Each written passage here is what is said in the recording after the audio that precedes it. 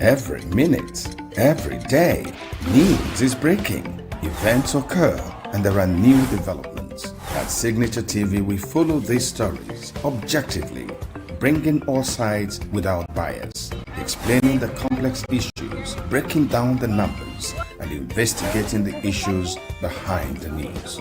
Anywhere and everywhere, near or far, wherever the news is, we will be there. Signature TV. News in your pocket.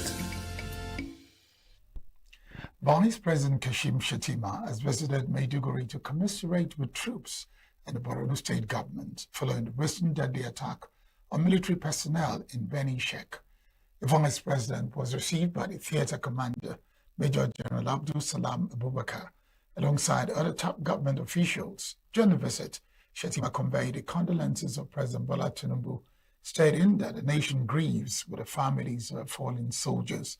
He described the loss as a painful sacrifice, assuring that the federal government stands firmly behind Nigerian armed forces in the ongoing fight against insecurity. According to him, the government remains committed to supporting both the military and families affected by the tragic incident. Shettima expressed hope that despite the current challenges, peace will eventually be restored, noting that difficult times will give way to better days. He also reaffirmed the administration's resolve to continue backing security operations in Borno State and other parts of the country facing similar threats. The federal government has constituted a committee to accelerate the integration of Nigeria's ports with railway networks nationwide in a bid to improve freight movement and logistic efficiency. The Managing Director of the Nigerian Railway Corporation, Kayode Okbefa, discloses during a stakeholders engagement organized by the Nigerian Ports Consultative Council, explained that the initiative, backed by the Office of the Secretary to the Government of the Federation, is aimed at fast-tracking rail connectivity to ports and enhancing cargo evacuation across the country. Okbefa noted that despite ongoing reforms in the maritime sector, the absence of efficient rail links to ports continues to limit optimal performance. They have acknowledged progress made under the administration of President Bola Tinubu, while stressing the need for more coordinated efforts to address existing bottlenecks. The NRC boss highlighted key projects, including the extension of the Lagos-Ibadan rail line to Apapa and Tinkan Island ports, as well as planned connections linking Warri Port, Port Harcourt Port, and Barrow Port to the national rail network. He also revealed plans for a new rail line link connecting the Lekki Deep Sea Port through Ijebu-Ode and Shagamu to Kajola, where it will link with the Lagos-Ibadan corridor. According to him, improving rail port connectivity will reduce congestion, cut logistic costs, and boost trade competitiveness across Nigeria. Okbefa further called on stakeholders, including transport operators, to support the initiative and avoid actions that could undermine the push for an integrated transport system. The federal government has approved new tariff measures for 2026, cutting import duties on key items such as rice, vehicles, drugs, and sugar to stimulate economic growth. The approval conveyed in a document signed by the Minister of Finance, Wale Edun, introduces sweeping changes across 127 tariff lines under the 2026 fiscal policy measures. Under the revised regime, import duties on several essential goods have been reduced, with drive tariffs dropping to 47.5% from 70%, while duties on fully built vehicles have been cut to 40% from 70%. Other reductions include crude palm oil, sugar, steel products, and pharmaceutical items such as anti-malarial drugs, aiming to lowering costs and supporting critical sectors. The government also introduced zero duty rates on select items, including agricultural and manufacturing machinery, cargo ships, and railway equipment, to boost industrial development and infrastructure. To ease implementation, authorities granted a 90-day grace period for importers with existing documentation to clear goods under the old rates. However, the policy also includes new excise duties and a green tax surcharge set to take effect from July 1, 2026.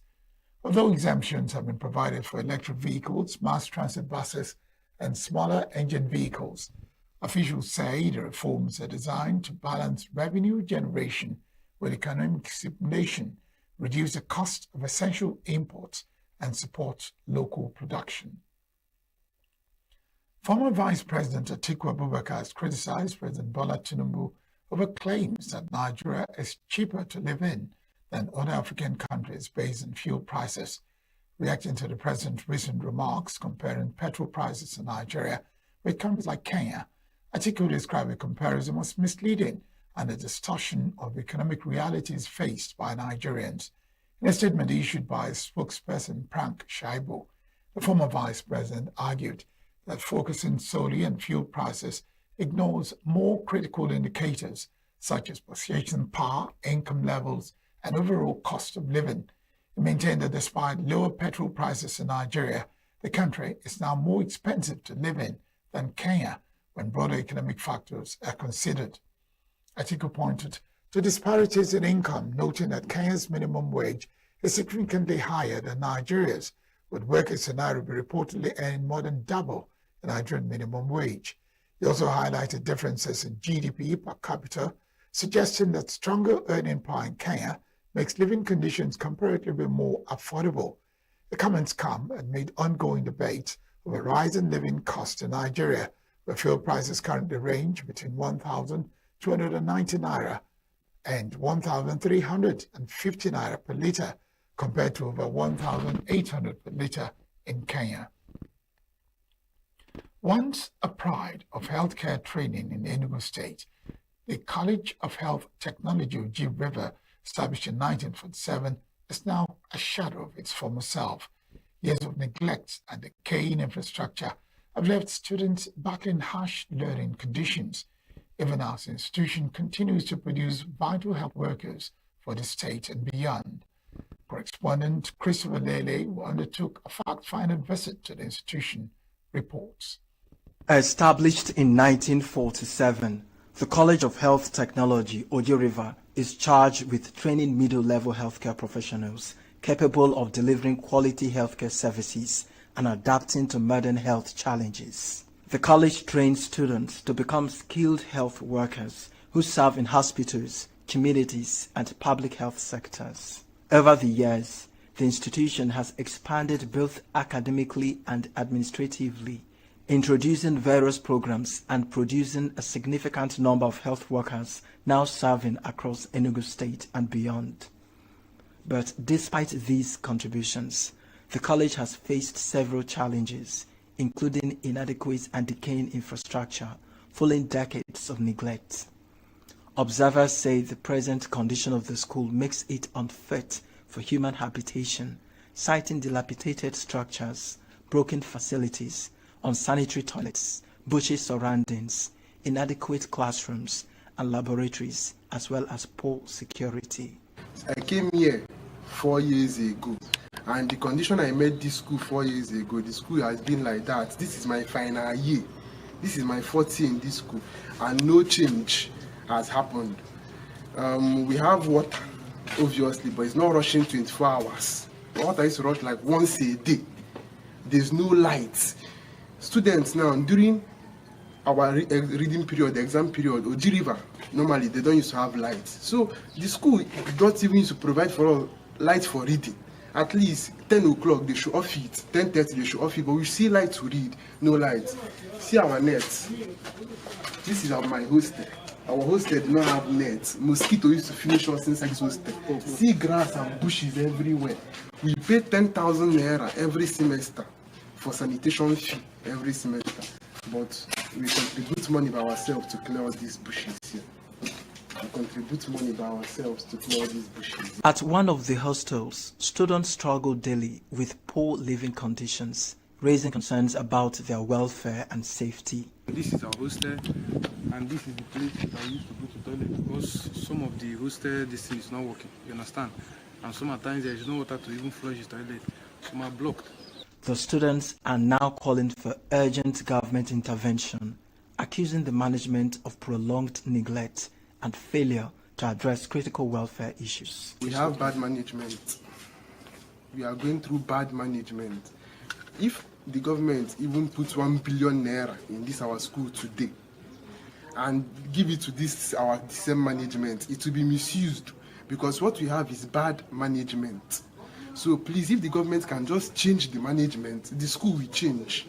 During a recent visit by top government officials, the provost of the college, Professor Lazarus ENUGU, acknowledged the poor state of the institution, attributing it to years of abandonment by previous administrations. Today, you can see it's a very important day in our history, the history of ENUGU State College of Health Technology, Ojiriba. It might interest you to know, or you'll be disappointed to an extent, that this school started since 1947, forgotten by several governments. At all. You see, it was Sullivan, His Excellency Sullivan Chime, who tried to do something, who erected that our magnificent building, and they enabled us to pack from that archaic house there to come out with a come over this place. The Enugu state government has, however, promised a turnaround. The Special Advisor on Health, Dr. Yomi Jaye, plans are underway to carry out a massive renovation of facilities at the institution. We are going to commission the foundation of our Oji River College of Nursing campus in this place today. And what that means is that the people in Oji River can now enroll for nursing program in our Enugu State College of Nursing Sciences. And more than that, the hostels that we have will also be part of the renovations that we are going to be doing as well. So I'm glad to tell you that your governor, our governor, Barrister Peter Mba, has good intention for every part of the state, and Oji River is not excluded. For a school once defined by neglect, the real test now lies not just in promises made, but in projects completed and sustained. Stakeholders say only visible and deliberate action will restore confidence and transform the college into a conducive center of learning once again. In Enugu, Christopher Lele, Signature TV News. The World Bank says Nigeria has been shielded from the worst effects of a global energy crisis triggered by the Middle East conflict, thanks to the Dangote refinery. World Bank President Ajay Banga, in an interview, commended the Dangote Group for its foresight in investing about $20 billion in a 650,000 barrels per day refinery. He noted that the facility has strengthened Nigeria's energy security by boosting local refining capacity and reducing dependence on imported fuel. Banga said Nigeria is now better positioned to withstand global supply shocks, with the refinery already increasing output and supplying aviation fuel to neighboring countries. He described the project as a strong example of energy self-sufficiency, not only for Nigeria, but also for the wider region. The World Bank president, however, warned that the ongoing Middle East conflict could still have significant global economic consequences, even with a temporary ceasefire in place. According to him, global growth could decline, while inflation may rise sharply if the conflict persists or escalates. He added that disruption to oil and gas supplies alongside rising prices already impacting economies worldwide, particularly developing nations with limited physical space. The World Bank also urged countries to focus on sustainable energy strategies and avoid unsustainable subsidies while exploring alternative funding options to navigate the crisis. Djibouti's President Guelleh wins sixth straight term in office. Hungary's Viktor Orban struggling for political survival ahead of vote. Details of these and more on our Foreign Stories. Every second, every minute, every day, news is breaking. Events occur and there are new developments. At Signature TV, we follow these stories objectively, bringing all sides without bias, explaining the complex issues, breaking down the numbers, and investigating the issues behind the news. Anywhere and everywhere, near or far, wherever the news is, we will be there. Signature TV. News in your pocket.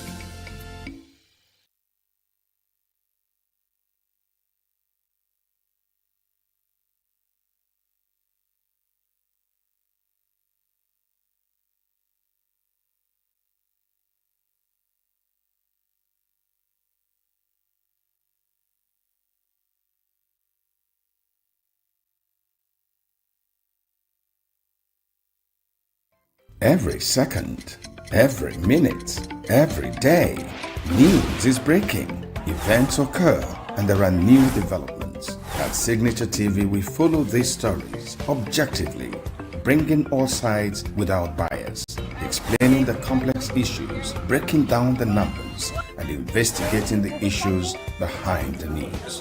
Anywhere and everywhere, near or far, wherever the news is, we will be there. Signature TV. News in your pocket.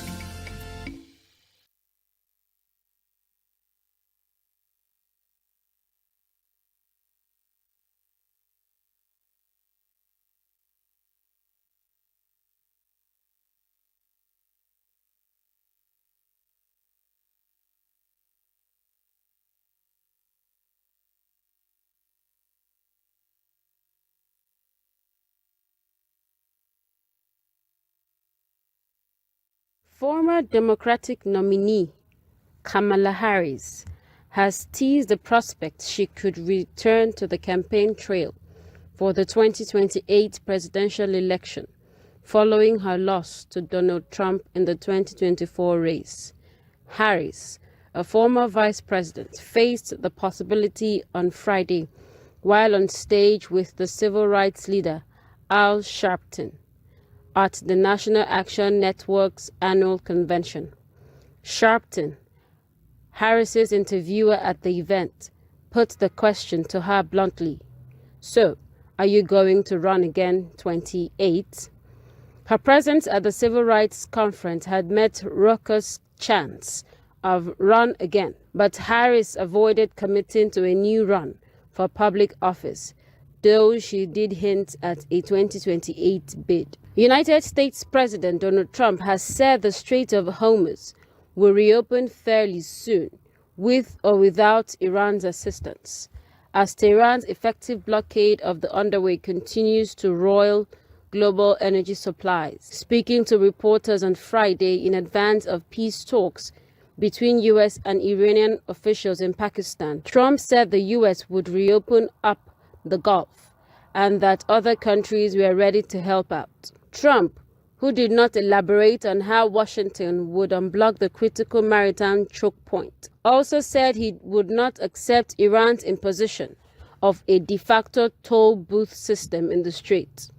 Tehran has indicated that it intends to charge vessels fees for safe passage even in the event that a deal is reached with the U.S. to end the war. Trump said ensuring Iran does not possess nuclear weapons would be the priority in any peace agreement, and the strait would reopen automatically. Israel says it will not discuss a ceasefire with Hezbollah when it meets Lebanese officials for talks in Washington next week, as Israeli attacks on Lebanon go on. Israeli and Lebanese ambassadors held late-night discussions on Friday to finalize arrangements for the meeting due at the State Department on Tuesday. Iran's ambassador, Rachel Leite, said the talks would mark the start of formal negotiations with the Lebanese government, despite the absence of diplomatic relations between the two countries. But he ruled out any discussion involving Hezbollah. The Organization of Islamic Cooperation has condemned Israel's approval of 34 new settlements in the occupied West Bank, saying the decision violates international law. Israeli rights group Peace Now reported late on Thursday that the government had taken the decision secretly in early April. The decision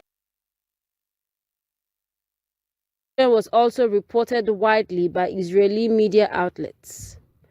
The Palestinian presidency's office condemned the plan as a flagrant violation of international law. There was no immediate comment from the Israeli government. The OIC's General Secretariat said in a statement on Friday that Israel, the occupying power, has no sovereignty over the occupied Palestinian territory, including East El-Quds, Jerusalem, and that all its measures aimed at changing the geographic and demographic reality there are null and void under international law. The 34 settlements approved on Thursday come on top of 68 approved since Israeli Prime Minister Benjamin Netanyahu's right-wing government came to power in 2022. The OIC General Secretariat also warned of the gravity of the escalation of settlement policies, land confiscation, settler terrorism, and attempts to annex and impose so-called Israeli sovereignty on the occupied West Bank, stressing that this aims to undermine the two-state solution and violate the rights of the Palestinian people. NASA's Artemis II astronauts have returned safely to Earth, completing the first crewed mission to travel around the moon in more than 50 years. The Orion spacecraft splashed down in the Pacific Ocean off the coast of California at 5:07 p.m. local time on Friday, following a high-speed re-entry through Earth's atmosphere. Recovery teams are already in position, moving quickly to ensure the capsule and bring the crew aboard. On board were NASA astronauts Reed Wiseman, Victor Glover, and Christina Koch, along with Canadian astronaut Jeremy Hansen. Minutes before re-entry, Wiseman, the mission commander, radioed mission control. The return marked a crucial test for the Orion spacecraft built by Lockheed Martin, demonstrating it can safely withstand the intense conditions of a lunar re-entry. And that's it on the international news. Sports now. The Nigeria Premier Football League has fined Rangers International FC 4 million naira for breaching its rules during a match against Barao FC. The league body sanctioned the ENUGU-based club for failing to provide adequate security, which led to unauthorized persons gaining access to restricted areas during the game. Rangers were also cited for the conduct of their officials, whose actions were deemed capable of bringing the game into disrepute. Additionally, the club was held responsible for failing to control their supporters, resulting in the harassment of match officials. A breakdown of the penalties shows that the club was fined 1 million naira each for inadequate security, pitch encroachment, misconduct by officials, and failure to ensure proper fan behavior. Many financial sanctions, Rangers have been ordered to play their next two home matches behind closed doors. The club has, however, given 48 hours to appeal the decision.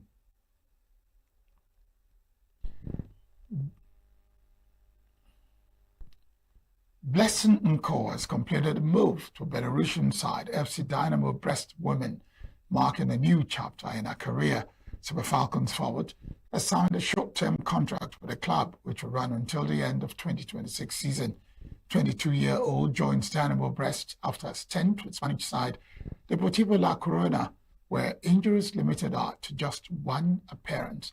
Before a move to Spain, Nko featured for Tanzanian club Yanga and Turkish side Gaziantep Asespor, gaining experiences across multiple leagues.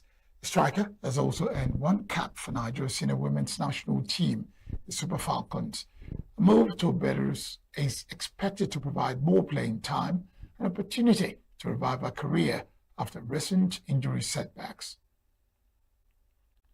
Arsenal have suffered a major setback in the Premier League title race after a 2-1 home defeat to AFC Bournemouth, handing rivals Manchester City renewed hope.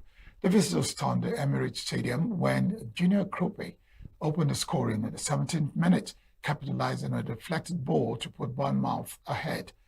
Arsenal responded before half-time with Victor Gyökeres converting from the penalty spot after a handball by Ryan Christie, despite making several attacking changes in the second half, including the introduction of Leandro Trossard and teenager Max Dolman. Mikel Arteta's side struggled to break down a disciplined Bournemouth defence. The decisive moment came in the 74th minute when Alex Scott finished off a well-worked move to restore the visitors' lead. Arsenal pushed for an equaliser but failed to find a breakthrough, managing just 3 shots on target in the match. The result marks only their second home league defeat of the season, but raises fresh concerns about their consistency, especially following recent domestic setbacks. With 6 games remaining, Arsenal remain top of the table But second place Manchester City now have the chance to close the gap significantly if they win their games in hand, including a crucial upcoming clash between the two sides. Next is entertainment. Grammy-winning Nigerian singer Temilade Openiyi, popularly known as Tems, has opened up about how being an artist changed her. Speaking in a recent interview with Dues of Society, the 31-year-old explained that before she became a professional musician, she was hyper-independent and tended to push people away. But making music has taught her to be open and vulnerable without feeling odd. Tems launched her music career in 2018 with her debut single, Mr. Rebel, after quitting her job. However, her breakthrough came after she enchanted the Western music audience with her 2020 collaborative hit with Wizkid, Essence. Since then, she has collaborated with Drake, Beyonce, Justin Bieber, and J. Cole, and also won 2 Grammys.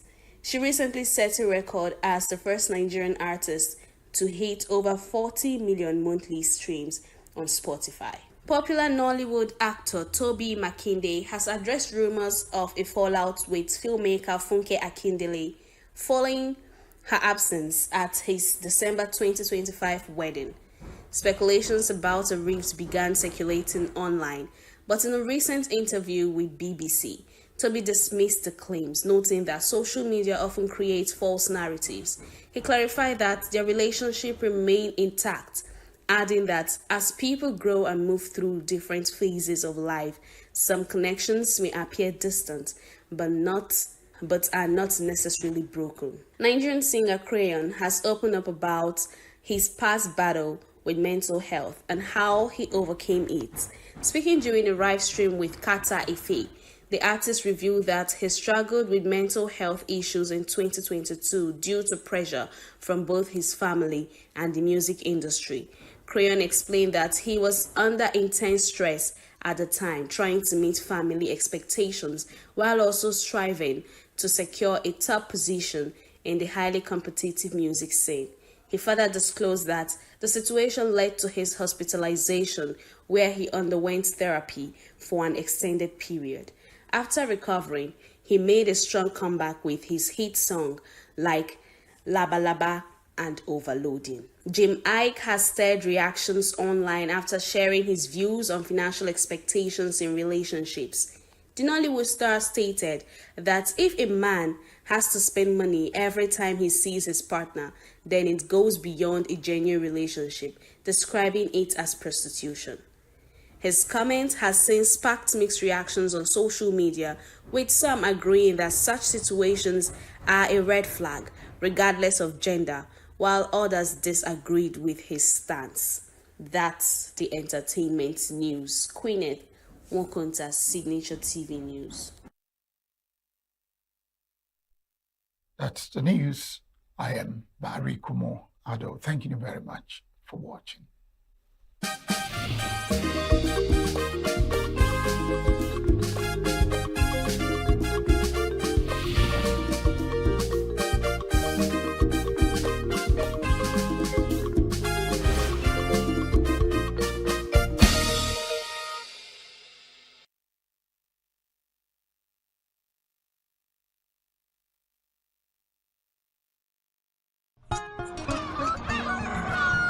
New every morning on Signature TV, we open the day for you with needed energy, information, and required vibes to shape your day. From sizzling snippets of stories in various areas of life to intriguing conversations with net worth guests. When you have people who have no track record becoming your leaders, you have a problem. There's no outstanding gratuity when Obi took over from me. I left, in all the accounts of Anambra State, 13.8 billion for him. Your day cannot be complete without Signature Morning on weekdays and Signature New Day on weekends. There is no better way to start your day except Signature Morning and Signature New Day every day on Signature TV.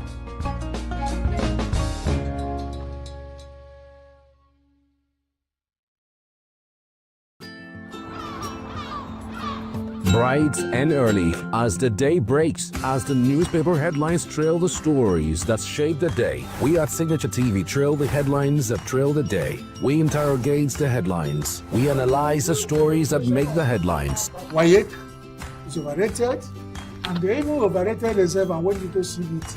They are insensitive of some Nigerian children who have never had what it was CBT. With passion and emotion, we drive the conversation to change a narrative. Let nobody be deceived by Nigerian high level of performing in agriculture export. We are still where we are. Newspaper review on Signature TV every morning on Signature Morning, weekdays, and Signature New Day, weekends. Newspaper review on Signature TV. We do not just review the headlines, we make the headlines relevant to our daily lives.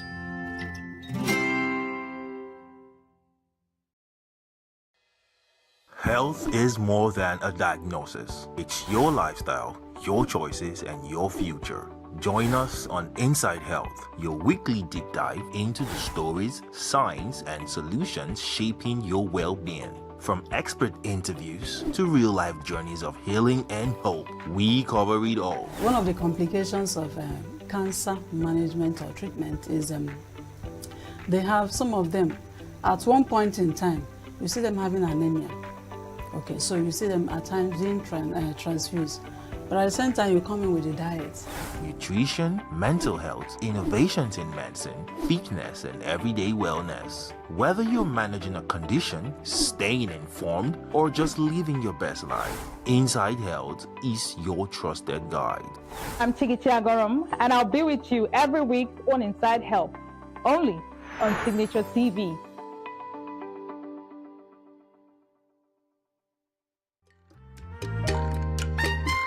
The way we see the world shapes the way we change it. Gender isn't just a checkbox, it's a lens, one that helps us understand the world more deeply and act more fairly. Gender Perspectives, a program for those ready to see more, do more, and be more. Designed to challenge assumptions, ignite conversations, and build inclusive solutions across every sector of society. We are not, fighting the men. We are not saying we are equal in terms of rights. We're only asking they should recognize our existence. Join us on Gender Perspectives, showing every Saturday by 4 p.m. Repeat every Wednesdays by 5 p.m. and Thursdays by 3 p.m. Change begins with perspective. Let's widen yours.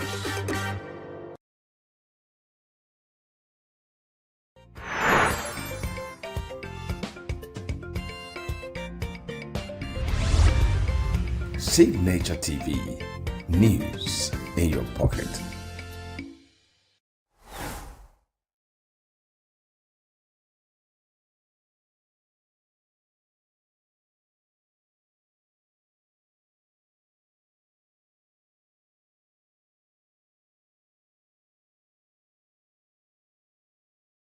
Every second, every minute, every day, news is breaking. Events occur and there are new developments. At Signature TV, we follow these stories objectively, bringing all sides without bias, explaining the complex issues, breaking down the numbers, and investigating the issues behind the news. Anywhere and everywhere, near or far, wherever the news is, we will be there. Signature TV. News in your pocket.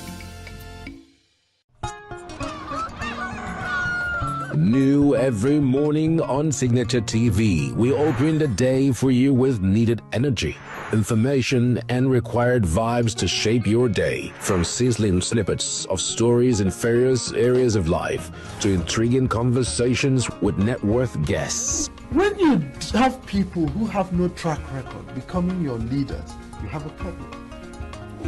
There's no outstanding gratuity when Obi took over from me. I left, in all the accounts of Anambra State, 13.8 billion for him. Your day cannot be complete without Signature Morning on weekdays and Signature New Day on weekends. There is no better way to start your day except Signature Morning and Signature New Day every day on Signature TV.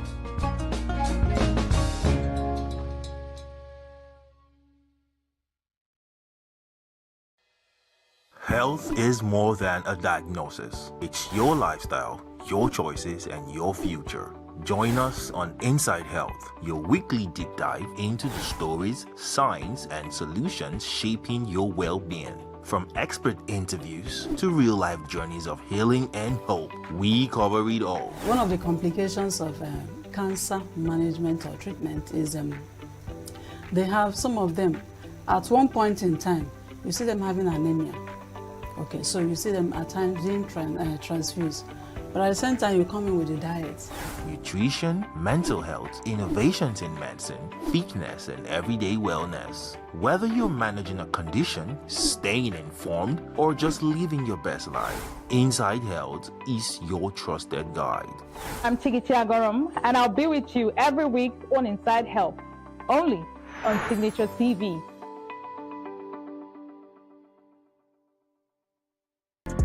Get plugged into the heartbeat of entertainment on The Hub, your ultimate show on eVibes. From trending stories and social media drama to top charting music, must-watch movies and exciting moments from the world of arts, we've got it all. Join us for unmissable conversations with your favorite entertainment personalities, plus fun segments every week. I should try harder, so... Okay, I don't know that one. Outfit of the day. Oh, I don't do that. That's some Gen Z stuff. Oh, now you say it's a Gen Z stuff. It's everything you love about entertainment, served fresh every week at 1 p.m. with weekend repeats just in case you missed it. The Hub's on eVibes, where the vibes never stop. Only on Signature TV.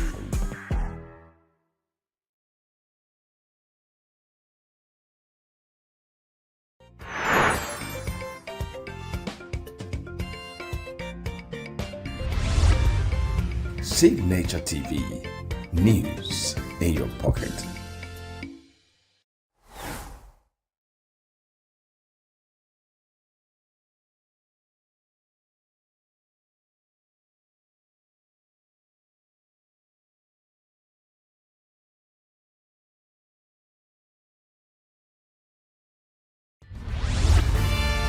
We are local.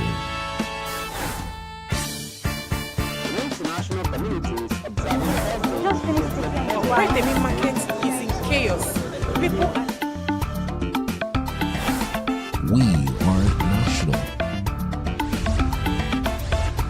Those in support of this motion as amended say aye. Aye.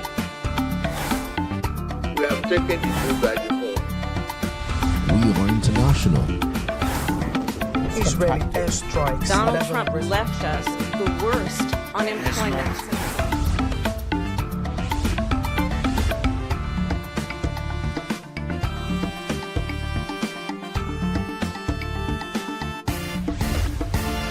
Signature TV, news in your pocket. Bright and early as the day breaks, as the newspaper headlines trail the stories that shape the day. We at Signature TV trail the headlines that trail the day. We interrogate the headlines. We analyze the stories that make the headlines. WAEC is overrated, and they even overrated themselves and went into CBT. They are insensitive of some Nigerian children who have never had what it was CBT. With passion and emotion, we drive the conversation to change a narrative. Let nobody be deceived by Nigerian high level of performing in agriculture export. We are still where we are. Newspaper review on Signature TV every morning on Signature Morning, weekdays, and Signature New Day, weekends. Newspaper review on Signature TV. We do not just review the headlines, we make the headlines relevant to our daily lives.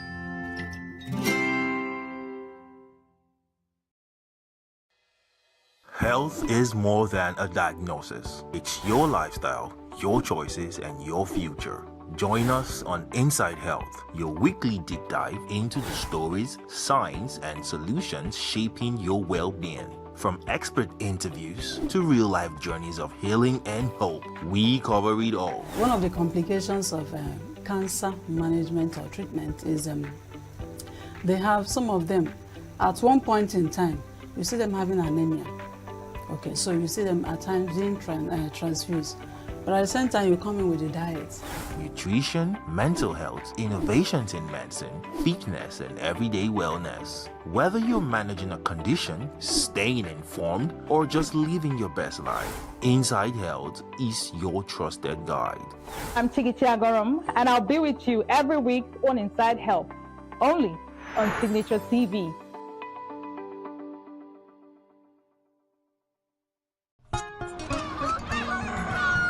New every morning on Signature TV, we open the day for you with needed energy, information, and required vibes to shape your day. From sizzling snippets of stories in various areas of life to intriguing conversations with net worth guests. When you have people who have no track record becoming your leaders, you have a problem. There's no outstanding gratuity when Obi took over from me. I left, in all the accounts of Anambra State, 13.8 billion for him. Your day cannot be complete without Signature Morning on weekdays and Signature New Day on weekends. There is no better way to start your day except Signature Morning and Signature New Day every day on Signature TV.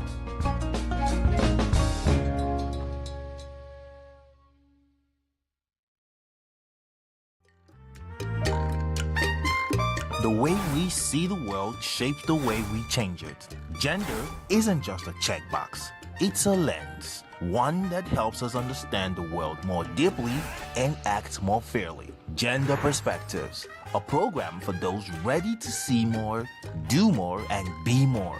Designed to challenge assumptions, ignite conversations, and build inclusive solutions across every sector of society. We are not, fighting the men. We are not saying we are equal in terms of rights. We're only asking they should recognize our existence. Join us on Gender Perspectives, showing every Saturday by 4 p.m. Repeat every Wednesdays by 5 p.m. and Thursdays by 3 p.m. Change begins with perspective. Let's widen yours.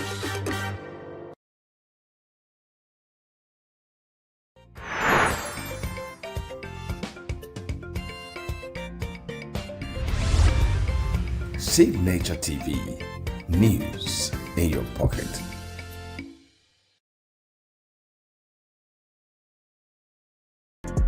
Get plugged into the heartbeat of entertainment on The Hub, your ultimate show on eVibes. From trending stories and social media drama to top charting music, must-watch movies and exciting moments from the world of arts, we've got it all. Join us for unmissable conversations with your favorite entertainment personalities, plus fun segments every week. So I should try harder. So Okay, I don't know that one. outfit of the day. Oh, I don't do that. No. That's some Gen Z stuff. Oh, now you say it's a Gen Z stuff. It's everything you love about entertainment, served fresh every week at 1 p.m. with weekend repeats just in case you missed it.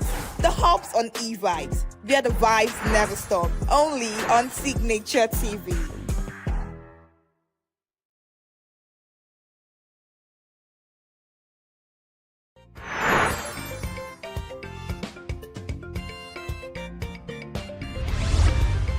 Signature TV, news in your pocket.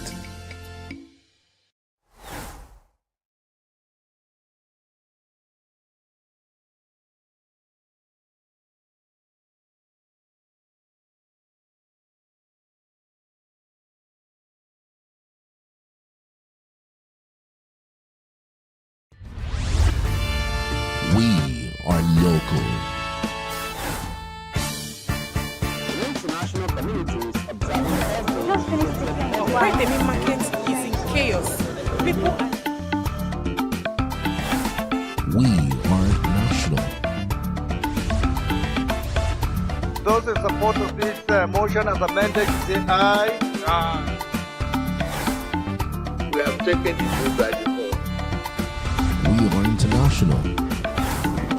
Israeli airstrikes. Donald Trump left us the worst unemployment.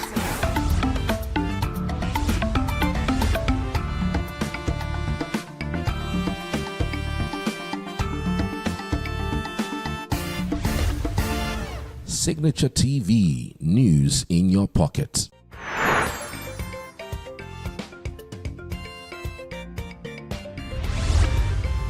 Signature TV. News in your pocket.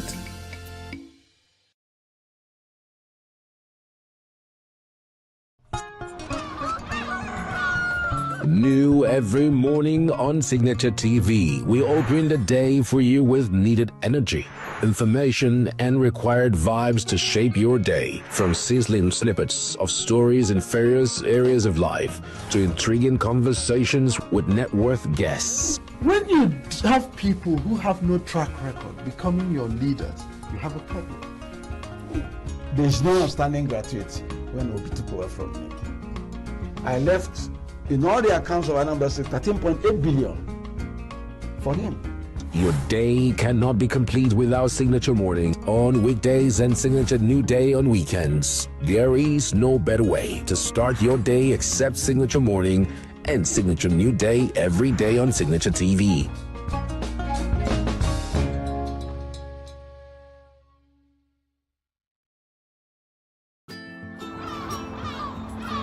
Bright and early as the day breaks, as the newspaper headlines trail the stories that shape the day. We at Signature TV trail the headlines that trail the day. We interrogate the headlines. We analyze the stories that make the headlines. WAEC is overrated, and they even overrated themselves and went into CBT. They are insensitive of some Nigerian children who have never had what they call CBT. With passion and emotion, we drive the conversation to change a narrative. Let nobody be deceived by Nigerian high level of performing in agriculture export.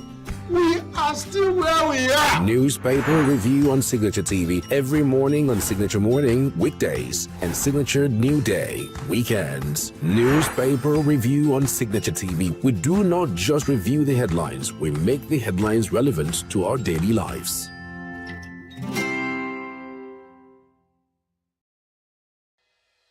Health is more than a diagnosis. It's your lifestyle, your choices, and your future.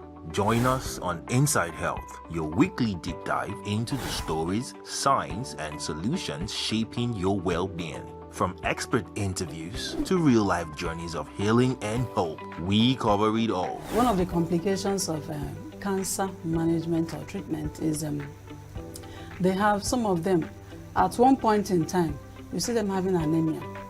Okay, so you see them at times being transfused. But at the same time, you come in with a diet. Nutrition, mental health, innovations in medicine, fitness, and everyday wellness. Whether you're managing a condition, staying informed, or just living your best life, Inside Health is your trusted guide. I'm Chigichi Agorum, and I'll be with you every week on Inside Health, only on Signature TV.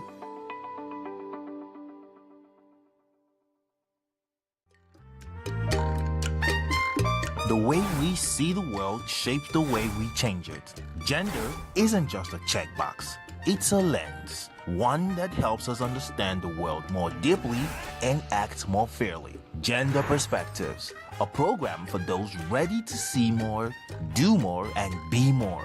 Designed to challenge assumptions, ignite conversations, and build inclusive solutions across every sector of society. We are not, fighting the men. We are not saying we are equal in terms of rights.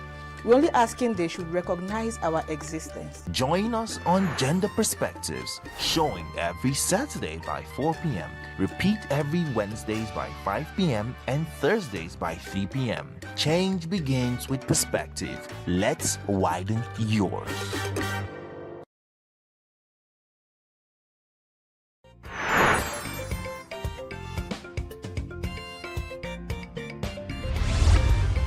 Signature TV. News in your pocket.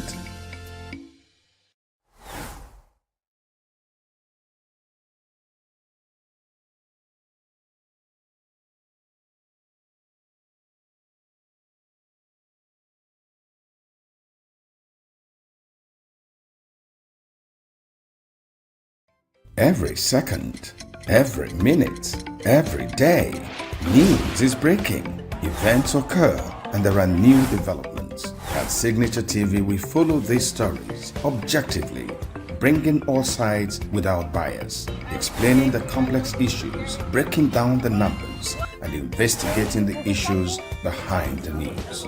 Anywhere and everywhere, near or far, wherever the news is, we will be there. Signature TV. News in your pocket. New every morning on Signature TV, we open the day for you with needed energy, information, and required vibes to shape your day. From sizzling snippets of stories in various areas of life to intriguing conversations with net worth guests. When you have people who have no track record becoming your leaders, you have a problem. There's no outstanding gratuity when Obi took over from me. I left, in all the accounts of Anambra State, 13.8 billion for him. Your day cannot be complete without Signature Morning on weekdays and Signature New Day on weekends. There is no better way to start your day except Signature Morning and Signature New Day every day on Signature TV.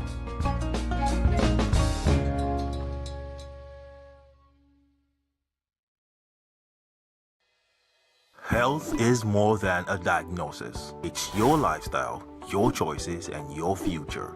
Join us on Inside Health, your weekly deep dive into the stories, science, and solutions shaping your well-being. From expert interviews to real-life journeys of healing and hope, we cover it all. One of the complications of cancer management or treatment is they have some of them, at one point in time, you see them having anemia. Okay, so you see them at times being transfused. But at the same time, you come in with a diet. Nutrition, mental health, innovations in medicine, fitness, and everyday wellness. Whether you're managing a condition, staying informed, or just living your best life, Inside Health is your trusted guide. I'm Chigichi Agorom, and I'll be with you every week on Inside Health, only on Signature TV.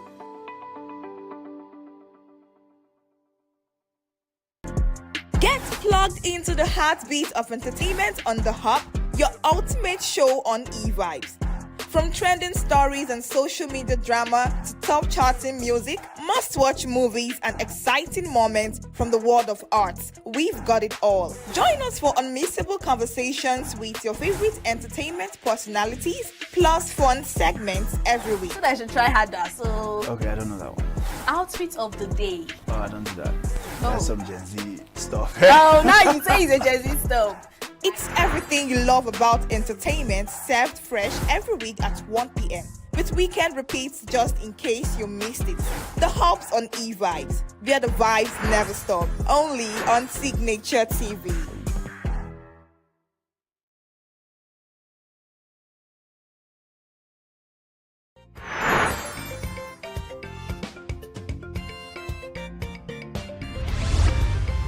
Signature TV. News in your pocket.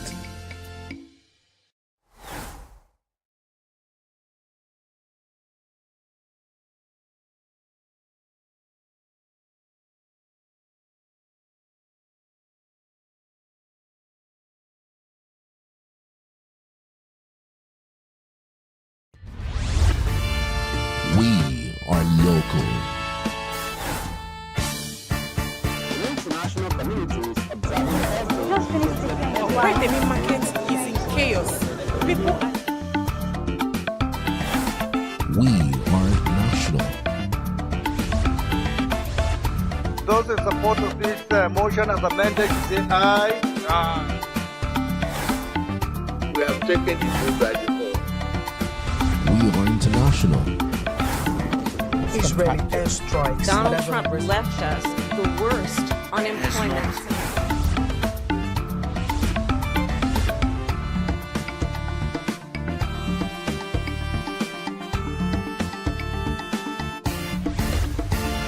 Signature TV, news in your pocket.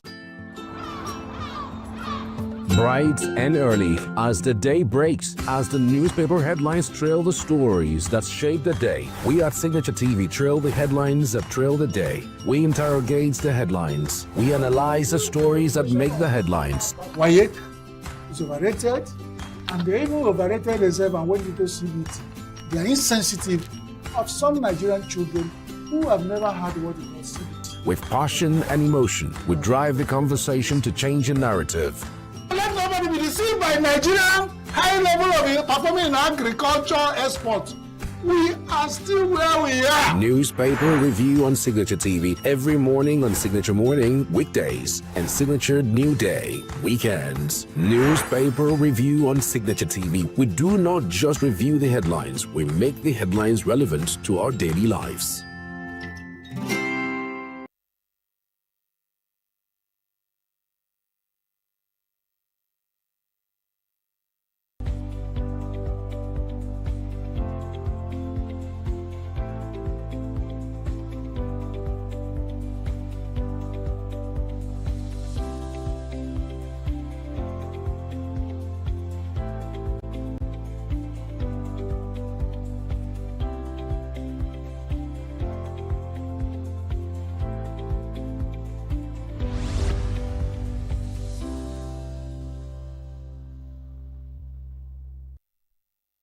Good morning and welcome to a new day on Signature TV. Today is the 12th day of April 2026. And of course, you are welcome to join us online across all social media platforms on YouTube, Facebook at Signature TV Official. I'm your host, Chigichi Agorom. We're also live 247 on Free TV, channel 766, and SLTV, channel 265. Don't go anywhere. Up next, newspaper headlines and review. Stay with us.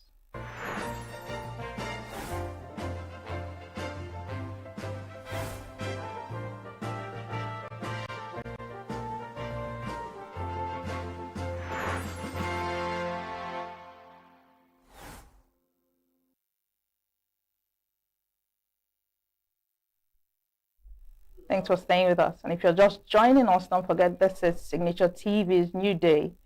Welcome to our newspaper headlines. First up, Sunday Tribune. Battle for 2027. ADC leaders plan change of strategies, with riders plot 10-party coalition against ruling party. Threaten civil disobedience. Ask INEC to consider NBA's position. Party holds congresses, elect excos in states. Tambuwal knocks federal government, says ADC ready to rescue Nigeria. Above the Sunday Tribune mast, federal government releases 48 names of individuals and groups linked to terror financing, page 5. And then on page 4, former legislators endorse Oyebanji Tinubu for second term. Still on the Tribune, protest in Akure over rising insecurity, page 30. Gunmen kill traditional ruler, 2 brothers, 3 others, and set bodies ablaze, page 6. I beg your pardon, page 8.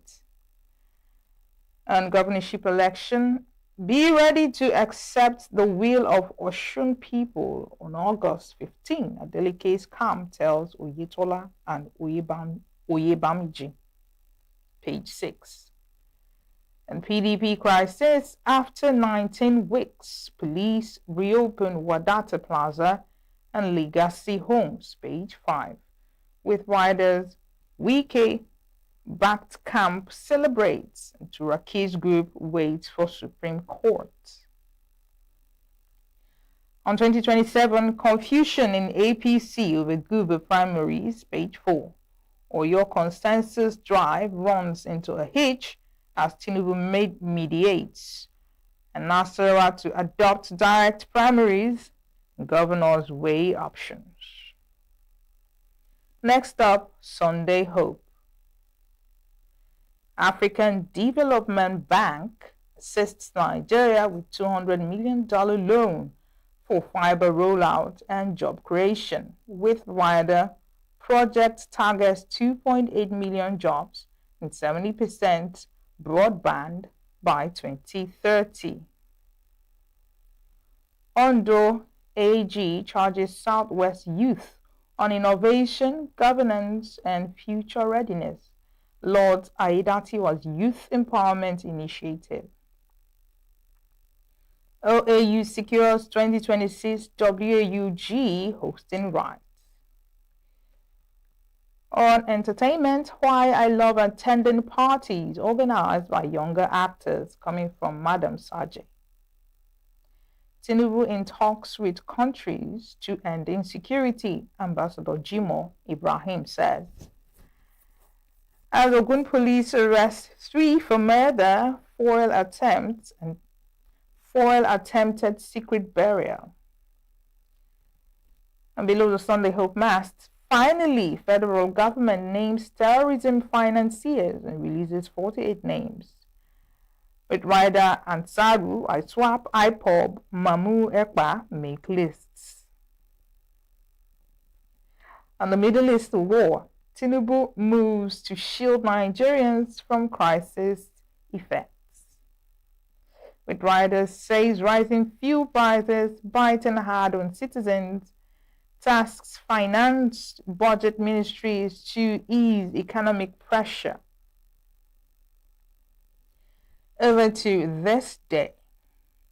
On tax reform, Oyedele admits errors and moves to fix gaps with finance law. NMPC's February revenue rises 4.2% to 2.68 trillion naira. Profit slumps by 64.7%. Atiku condemns rising attacks and urges federal government action on insecurity.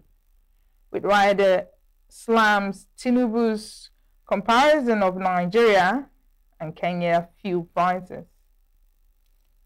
U.S. begins mine clearing operation in Strait of Hormuz amidst fragile ceasefire. Still on this day, ADC threatens to renew and escalate civil disobedience again. I'll take that again. ADC threatens to renew and escalate civil disobedience action until Amupiton resigns. Next, the Sunday Nation. Above the mast, Zulum.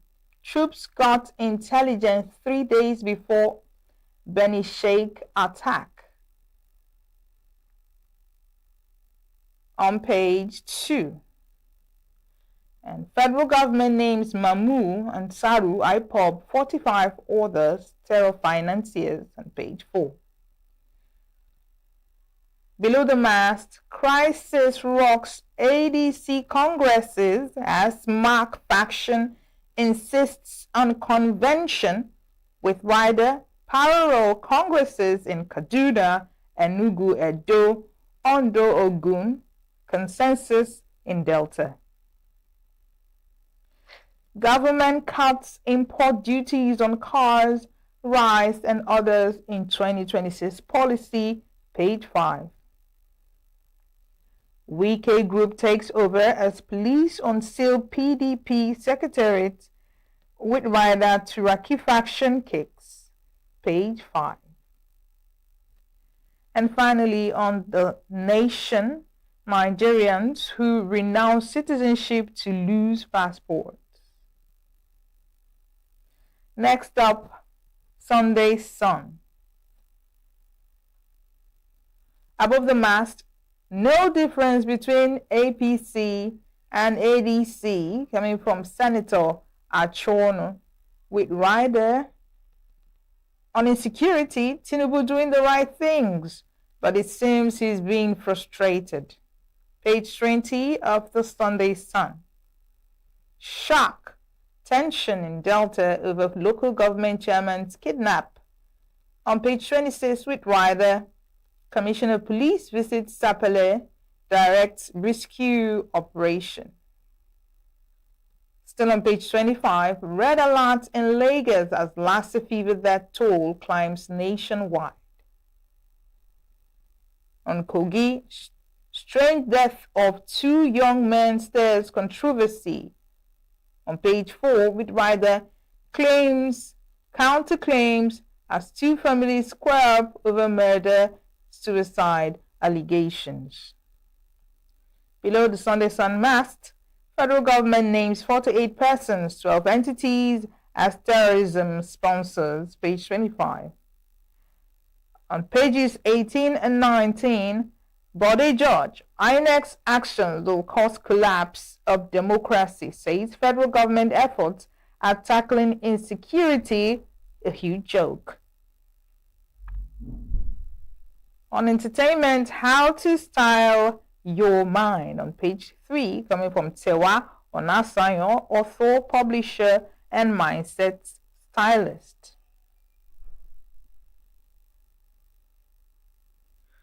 Next is Sunday Vanguard. On Kwara new killings, attackers sent voice notes before invasion, on page 5. Deadly counter assaults, military narrates how General Brahma was killed in Beni Sheikh, page 12.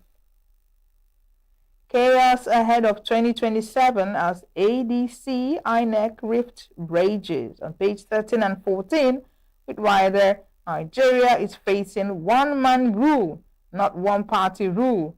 Adewale Adebayo, ex-SDV presidential candidate. Where is light? Nigeria's NOC Minister Adelabu has 2 weeks promise on electricity fails.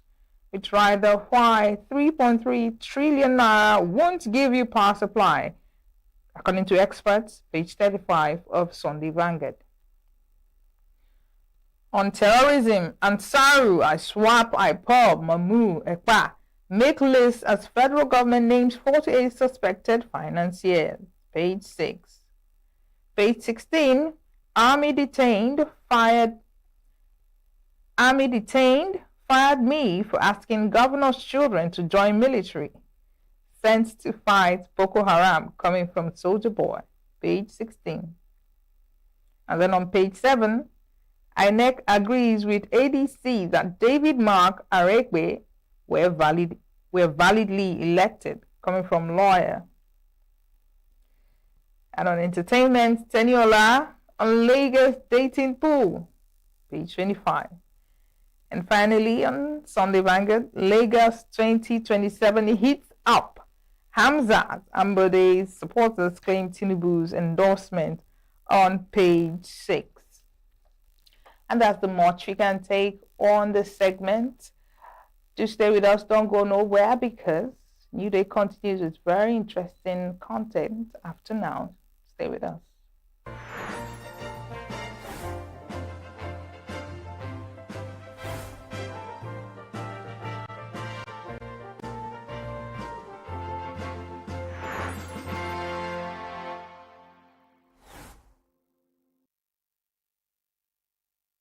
Every second, every minute, every day, news is breaking.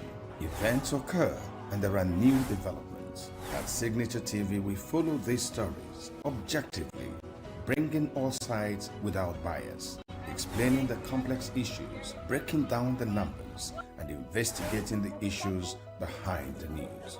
Anywhere and everywhere, near or far, wherever the news is, we will be there. Signature TV. News in your pocket. Established in 1947, the College of Health Technology, Ojo River, is charged with training middle-level healthcare professionals capable of delivering quality healthcare services and adapting to modern health challenges. The college trains students to become skilled health workers who serve in hospitals, communities, and public health sectors.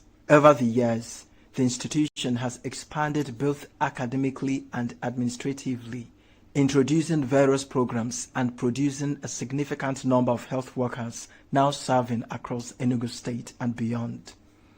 But despite these contributions, the college has faced several challenges, including inadequate and decaying infrastructure following decades of neglect.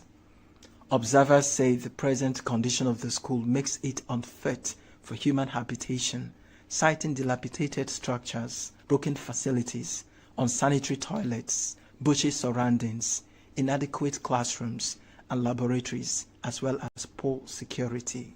I came here 4 years ago, and the condition I met this school 4 years ago, the school has been like that. This is my final year. This is my 4th year in this school, and no change has happened. We have water, obviously, but it's not rushing 24 hours. The water is rushed like once a day. There's no lights. Students now, during our reading period, the exam period, Oji River, normally they don't used to have lights. So the school don't even used to provide for us lights for reading. At least 10 o'clock they should off it, 10:30 they should off it, but we see light to read, no lights. See our nets. This is my hostel. Our hostel did not have nets. Mosquito used to finish us inside this hostel. See grass and bushes everywhere. We pay 10,000 naira every semester for sanitation fee every semester. But we contribute money by ourselves to clear all these bushes here. We contribute money by ourselves to clear all these bushes. At one of the hostels, students struggle daily with poor living conditions, raising concerns about their welfare and safety. This is our hostel, and this is the place that I used to go to toilet because some of the hostel, this thing is not working, you understand? And sometimes there is no water to even flush the toilet, some are blocked. The students are now calling for urgent government intervention, accusing the management of prolonged neglect and failure to address critical welfare issues. We have bad management. We are going through bad management. If the government even puts 1 billion naira in this our school today and give it to this our same management, it will be misused because what we have is bad management. So please, if the government can just change the management, the school will change. During a recent visit by top government officials, the provost of the college, Professor Lazarus ENUGU, acknowledged the poor state of the institution, attributing it to years of abandonment by previous administrations. Today, you can see it's a very important day in our history, the history of ENUGU State College of Health Technology, Ojiriba. And it might interest you to know, or you'll be disappointed to an extent, that this school started since 1947, forgotten by several governments. At all. It was Sullivan, His Excellency Sullivan Chime, who tried to do something, who erected that our magnificent building, and enabled us to pack from that archaic house there to come over this place. The ENUGU state government has, however, promised a turnaround. The Special Advisor on Health, Dr. Yomi Jaye, says plans are underway to carry out a massive renovation of facilities at the institution. We are going to commission the foundation of our Oji River College of Nursing campus in this place today. And what that means is that the people in Oji River can now enroll for nursing program in our ENUGU State College of Nursing Sciences. And more than that, the hostels that we have will also be part of the renovations that we are going to be doing as well. So I'm glad to tell you that your governor, our governor, Barrister Peter Umba, has good intention for every part of the state, and Oji River is not excluded. For a school once defined by neglect, the real test now lies not just in promises made, but in projects completed and sustained. Stakeholders say only visible and deliberate action will restore confidence and transform the college into a conducive center of learning once again. In ENUGU, Christopher Lele, Signature TV News. Every second, every minute, every day, news is breaking. Events occur and there are new developments. At Signature TV, we follow these stories objectively, bringing all sides without bias, explaining the complex issues, breaking down the numbers, and investigating the issues behind the news. Anywhere and everywhere, near or far, wherever the news is, we will be there. Signature TV. News in your pocket. The personalities at the meeting, which took place at David Mark's Abuja residence, was the first indication that the meeting was momentous. At the meeting were David Mark, National Chairman of ADC, Rauf Aregbesola, National Secretary, Peter Obi, poster boy for the coalition, Atiku Abubakar, former Vice President, Aminu Tambuwal, former Speaker of the House of Representatives, Rabiu Musa Kwankwaso, the leader of the Kwankwasia movement, Rotimi Amechi, former Rivers State Governor, and many others. That roll call triggered speculation that the Turaki-led faction of the PDP was emptying into the ADC. Governor Sheyi Makinde, however, told reporters that the PDP chieftains took the whole of 4 hours to show solidarity with leaders of ADC who organized a peaceful protest on Wednesday to save Nigeria's democracy. We came here to visit the leadership of ADC. We're on a solidarity visit. We've seen what has been happening within the political space, the court, and the protest today. So we came to show solidarity and to commit to a clean, democratic space in our country. If the Turaki-led faction of the PDP merges with the ADC, PDP would have transferred its substance to ADC, leaving a soulless party for the Wike faction. The leadership struggle, which has turned the PDP in the middle, with the Wike faction promising to not field a presidential candidate in the 2027 election, has migrated to the ADC, where the position of the national chairman is now a matter before the courts. INEC has also withdrawn its recognition of the David Mark leadership of the party, a situation which many Nigerians say endangers multi-party democracy in the country. In Abuja, Nasir Usman for Signature TV.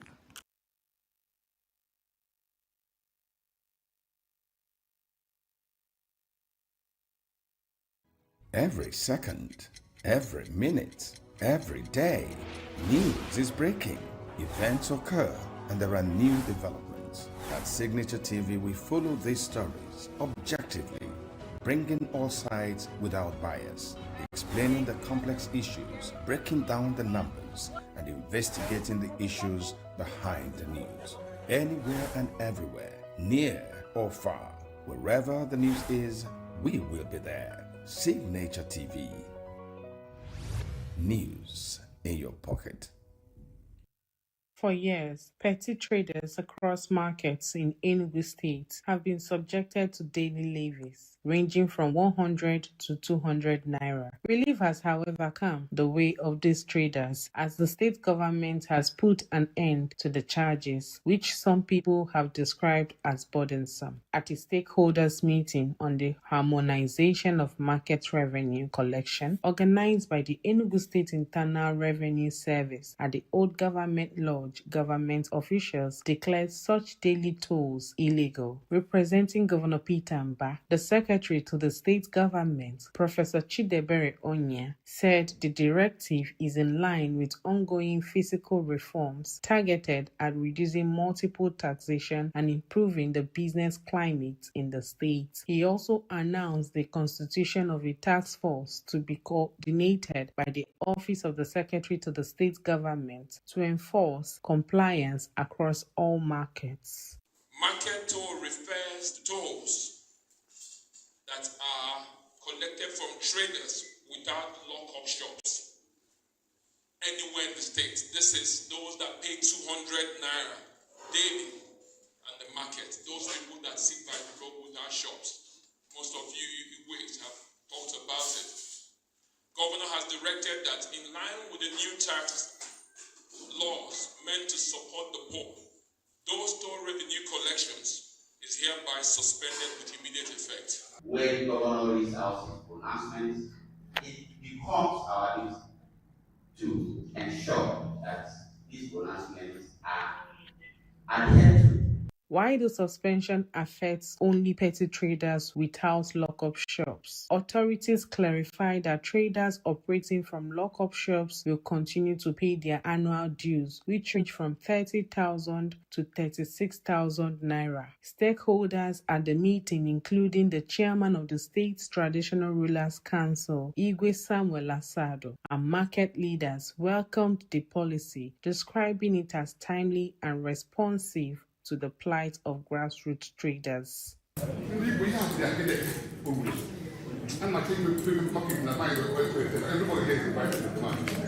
to find a way to help the government find a way. Now it's not about it. Because they won't stores, I don't have that stores. Yes, they do change. It was supposed to bring change to the grassroots. And that's what we're doing now. Also speaking, the chairman of the Association of Local Government of Nigeria in the state, Okechukwu Ede, assured that council chairmen will ensure strict implementation of the directive across all local government areas. I will equally charge my colleagues to go to our respective local governments and make sure that we ensure the directive of His Excellency is being maintained. Analysts say the suspension of the daily levies could significantly reduce financial pressure on petty traders, stimulate informal sector growth, and strengthen the state's economic base. They note that the policy aligns with Governor Peter Mbah's wider reforms aimed at boosting internally generated revenue without overburdening the most vulnerable. In Enugu, Chinemerem Ikebunam, Signature TV. Every second, every minute, every day, news is breaking. Events occur and there are new developments. At Signature TV, we follow these stories objectively, bringing all sides without bias, explaining the complex issues, breaking down the numbers, and investigating the issues behind the news. Anywhere and everywhere, near or far, wherever the news is, we will be there. Signature TV. News in your pocket.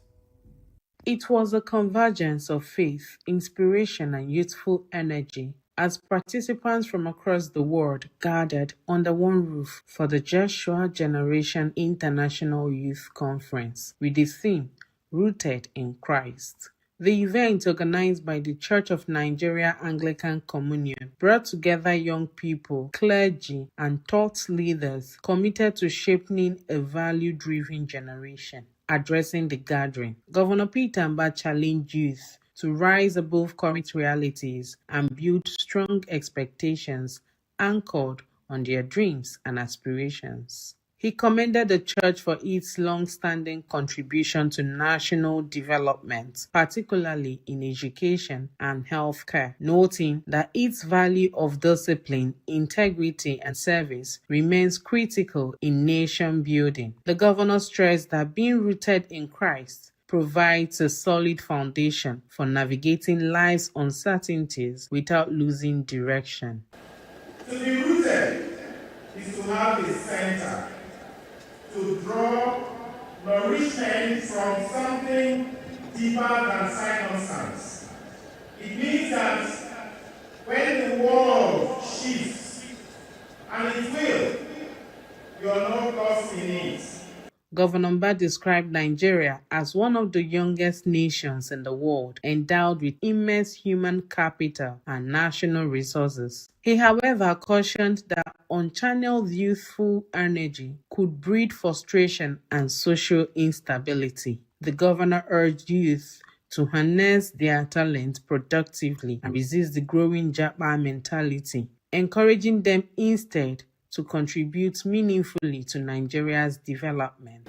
When you step out from this arena, you're stepping into an emerging ecosystem that wants your ideas, your passion, your intelligence.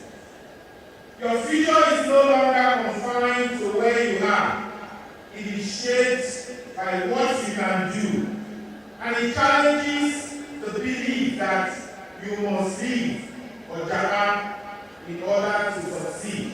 The The governor further called on stakeholders, including government, parents, religious leaders, and educators, to work collaboratively in shaping the minds of young people. According to him, sustainable development depends largely on the creativity, innovation, and sense of purpose of the young generation. Highlights of the event included special prayers offered for the governor by Anglican bishops, as well as interactive sessions and fellowship activities. In Enugu, Chinemerem Ikebunam, Signature TV News.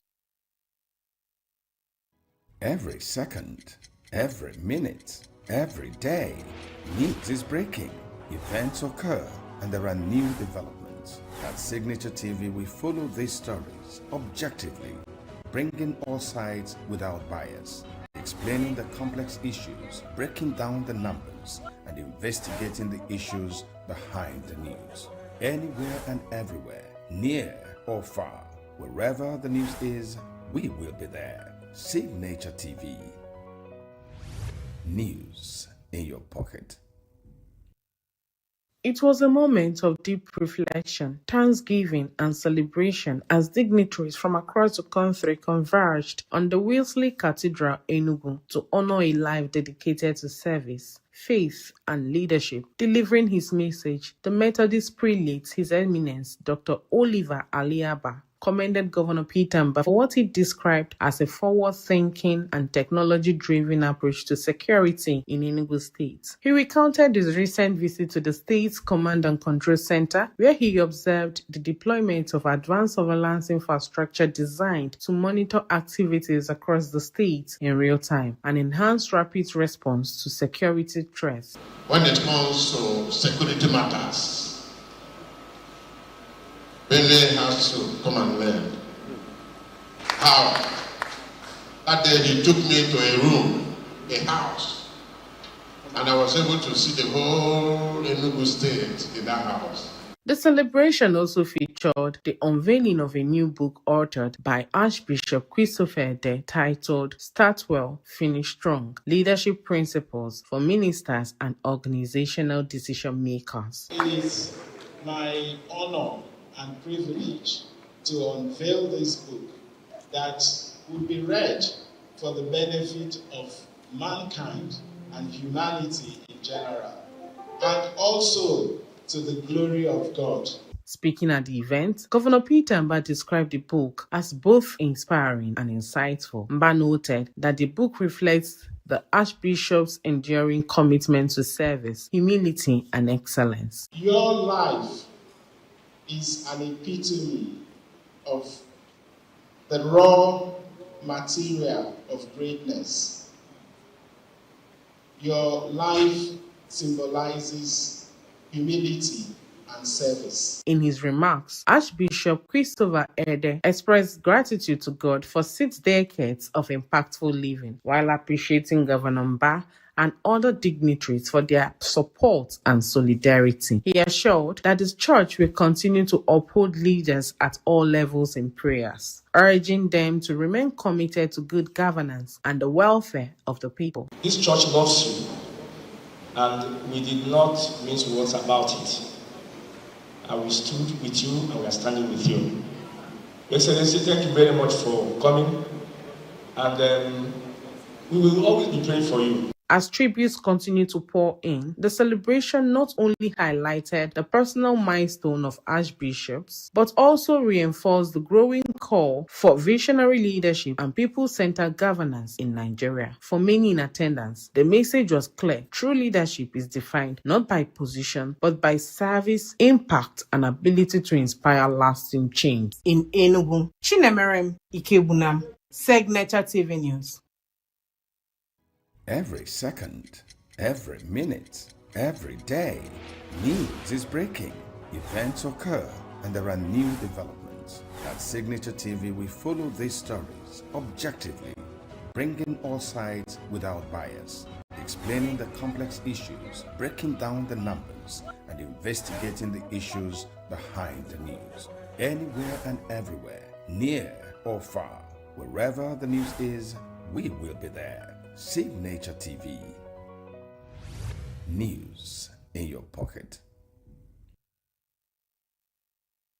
Inaugural lectures continue to serve as a vital pillar of university tradition, offering distinguished scholars a platform to present their research, interrogate prevailing assumptions, and contribute meaningfully to public discourse. At the University of Nigeria, ENUGU campus, attention was directed toward maternal active lifestyle during the childbearing year. What began in 1976 as a modest academic lecture has grown into a sustained public academic health campaign spanning for decades. The 237th inaugural lecture of Professor Sylvester Emeka Igwe drew a diverse audience, including health professionals, academics, policymakers, business executives, students, community members, as well as children of the inaugural lecturer. The Vice-Chancellor, Professor Simon Otoanya, represented by the Deputy Vice-Chancellor Administration, Dr. Josephat Omowere, while welcoming attendees, expressed happiness that the inaugural lecture is heavily loaded with intellectuals. Our inaugural lectures are heavily loaded, heavily supported, very intellectual, very colorful. I welcome you all to this occasion, and on that note, I declare this inaugural lecture open.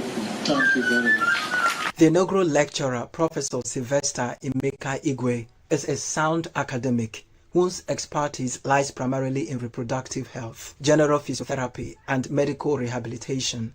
With over 25 years of experience, Professor Igwe is a dedicated teacher, researcher, and mentor who has supervised and trained students across multiple levels. A 5-time head of Department of Medical Rehabilitation, University of Nigeria, the longest HOD the department has produced so far. This rare experience and exposure came to the fore in his lecture titled The Magic of Maternal Active Lifestyle During the Childbearing Year, leveraging on the gains for healthier motherhood in Nigeria. Professor Igwe highlighted the vital role of an active maternal lifestyle during the childbearing years in promoting healthier pregnancy outcomes and motherhood in Nigeria. So the childbearing year we talked about is from early onset of menstruation to menopause. And during this period, a woman is capable of reproduction. And pregnancy is a critical phase of that period. So what we need is for the women to do their own part. Colleagues in academia praised the depth of the lecture and the relevance of his research to everyday health. Yeah, I know Professor Igwe is a very good, decent, and cultured academician. I didn't expect anything less from what he delivered today. In fact, he is rooted on culture and people's behavior in most of the things he does. Today we exposed the miracles of women delivering, like Hebrew women, spontaneously without much complications. We explained the benefit of physical exercises in relation to normal delivery. So he explained so many procedures, so many exercises.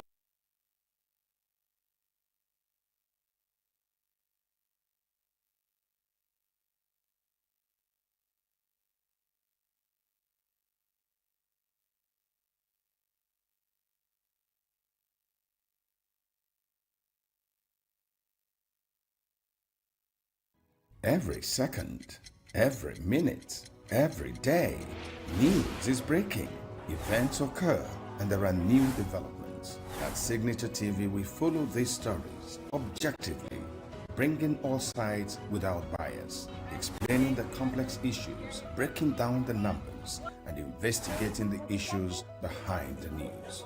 Anywhere and everywhere, near or far, wherever the news is, we will be there. Signature TV. News in your pocket.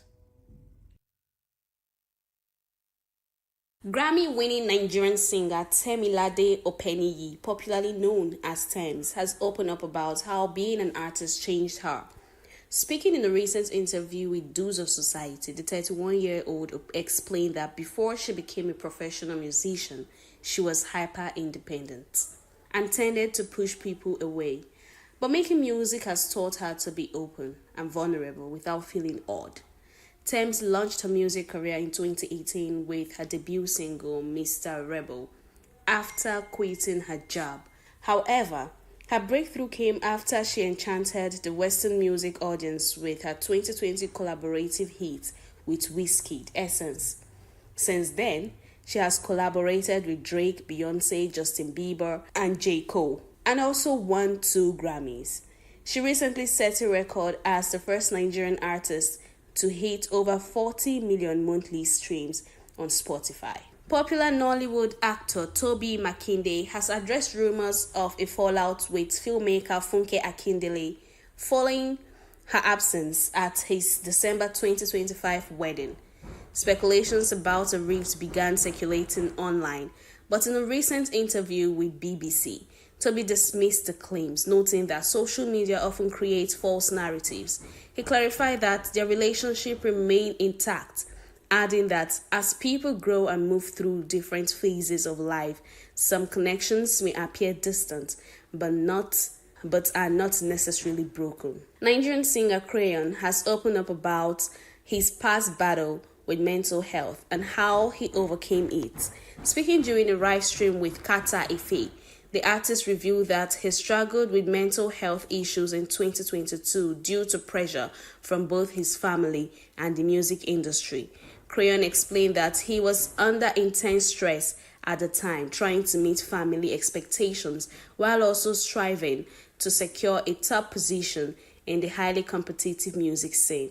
He further disclosed that the situation led to his hospitalization, where he underwent therapy for an extended period. After recovering, he made a strong comeback with his hit song like Laba Laba and Overloading. Jim Ike has stirred reactions online after sharing his views on financial expectations in relationships. The Nollywood star stated that if a man has to spend money every time he sees his partner, then it goes beyond a genuine relationship, describing it as prostitution. His comment has since sparked mixed reactions on social media, with some agreeing that such situations are a red flag, regardless of gender, while others disagreed with his stance. That's the entertainment news. Queeneth Wokonta's Signature TV News. Every second, every minute, every day, news is breaking. Events occur and there are new developments. At Signature TV, we follow these stories objectively, bringing all sides without bias, explaining the complex issues, breaking down the numbers, and investigating the issues behind the news. Anywhere and everywhere, near or far, wherever the news is, we will be there. Signature TV. News in your pocket.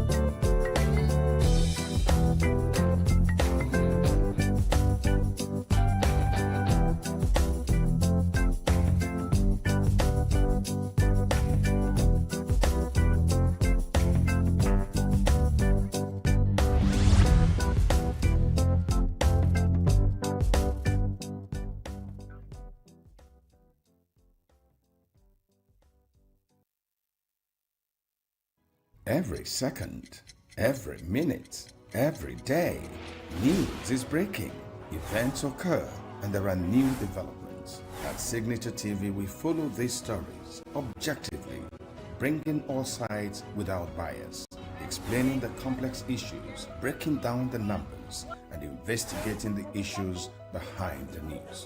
Anywhere and everywhere, near or far, wherever the news is, we will be there. Signature TV. News in your pocket.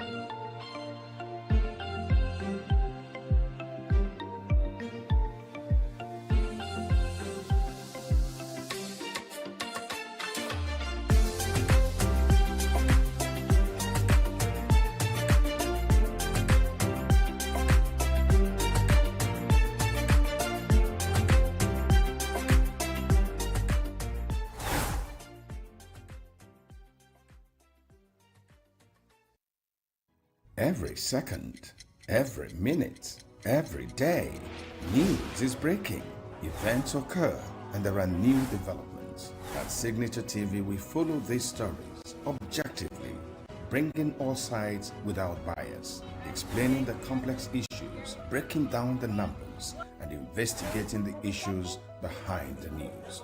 Anywhere and everywhere, near or far, wherever the news is, we will be there. Signature TV.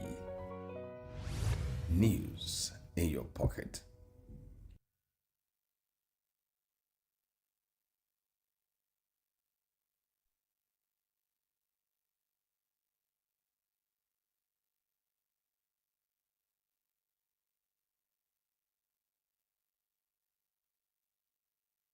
Every second, every minute, every day, news is breaking.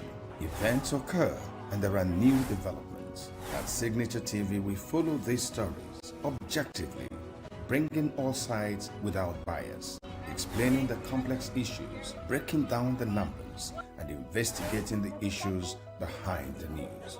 Anywhere and everywhere, near or far, wherever the news is, we will be there. Signature TV. News in your pocket.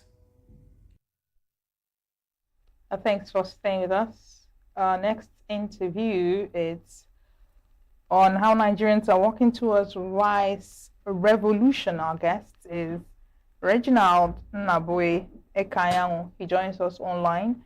Reginald is an agricultural entrepreneur and CEO, Sagasso Africa Nigeria Limited. Good morning, Mr. Reginald. Can you hear us clearly? Good morning, everybody.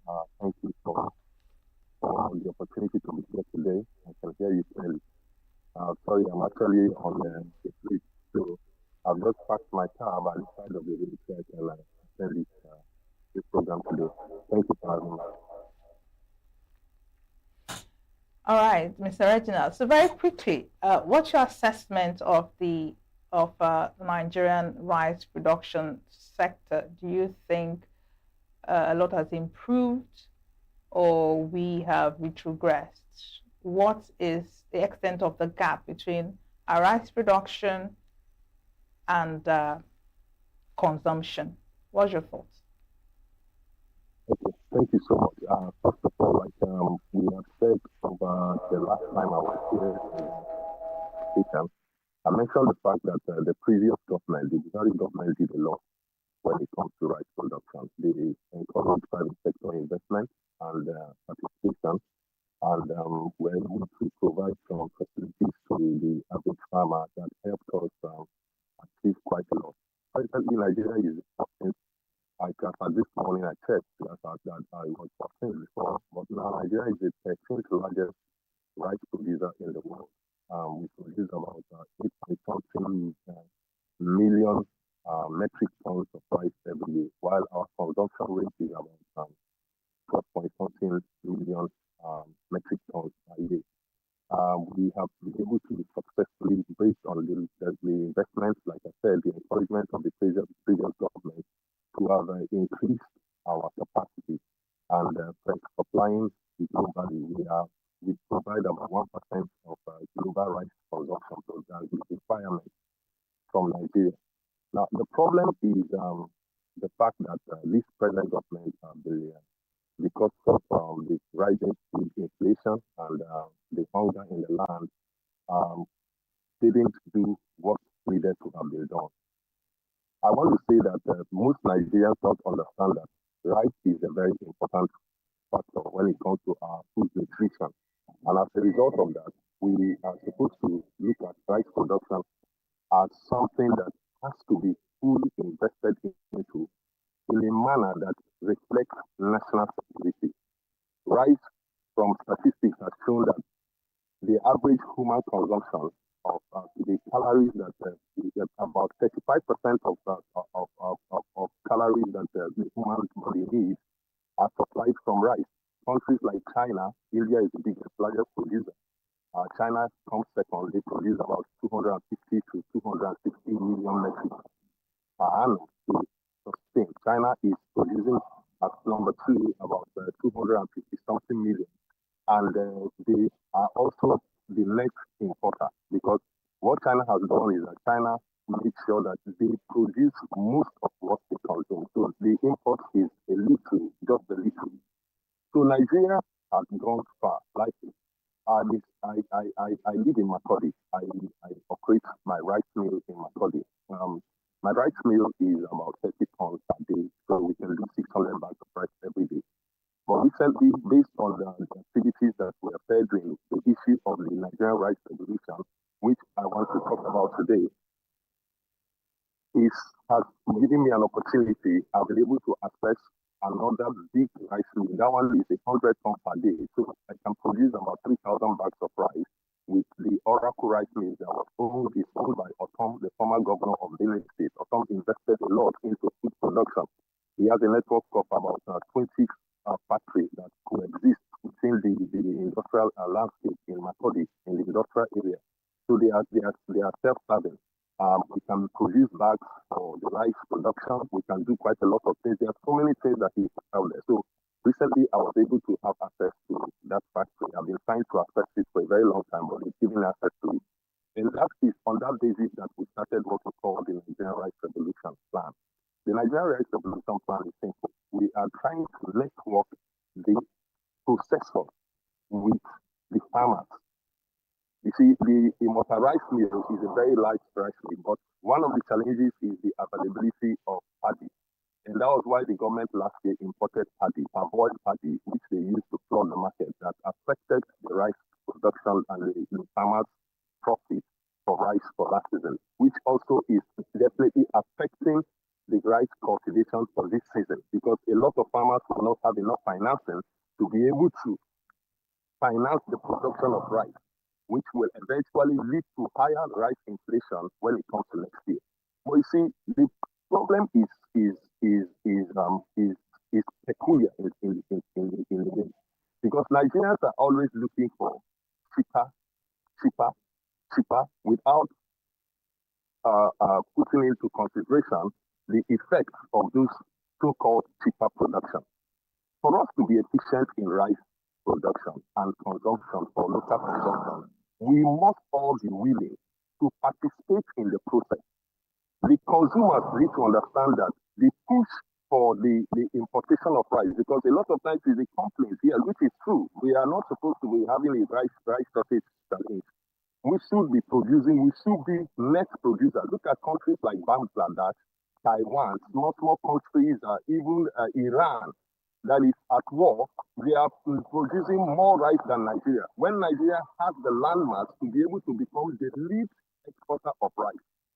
And in our plans for the Nigerian Rice Revolution, our interest is to make Nigeria the leading rice producer by creating the infrastructure that is necessary for us to achieve this.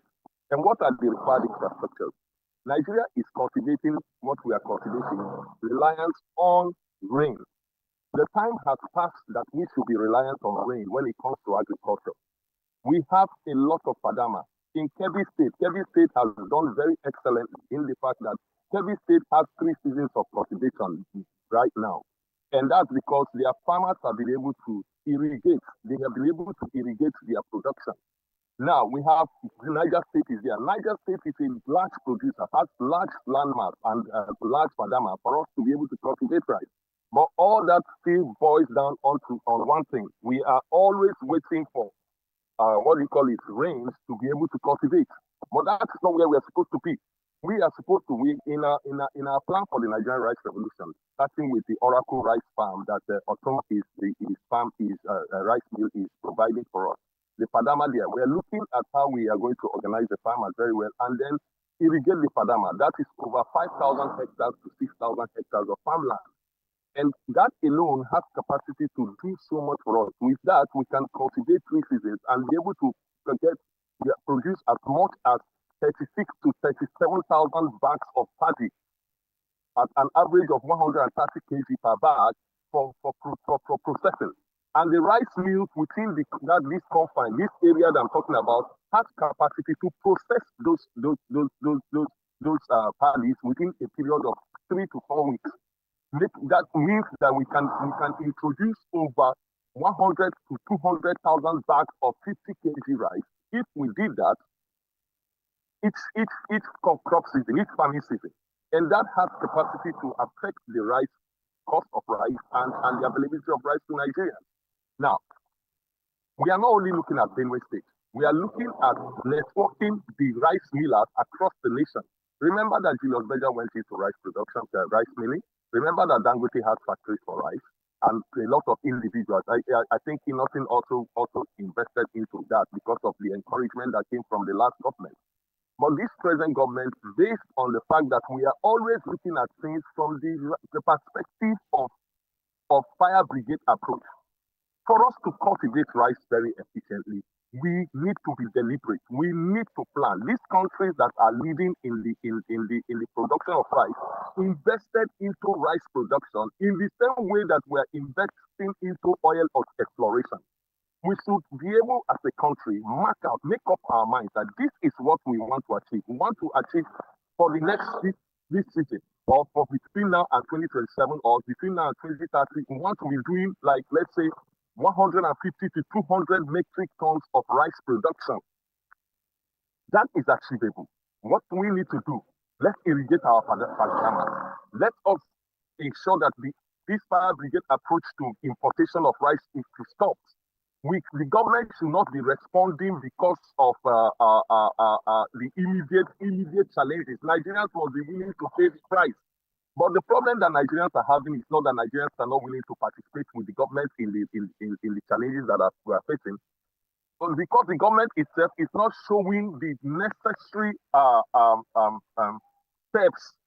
They are not showing the necessary examples that is required. We need to tighten our belts, yes, but the government also needs to tighten its belt. The government needs to provide resources directly to ensure that, one, our pumps are irrigated. Number two, expand capacity when it comes to the issue of processing, and then make it easier for farmers to be able to have access to input. Fertilizers are not easily come by. Tractorization. Tractors are not easily come by. The tractors that the government launched since last year, 2,000 tractors, where are they? They have not yet been deployed to the farmers. What is happening? Because we are doing politics with food production. We cannot do politics with food production and not be crying foul when it comes to hunger. For us to be able to achieve what needs to be achieved when it comes to food production, we must be deliberate. Agriculture, like I keep saying, has higher potential than mineral resources. The mineral resources, if you look at the investment into the mineral exploration in Nigeria, if we invested 10% of it into the exploration of agriculture in its real sense, Nigeria will be better off. Nigeria was better off in the past because of agriculture. Let's not lie to ourselves. Nigeria was what it was, not because of crude. Crude was an advantage that we should have taken use to have increased our capacity when it comes to the processing of food and to the cultivation of food, like we are doing in the late 70s, in the early, before even the independence and after independence, and even to the 80s. We were cultivating what we were eating. UST was there and they were processing. But here we are today. We are net importer. We are even importing garina. That's how serious the matter is. We are importing red oil. You saw the waivers that came recently. They are talking about waiving oil and all that. How can we move from going forward and then we turn now and begin to accelerate backwards?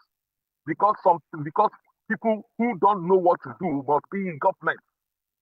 People who are not interested in the well-being of the country, they are only interested in occupying political office without profiling solutions. They have nothing to offer. They are there. They think it is buying elections and forcefully putting themselves in power that is the way forward. That's not the way forward. If you don't know what to do, get out of the space. Let the people who know what to do enter into the space. Governors are there. They are not investing into agriculture. They are there. They are only interested. They think it's building roads and all that. Yes, if those are strategic philanthropy. The main thing is empower Nigerians to power the country.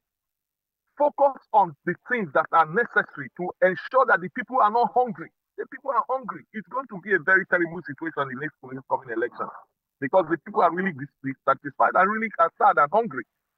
So we have realized also that we cannot just go ahead. Okay.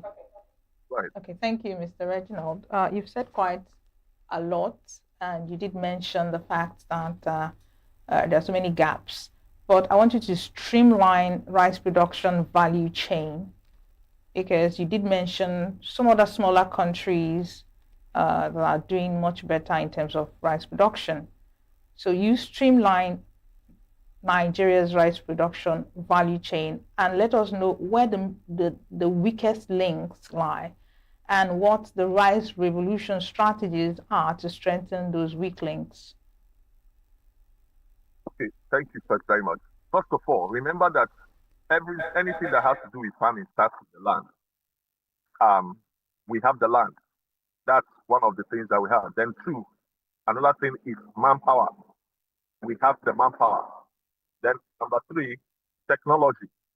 Technology is available. The same way we import cars is the same way we can import technology. I keep saying to people that Nigerians are driving the factories on the road. We will buy cars for hundreds of millions of naira, and each of those cars can represent one meal, either cassava processing or rice mills. These days, the mills are being compacted to a point where you have smaller units that you can spread around the area. So the first challenge is land preparation, soil preparation. And the Spadama soils are there, like I said, all over Nigeria. Nigeria has capacity to be the leading exporter of rice, not even just the leading, we're not just producing for its own consumption, but the lead producer and exporter of rice in the world. So one challenge is the soil preparation. We need to provide enough technology when it comes to like tractors and all that to prepare the soil. Then number two, we need to irrigate. These are the things that these countries have done. Irrigation, they have irrigated. So if you go to Bangladesh or Taiwan or Thailand or China or India, you will see that there is a deliberate effort in ensuring that they don't need to wait for rains to cultivate rice. Then, apart from that, if we are done with the soil preparation, the manpower, there are people. The people now are running away from their communities. The issue of insecurity comes to play too. The manpower is moving out of the farms because it's no longer safe for them. We need to address that to ensure that we encourage the manpower to remain within the confines of their localities to do what is necessary for us to do. Then number three, we look at the issue of the technology to process. Remember, in the past, we used to have Abakaliki rice. One thing that was phenomenal to Abakaliki rice then was stones. But that is no longer the case now. Abakaliki rice is one of the best rice in the world today because a lot of individuals have invested into the milling of rice. So the technology to mill rice is very, very simple and it's available. We can buy them. I keep saying, if we reduce the number of cars that we buy for security, say security escorts and all that, and turn them into buying factories, these smaller unit factories to mill. If you come to Makodi, for instance, we have the small-scale farmers, the small-scale millers. The processes that they use to mill the rice is what is discouraging because they are not able to destone very well because what their machines does is that their machines mills before it destones. But if you really want to do rice well and do it stone-free, you have to destone because it's the weight that determines that the machines use to sift the stones up. So you are supposed to destone first before you mill. So in that way, you are guaranteed cleaner rice. But these groups of people, they are there. They are working very hard. If not for them, Nigerians will be in crisis, rice crisis. So, but you see, we need to encourage that aspect of it. And funny enough, like I said, the last government did things in such a way that encouraged a lot of private sector initiatives, investments in the rice production. I had not sent you some of the videos earlier of our rice mills in Makodi. I should have sent you so you can see what I'm talking about. Like the Otons factory. Otons factory is a standard. It's one of the best rice mills you can find anywhere in the world. It has two polishing machines. It has two restoring machines. So it will be very difficult for stones to cross over. Now, these are the kind of things that we are supposed to be doing. We're supposed to be having mills that are available for the farmers to mill at a cheaper rate because if the cost of production is high, the cost of rice will be high in the market. But if the cost of production, beginning with the availability of inputs, like I said, tractors to tractorize the land, the tractors that the government has purchased that they launched the other day, where are they? The farmers should be using them to prepare their land at a cheaper cost. That cost is very, very important. Number two, the availability of seeds, the seedlings. It's something that we need to look at. That the subsidy in those directions will go a long way in helping us to do the things that need to be done. Number three, the issue of fertilizers, the nutrients that are needed for the cultivation of this rice that we are talking about. These are the things that that needs to be addressed. We started what we call the National Input Distribution Network, where we have we have been able to create a network of farmers across the nation.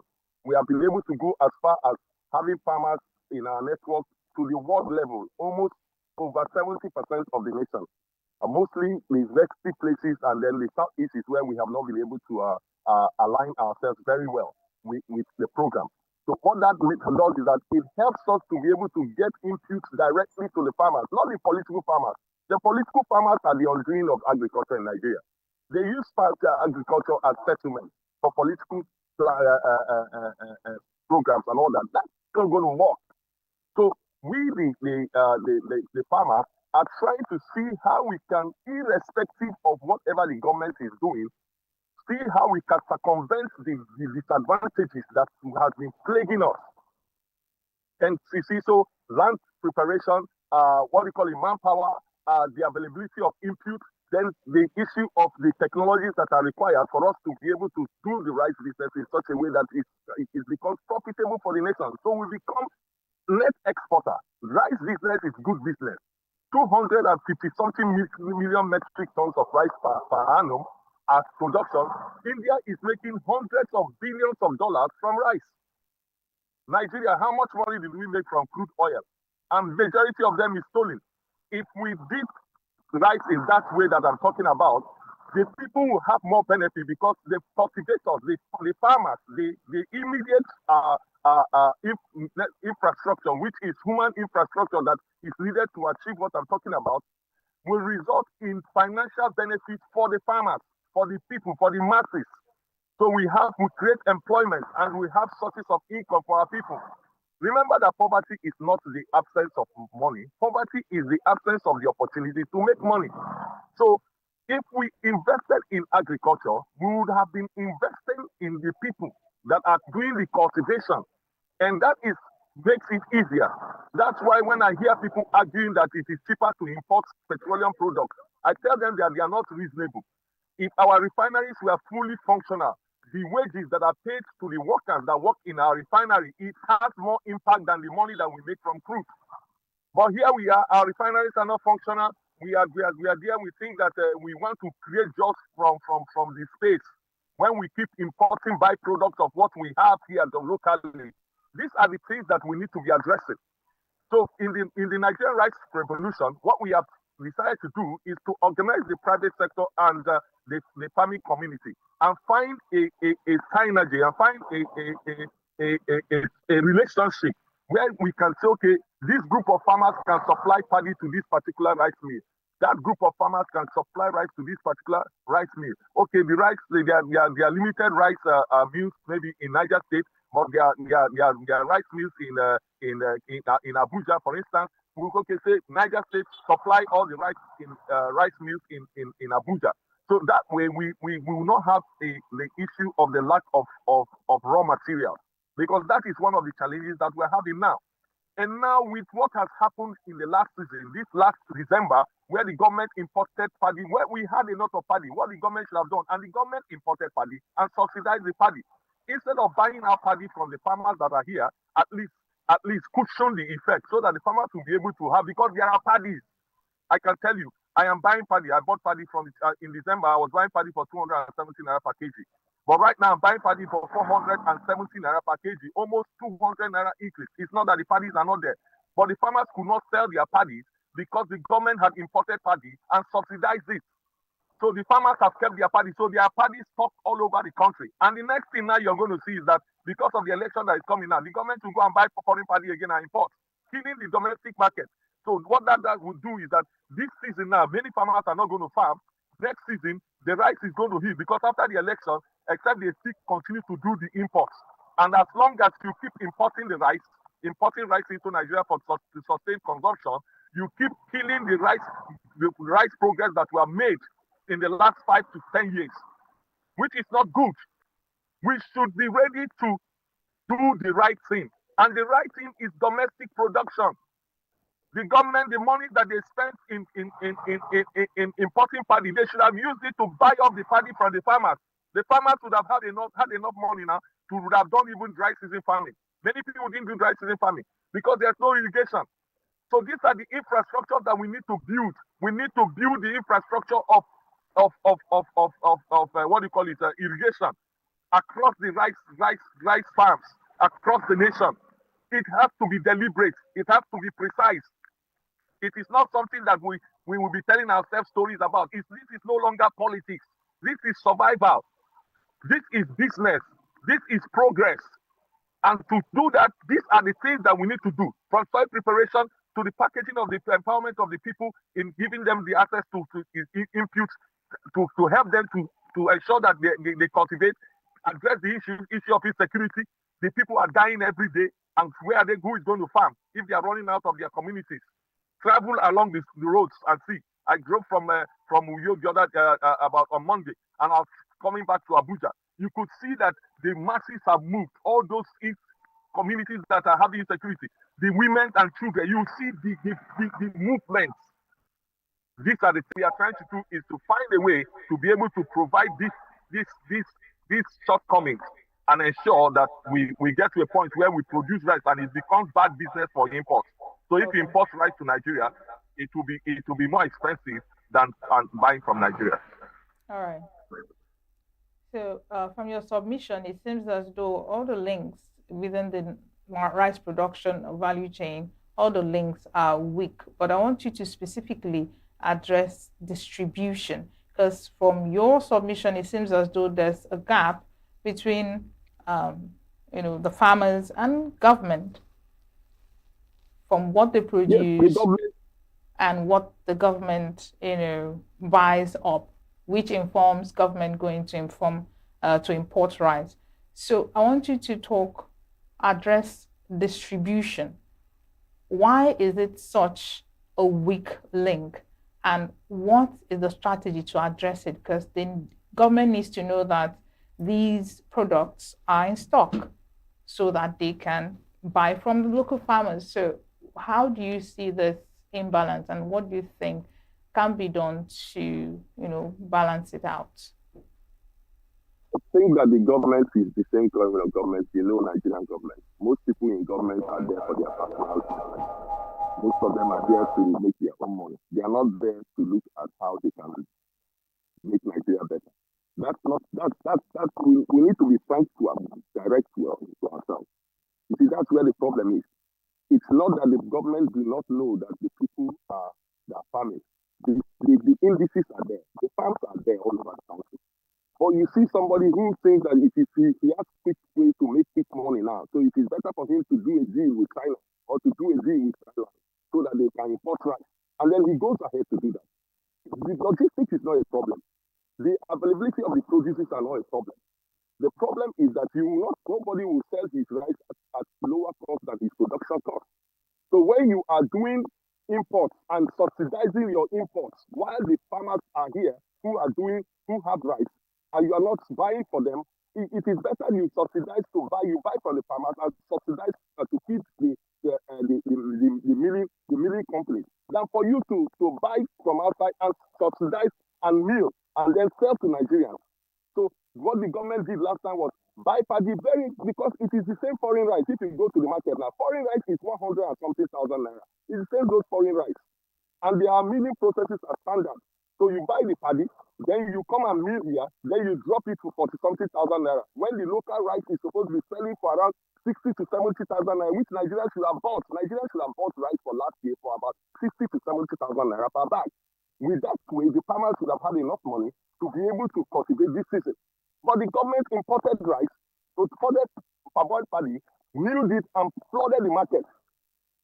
Who was selling rice for 42,000 naira at Christmas period. Why? So what happened to the farmers? What happened to the farmers? The farmers are ready to sell, but they cannot sell at a loss, because if they sell at a loss, they are out of business. So they have kept their paddies. Some paddies are there. Some paddies of 2 years ago are still there because of these imports that we are talking about. So it is not logistics that is the problem. It is not that the farmers are there. I sell rice. I sell rice in Makodi. I transport rice to every part of the country. There are logistic companies that move rice. Benue Links is there. If you want rice in Sokoto from Makodi, I can you pay your logistic price, which usually is not so expensive, and then you get your rice in Sokoto. In Lagos, I send rice to Lagos. Even while I'm away, while I'm away out of Macaulay, my workers are working. So what happens is that you place an order for rice from me right now. If you want 100 bags of rice, 100 bags is on ground. All I need to do is you make your payment, and then we get the logistic companies. They come to the factory and they move the rice, and you get your rice in your location. In 2 days, 3 days, your rice is there. Are you getting me? So it is not that the rice is not available. It is the fire brigade approach that our governments are always used to doing that is the problem. We are always cutting corners. We want to make money from governance. Governance is not a place where you make money from. If you want to make money, be a businessman. Governance is a place where you, through responsible actions, improve the well-being of the people. But that is not the case. Everybody wants to get into government to make money. That is the challenge that we are having. And for us to be able to address these shortages that we are talking about, we need to find men who go into these leadership positions to do the right thing. As a commissioner of agriculture, you should be commissioning big farms. It's not commissioning cars and running around. The other day I was seeing, they said fire service, the leader of the fire service department of Nigeria. You saw his convoy. Go to all the fire service stations in Nigeria. No vehicle is working, but you saw his convoy. Those are the problems that we are having. We need leaders who go to do what needs to be done. Then that way we will be able to achieve a nation that is great, like Nigeria used to be great. Nigeria is not a mediocre nation. We only have mediocre leaders who are doing mediocre, taking mediocre actions and implementing mediocre programs. So if we decided as a people to begin to do things the right way and begin to follow the right processes, we would definitely be as great as every other nation. Somebody like, I listened to somebody yesterday. How come Nigerians go out of Nigeria and all over the world, they are the optimum performers? They perform better than most people, even of the nations where they go to. But here they come back to Nigeria, the whole thing changes. Why? Because we have mediocrity in leadership. So if there is a challenge of the distribution of input, what do? You address it. Every problem is a solution in the making. But you have to be deliberate about providing the solution. If you're not ready to provide solution, there is no way that a miracle is going to happen. Miracles don't happen in growing food. Miracles, you grow food, you plant, then you prepare the soil, you plant, then you weed, then you water, and then what happens? The plant grows. Then you harvest. And then when you harvest, you not only harvest, you also add value to the harvest. As it stands, we lose over 16 to 26% of food produced to waste, to agricultural waste, because of the lack of the infrastructure to give value to what we have cultivated. These are the things that need to be done. It is not that there's no availability of input. It is of raw materials. It is that the government is always doing fire brigade approach. Okay. All right. So you've said too much, quite a lot, and it's very explicit. But before we let you go, in just a minute, because we're currently out of time, I want you to respond with a yes or no. Should consumers be afraid of plastic rice? Is it just a conspiracy theory, or is it really a thing? In 1 minute, is it a yes? Use a yes or no to answer this question, please. You see, let me. It's not a yes or no question. No. Let me be very frank. Nigerians have been consuming a lot of Nigerian-made rice. If you go to a restaurant, the average restaurant, like 10 years ago, if you went to an average restaurant in Nigeria, you see that you're eating foreign rice. But today now, if you go out tonight in any part of Nigeria, and there are 10 restaurants cooking rice, at minimum 7 to 8 of them are cooking Nigerian rice. So all right, Mr. Reginald, 1 minute, please. We need to go on a very quick break, so hold that thought. Once we come back, we continue from where we stopped. Okay. Every second, every minute, every day, news is breaking, events occur, and there are new developments. At Signature TV, we follow these stories objectively, bringing all sides without bias, explaining the complex issues, breaking down the numbers, and investigating the issues behind the news. Anywhere and everywhere, near or far, wherever the news is, we will be there. Signature TV. News in your pocket.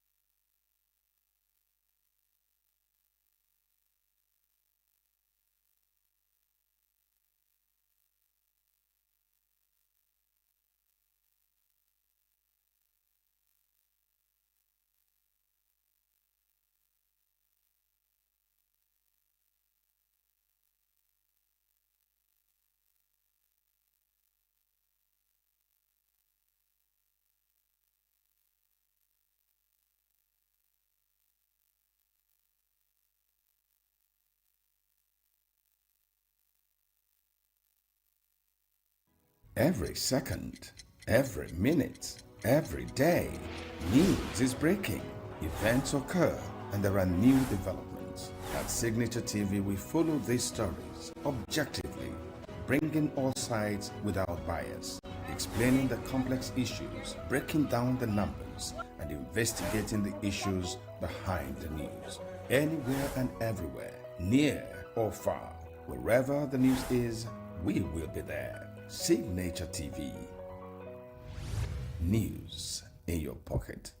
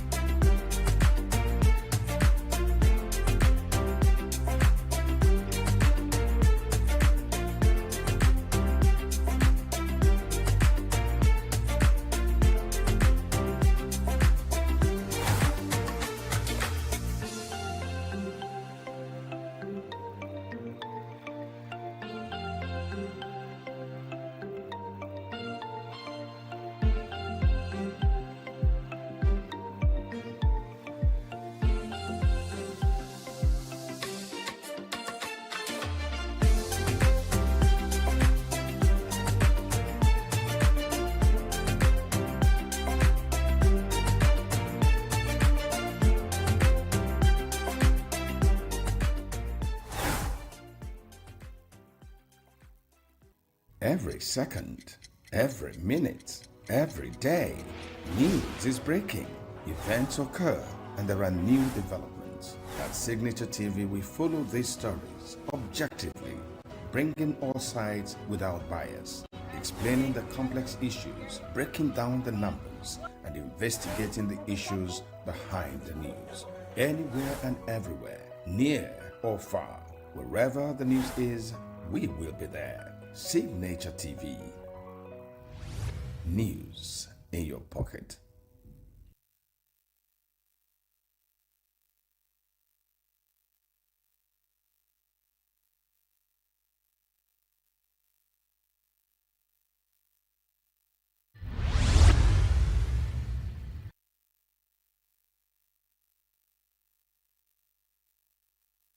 Before one is made a Chief Justice of the Federation, the appointment has to be sanctioned by the National Judicial Council. And for that to be done, the person has to be deemed to be qualified to occupy that position. For instance, there is a particular number of years because in as much as it is conventional for the Chief Justice of the Federation to be appointed from the serving Justice of the Supreme Court, there is no law that also prohibits the president from even going outside the confines of the Justice of the Supreme Court to appoint a practicing lawyer. For instance, a practicing lawyer who has practiced law for at least up to 10 years in the country is also qualified to be a judge, in which case the president can go outside, the shores of the already existing Justice of the Supreme Court to appoint. So if, for instance, the person you are trying to put forward is not qualified constitutionally to occupy that particular position, then that would be a ground upon which the Senate will say no, that you have forwarded this person's name for us to give our stamp of approval, but we will not do that. Secondly, prima facie, the candidate may be qualified, but there may be an allegation, a very fundamental allegation against that person. Let's say allegation bordering on corruption. If prima facie the allegation is weighty, then the Senate may say that based on public policy, that if you have the right to, to put forward the name or names of candidates, as the case may be, who you want to occupy this particular position, that this particular individual whose name you have forwarded to us, that there are fundamental challenges that has bedeviled his candidacy based on so and so reports, let's say security reports. If there is a very, not just flimsy, there is a very cogent security report against the person sought to be made the Chief Justice of the Federation, based on that security report, the Senate can say, based on national interest, that we will not be given our approval, in as much as the president is given that powers to appoint whoever he wants to, subject to the fact that that appointment must be done in line with the Constitution. So it's not an open-ended power. And that's why the National Judicial Council is there to ensure that whoever may be put forward to occupy that position should be someone who is constitutionally qualified to occupy that position.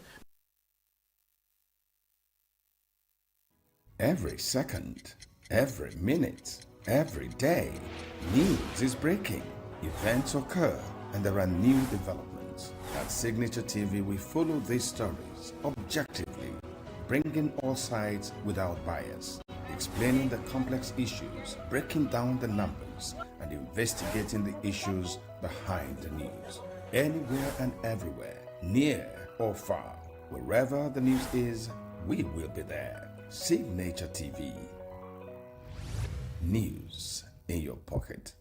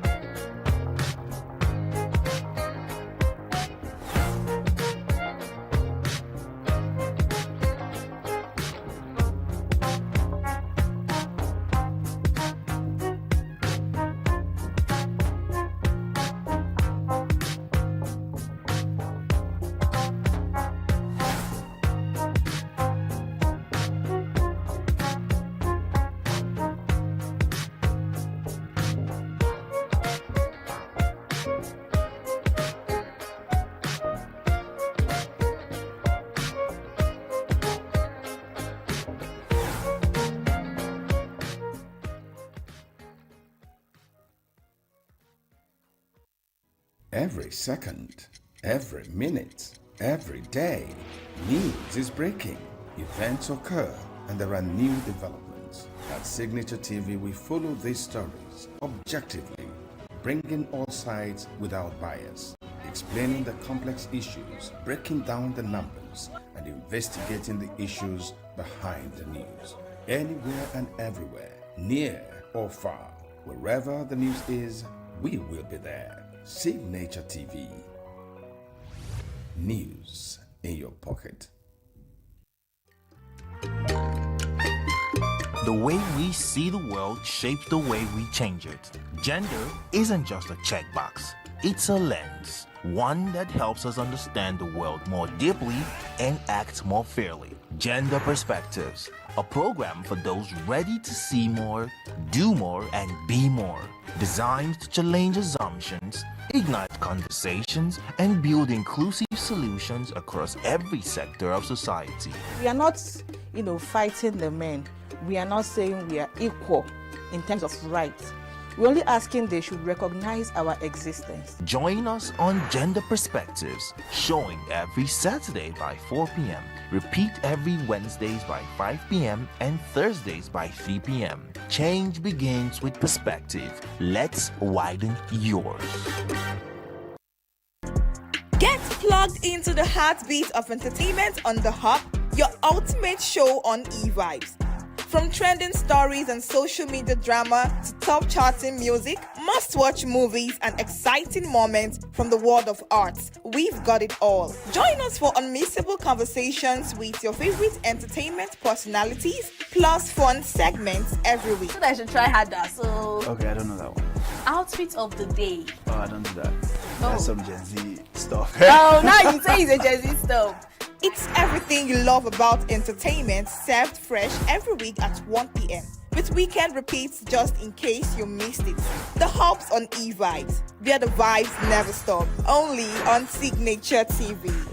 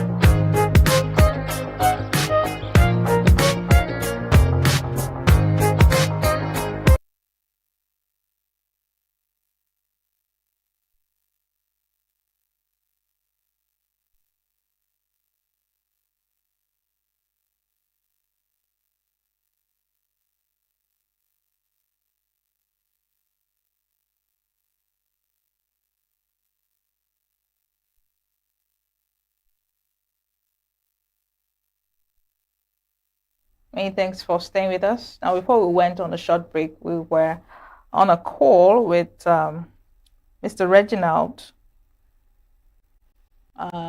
He was talking about the reason, or should Nigerians be scared of plastic rice? Is it a figment of our imagination or is real? So we're going to have him back now to continue with his explanation whether there is a possibility of plastic rice being in our markets. If you can hear me clearly, Mr. Reginald, you're on. Should Nigerians be scared of plastic rice? Like I said, the Nigerians don't need to be scared about plastic rice, because our rice, most of the rice that is being consumed in Nigeria is domestically produced. Like I said, if you go out to majority of the restaurants across the nation, in any state in Nigeria, if there are 10 restaurants, at least between 7 and 8 are actually cooking Nigerian rice. So Nigeria does not need to be afraid of plastic rice. Yes, the plastic rice phenomenon is a reality. And those are some of the rice that comes from Asia that they've taken certain technologies and they are doing that.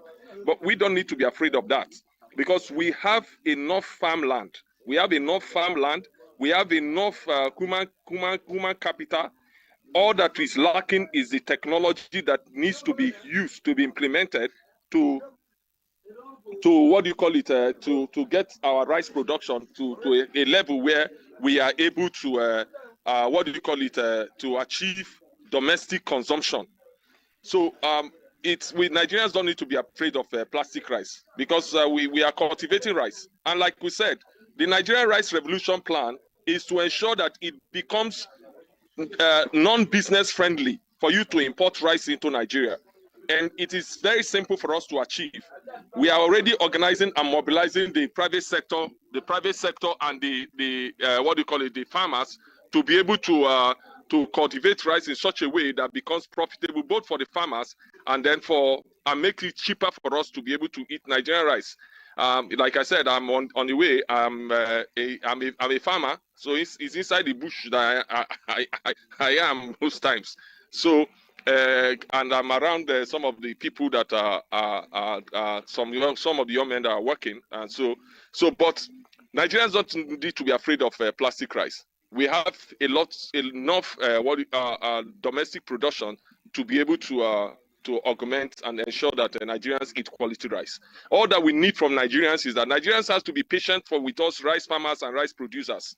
They need to agree that they need to understand that we shouldn't cry so foul that we force our government and our leaders to begin to import rice. What we should be crying foul about is to ensure that the leaders are not importing rice. Let Nigerians rise up with one voice and tell the leaders to stop importing rice and encourage domestic production. Last season, like I said, this last Christmas, what the government did was not good business at all. It was not a good business sense.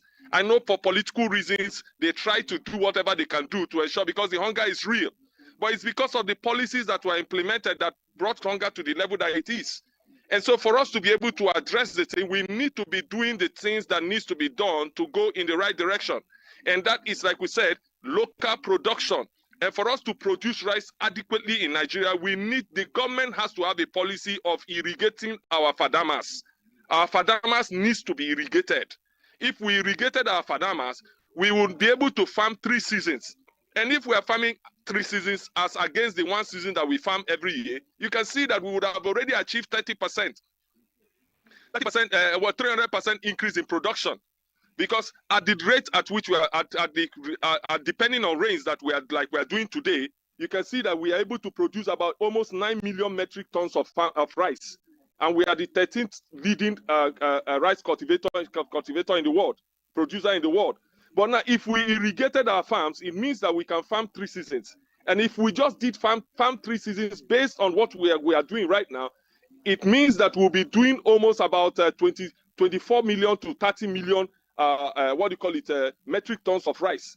And what Nigeria is consuming is 12 million metric tons of rice per annum. So we would have been able to meet domestic consumption, and yet would have been able to increase exports by 200% of what we are doing today. So why wouldn't the government invest into that? Let us explore agriculture. And like I was thinking just a few minutes ago, we explore oil. We spend so much money in exploring oil, and then the IOCs take over 40%. I think the federal government gets only 40% of investment in oil. But if we explore agriculture, we will have food. There's no IOC to take anything. We will have full production, employ the citizens, engage the citizens, and then also make foreign exchange. That alone, rice production has capacity to stabilize Nigeria economy more than oil. And we're not talking about rice production alone. We are talking about agriculture as a whole. We are talking about cassava. We are talking about sesame seed. We are talking about Check all the very granite oil and all that. We are talking about serious cultivation, agricultural program. The government should concentrate all the money they are wasting in trying to buy election. Let them give us. I was talking with some of my agricultural colleagues from Kano, and I was saying, if this government wants to win this election without any opposition, let them give us some kind of money for us to invest into agriculture. If we invested 15 trillion naira into agriculture between now and the election, we would have been able to create a change. And yet, this 50 trillion naira, they are sharing it on the streets and thinking they are going to win election because of that. That's not the way it's supposed to go. We should be doing things that empower the citizenry and create jobs for the youth. Anything that is not doing that is not going to work. So Nigerians don't need to be afraid of plastic rice. We still consume a lot of the rice that are made in Nigeria. And for your information also, many of those Thailand bags of rice that you see in the market and all that are all Nigerian rice. They're all made in the bags are in the market. So you buy the market bags, you bag it in any bag that suits you, that your clients want. That's what is happening. So if the government is serious about rice production and rice consumption, the government should be looking at investing in irrigation. Even if we just cultivated the ones that we are doing and do it 3 seasons in Nigeria today, we will not have rice problem in Nigeria. So, what's your take on the problem of insecurity? How has it affected rice production? Because you've mentioned a plethora of issues militating against Nigeria's rice production. But I want you to double down on insecurity.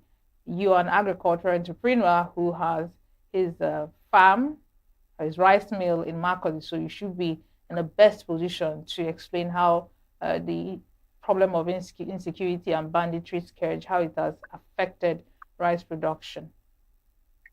It has. Let me even use Benue for an example. Let me not even go into. Not even go to Niger State and the other states, Plateau States, and all that. These are rice belts. I get me now. As I speak to you, I told you I'm buying paddy. In the last 2.5 months, I bought paddy. I bought quite a lot of paddy. Even though I should have had more than I should have. The money I paid, I should have had more. But because of the level of insecurity, now look at the Naka axis, which is you see Apa, Naka, Adoka, which is in Benue State. These are rice producing communities. Now, some of the places that I could even go and buy rice from, I cannot go because of the insecurity. I get me. So a lot of farmers, my factory operator, his father cultivated 3.5 hectares of farm rice yesterday. But the insecurity, the Fulanis, the cows, it's all at the end of the day what he got from that. That place was supposed to have given you about 45 to 70 bags of paddy rice. What he got, what I bought from him eventually from my operator's father was 2 bags of paddy. Because the Fulani, the cows, ate the rest of the rice. So the insecurity is real. And a lot of farmers have left their communities. If you go to so many communities, they are not farming anymore. Because when they farm, they are farming for cows to eat. It's only in Nigeria that cows have become more important than human beings and human efforts. So you see a deliberate Fulani man will enter into somebody's farm and even be recording where his cows are eating the person's produces. That is the nation that we find ourselves in now. And the government is quiet about what is happening. It's very unfortunate that we have leadership that is not even feeling the pains of the people. All right. It's very sad. And that is our reality. So if we really want to do right and do it well, we need to, I've already recommended, sorry, let me put this. I recommended that we do the commercialization of agriculture. So we have commercial farms. If it requires for us to fence out the farms with blocks, then let us do that. So we know in that way we are able to secure the investment in agriculture. So the insecurity is real. The villages are emptying up. The people are not ready to go to the farms and go and die. So they are running. It's better to be alive and be poor than to be alive, to be dead and while trying to be rich. That's what is happening. And those are the things that we need to address. All right. Thank you so very much, Mr. Reginald Ekayangu, for your very passionate submissions. We appreciate you. Thank you so much for having me.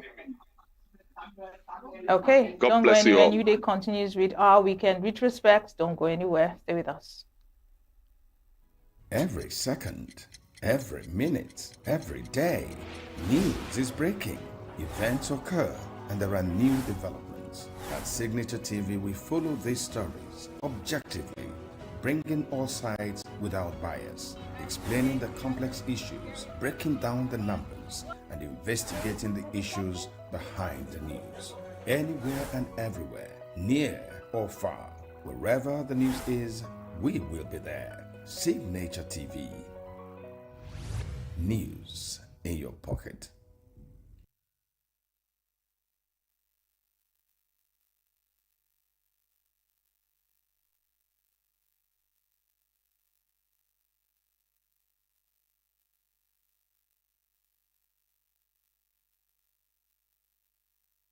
Every second, every minute, every day, news is breaking. Events occur and there are new developments. At Signature TV, we follow these stories objectively, bringing all sides without bias, explaining the complex issues, breaking down the numbers, and investigating the issues behind the news. Anywhere and everywhere, near or far, wherever the news is, we will be there. Signature TV. News in your pocket. Thanks for staying with us and welcome to our weekend retrospect segment where we bring you highlights of some of the conversation we had in the course of the week. First up, on Sunday, we discussed the significance of Easter in times like this. Our guest was Reverend Ikechukwu Ebunono, and he had some interesting submissions to make. Do take a listen. God is the king, you see, on the throne. The spiritual is the prince, and atmosphere that control activities within the place. You remember the Bible talks about the prince of the kingdom of Persia. It's whoever the kingdom brings into authority in their experience that becomes the dominant factor in their spiritual space. Now, for Islam, they worship Allah. And of course, Allah is a different God from the God that Christians worship. We worship God of heaven. All right? And that God of heaven is a God of peace. That God of heaven is a God who doesn't want anybody to be killed. He wants people to live together in love and peace. Even Jesus, who came to show us the intentions and mind of God, when he was insulted, he blessed. When he was killed, he asked God to forgive those who were killing him. And all of this. Now, but that is, they were killing him in ignorance. But this one now is a total war declared on Christian nation, because Christianity is a nation of its own. And the Nigerian government, as a nation, has to defend the cause of their citizens, including Christians and other tribes in Nigeria. But where it becomes difficult, like I said before, in Europe in the past, when the war became so tough and almost taking over, taking life, they call it jihad. That's the essence of knighthood. Some people arose and called themselves knights, and they went in defense of their people and Christian and their faiths. So it is a war. It's not like a clash that two communities clash or that somebody is being killed for his faith. No, this one is an intentional occupation. They want to take out, they call it jihad, they want to take out Christianity and occupy and dip the Bible in Quran, as they said. So it is getting to a point where all Christians are not extreme faith Christians. There are some Christians who are normal Christians who believe they are human beings. Because in Christianity, you have the nominal Christian, you have the active Christian, you have the missionary Christian. A time will come when those Christians who are nominal or who are who have the belief that one can defend and therefore the Bible gives room for defense. That's why Christians are in the army. So if you are a member of the army and you're a Christian, you are speaking in tongues, you are shooting your enemies, you are not committing any crime. All right? Because you are not killing anybody who is innocent. So the same thing is applicable. So to get to a point where Christianity may form their own army in Nigeria and declare war too, and we'll all consume ourselves, like it has happened in other part of some part of the world. I pray we don't get there. I pray the government of Bola Ahmed Tinubu rises to this challenge. I pray that the international community comes into Nigerian space, because Gumi was saying the other time that the government knows where the terrorists are, they knows who they are, they know what they're doing. And nobody challenging the government and not can to refute what he said. That means that the government of the day is actually the major sponsor of the terrorists. If not, they will have come out to say that Gumi is lying in what he said. If they are not the sponsors, then they know about it. And then the chief of staff, the chief of staff, what do you call it? Chief of army staff came out and said that they are our brothers, that we shouldn't kill them. All of these things are a way of telling us that they are working with them, that they are part of what they are doing, that they support what they are doing. When America declared Nigeria a state of particular concern and they declared war on those militants, you see, Nigeria paid $9 million to go and lobby America out of that reality. And when this particular president of today finishes his tenure, according to Nigerian system of, power sharing power, it eventually may go to the north. And we don't know who is coming in the north. It may be another terrorist that will come in again. It means that Nigeria will be at the brink of total collapse. I am telling you that the day will come, if nothing is done to stop these things today. Three things, one will happen. Either other tribes will carry gun against the Fulani, which is not what we are praying for. We advocate for that. We pray it doesn't get to that level. Or you will see that Christians may also form their own army and start fighting back to defend their own territories. Or you may see that Nigeria will scatter every nation, every tribe to its own, because Nigeria is not a nation. Nigeria is a country of different nations. So you see every tribe to himself. So everybody stay on his own. It will eventually get to that level if nothing is done. And I don't think they understand that we're playing with fire.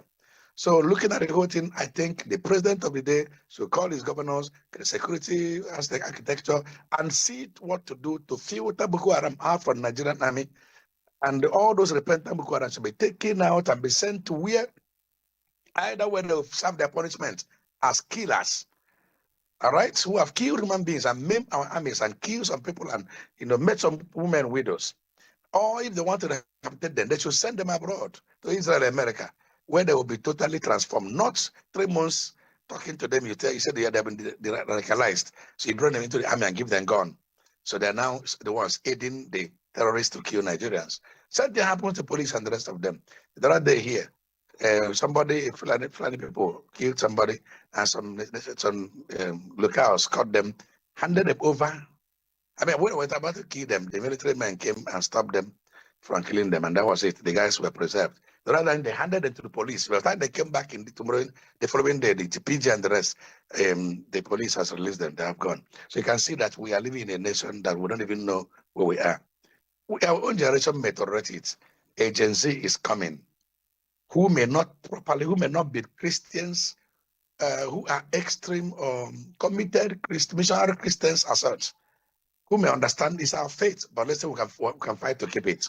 If that generation comes, this thing will consume all of us. I want to let you know that Christians are even almost half in the north. That is, half of northern population is almost Christian. Gombe is 70% Christians. Adamawa the same. Nasarawa the same. Down to Jalingo. Jalingo is even 90%. So when they say Muslim North, it's not always true. Whenever Christians mobilize and come together and get united, this matter will consume all of us. I pray it doesn't get there. In the name of Jesus Christ.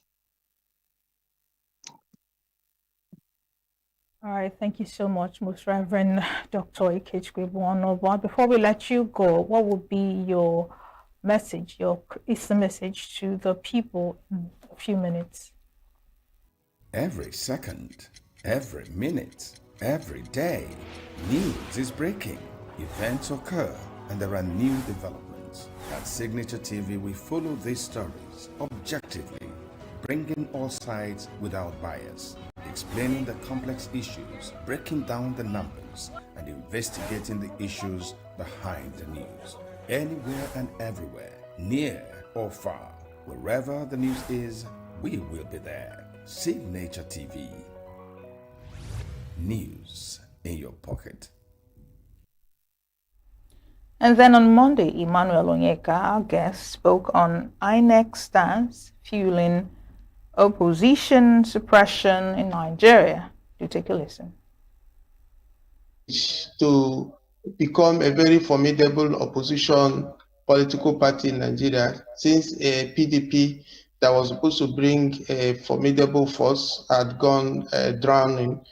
And happening now, I believe that it is not going to give a good composure to ADC, and that is not good for our democratic development.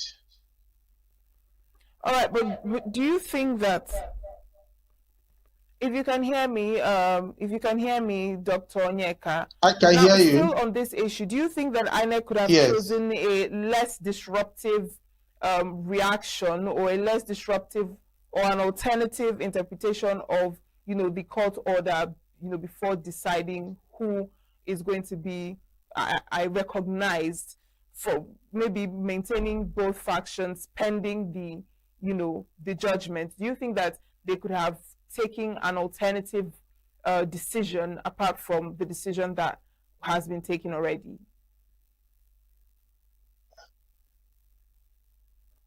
No, in matters concerning court does not have alternative decision. It has to be taken the way the court's judgment has stated it. The thing there is that INEC should have waited until the substantial matter before the Court of Appeal is determined. Then for them to be preemptive, for them to have gone ahead to begin to sanction ADC is where the suspicion lies. So there shouldn't have been an alternative route other than allow party to conclude allow the court to conclude the adjudication. And as it is presently, it will be very difficult for INEC to redeem its image, because one political party that they should have been very careful with is the ADC. PDP, having destroyed itself, the only hope for Nigerians to monitor, to be a watchdog to the happenings around the ruling party would have been the ADC. So there shouldn't be any form of alternative communication, alternative decision, apart from that has to follow judicial procedure. And having, truncated the process, having gone ahead to begin to make assertions or statements that weaken opposition, it leaves a whole lot to be desired around the image of INEC. And of course, this has also brought about accusations that INEC could be acting under external pressures. Now, what do you think about this idea? Do you think that that is a credible claim to make, or do you think that there could be other factors that are influencing INEC's actions? INEC by now, if they were not under some kind of external influences, should have come out to speak out, because its image, its reputation as a very important institution in Nigeria is under threat. So in the past 24 hours, we've not heard the INEC spokesperson come up to say that, or even the legal team or the legal department has not come up to say exactly what is going on. And of course, there were some protests around INEC national headquarters a day ago or so. And up to now, they have not come to say anything. So there is the suspicion that they have there is external influence within the institution of INEC is very allowed, because how could one explain? Is that is ADC the only political party that has filed, that has done not through the content of the law?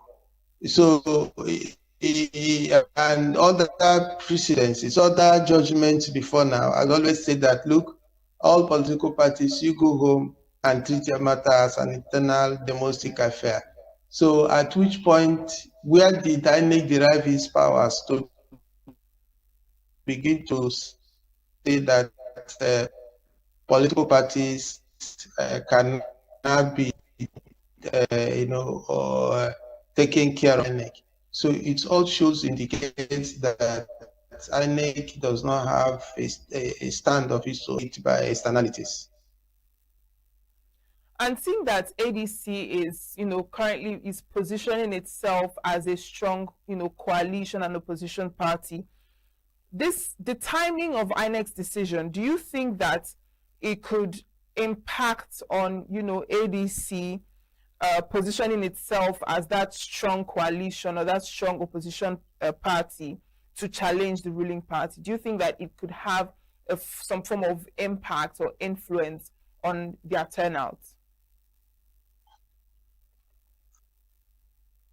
We're looking at the strong personalities and psychologists of the persons making up the INEC. There are already some men that are used to the Nigerian political terrain. I'm sure they are also working out their own modalities to counter this, institutional attack on them. I believe that it will, in a way, weaken them, but I believe with resilience and their wide range of experience put into force, it's likely to be a very temporary setback. And that should, what we are saying as Nigerians, as constitutional citizens, is not that we are saying that ADC is better than APC or APC is greater than ADC. After all, some of them that are in ADC were staunch members or even founding fathers of the ADC. But what we are saying is that democracy should be allowed to thrive. There should not be any form of suffocation or intimidation of any constitutional legal group that want to present candidates to political leadership. So ADC should be allowed on fettered grounds to operate. And that is where the civil society stands. That is where the common voice of Nigerians or those who are advocates of democracy stand. We expect that INEC should renege, INEC should repent of its words, the statements issued, and all the actions it has taken so far.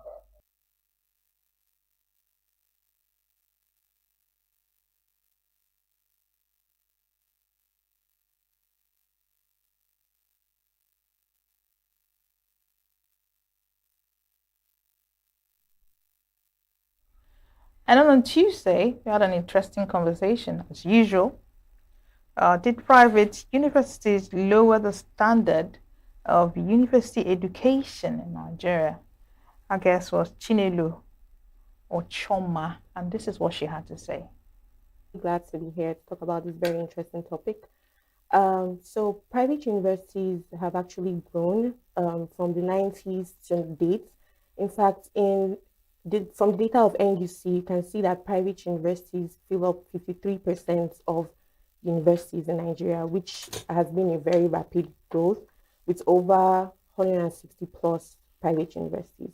So private universities actually bring about an alternative model, especially based on Nigeria's growing population. So students who do not have the opportunity to go to federal schools and other state-owned universities, they can go to private universities and still have the education they need. Okay, but would you say that it's kind of like a luxury, to be able to attend a private university as opposed to it actually being like a necessity, particularly when you look at like the fees and things like that? I wouldn't say it's a luxury per se, but I would say that it gives more opportunities to students in the structure of the university. So private universities give you the value for your money.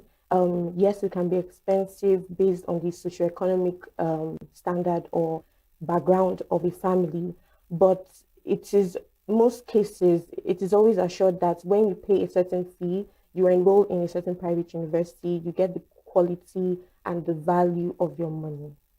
Okay, but what about the whole idea of some people have this idea of, it's kind of being commercialized, kind of like a business type thing. And I don't know if you've encountered that argument before and how you see it.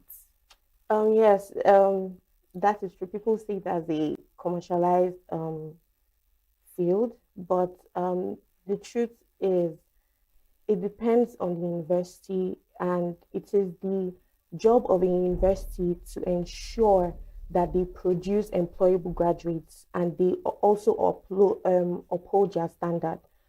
So, for instance, in Gofeko University, where I work, they give the value for your money. It's not really luxury. It's actually quite affordable if you compare it with other private universities. We have so many opportunities, not just theoretical knowledge. We don't just impact theoretical knowledge in students, but we also give them practical skills, which will be relevant when they go out in the industry world.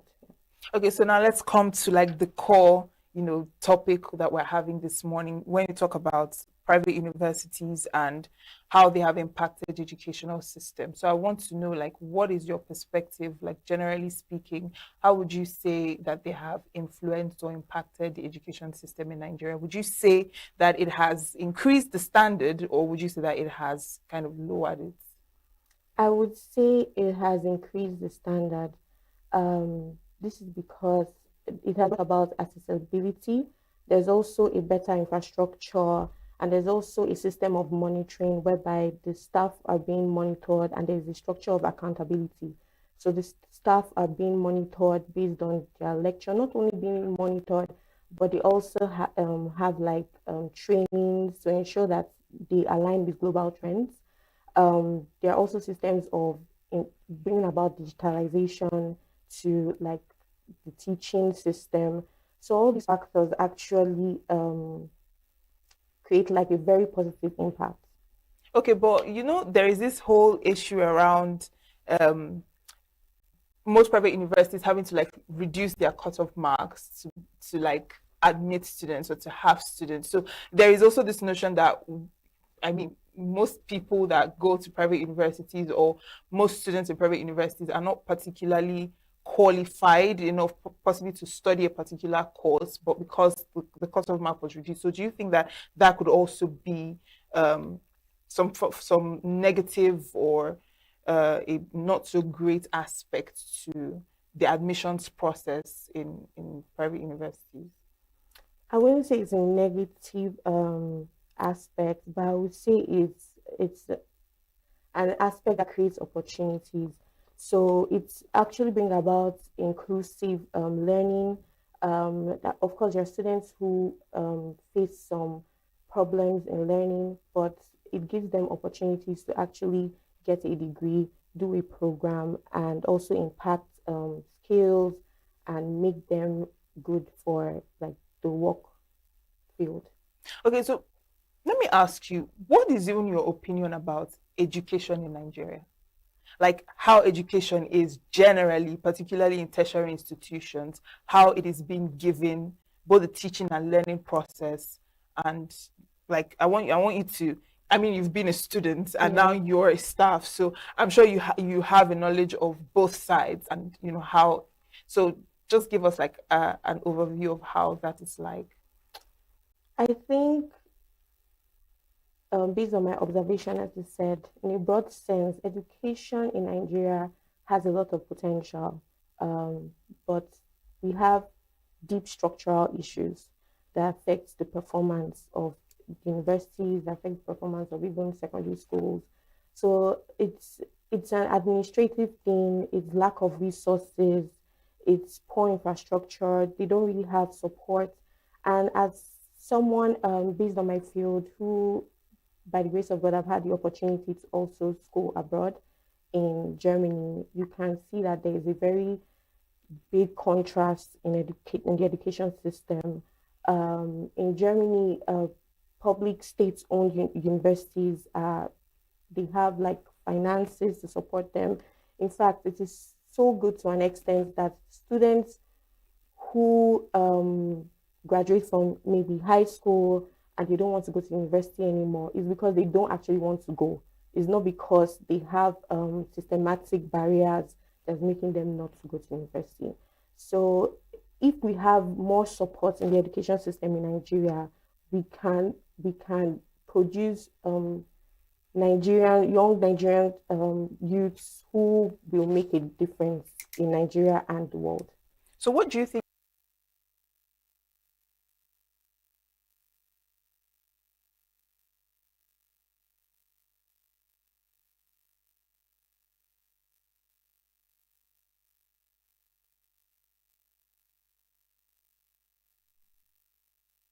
And then on Wednesday, our conversation was around the crisis of public trust in Nigeria to serve the people and rebuild institutions. Our guests were Josephine Efa Chukuma and Dr. Sam Amadi. Take a listen. I mean, it's gradually erodes trust. Is that, oh, I can't trust you to go and buy something and come back and give me the change. So that's now on a large scale in the society, in the community, government leaders, when there is no accountability, when there's no transparency, when leaders cannot tell you this is this, and you actually believe that what they've told you is what they've told you, then there is a problem. You won't be able to trust what they say to you, because what they say, one thing, they say one thing and they do another, and this permeates all sectors. Is it the judiciary? Is it education and all of that? So that issue of transparency, the issue of accountability, those twin problems or twin issues, they have to be tackled. We must have a government or governments at all levels, starting from the local government to the state to the federal government, that are accountable to the people, that would lead. Is not a leadership that says do as I say, but one that says okay, or do as I do, shows you, declares that, oh, this is what we have, this is what we are using it for, and then the people see it, and then there is trust. Right. Now, she mentioned trust and accountability, Dr. Amadi. So I want to get your perspective. Would you say that this is an institutional problem specifically, or would you say it kind of sheds light to a broader cultural and social value problem? Well, I think it's probably broader, like you pointed out. It's a crisis of value, and it has an element of cultural aspect. The thing is that, it's self-reinforcing. So when institutions don't work, for example, like she pointed out, they also generate the cultural value of people not trusting the institutions, people feeling that this is the way we should do our things. So the institution of law enforcement, if it doesn't work, people may resort to self-help, cynicism, and even encourage to impunity. So the two aspects are working together. The cultural aspects generate the institutional value, and those institutional value they reinforce those bad culture. So in the case of Nigeria, accountability. If leaders don't show the most elementary part of accountability, don't even show accountability, they generate a sense of disconnection for the people, or people, cynical, they don't care, or don't forget government. And so people also behave that way in their own setting. So they also, people say the problem is not leaders, it's Nigerians, but actually leaders create a certain form of social relationship, and people, replicate it in various dimensions. So then the question is, how do you solve it? So often people say, okay, let's start with a cultural revolution, mindset change, people change, and then somehow it goes up to the leadership. Other people say, okay, if we fix leadership and leaders are accountable and they enforce accountability, then it comes down like rainfall. It falls down, and then the people themselves change behavior. So it's a chicken and egg or chicken and hen proposition, which one comes first? But clearly, impunity, abuse of power, lack of accountability, they all reinforce this sense of crisis. They drive from crisis of value and reinforce the crisis of value. All right, so let's look at exactly some of these significant institutional failures that we have that are currently affecting us as a country. Can you talk about, these issues from your perspective? Okay, so let's take the basic one. We have a crisis of basic production of social amenities.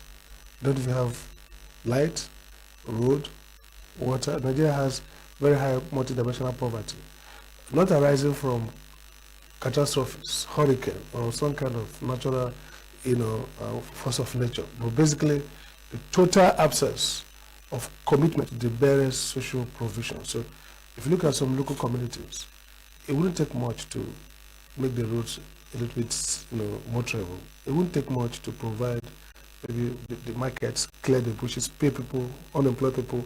If you pay them minimum wage, even if you pay them less than minimum wage in the local area, they'll be happy to come and clear those markets, clear the roads.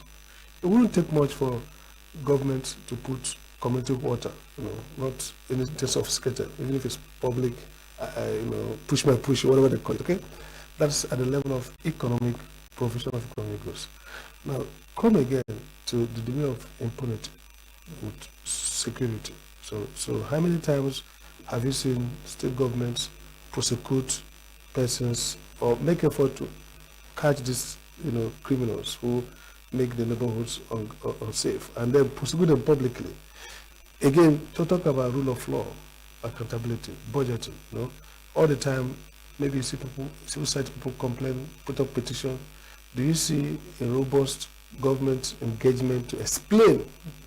But if you contrast that with what you see across the world, in more civilized or countries where there's more responsibility, you see that government officials struggle to explain to citizens exactly what's happening. So if anybody, it doesn't mean that they are set, so it doesn't mean that the evidence is well, but it means that there's a sense in which they still believe that they owe the citizens that explanation. We don't have that here.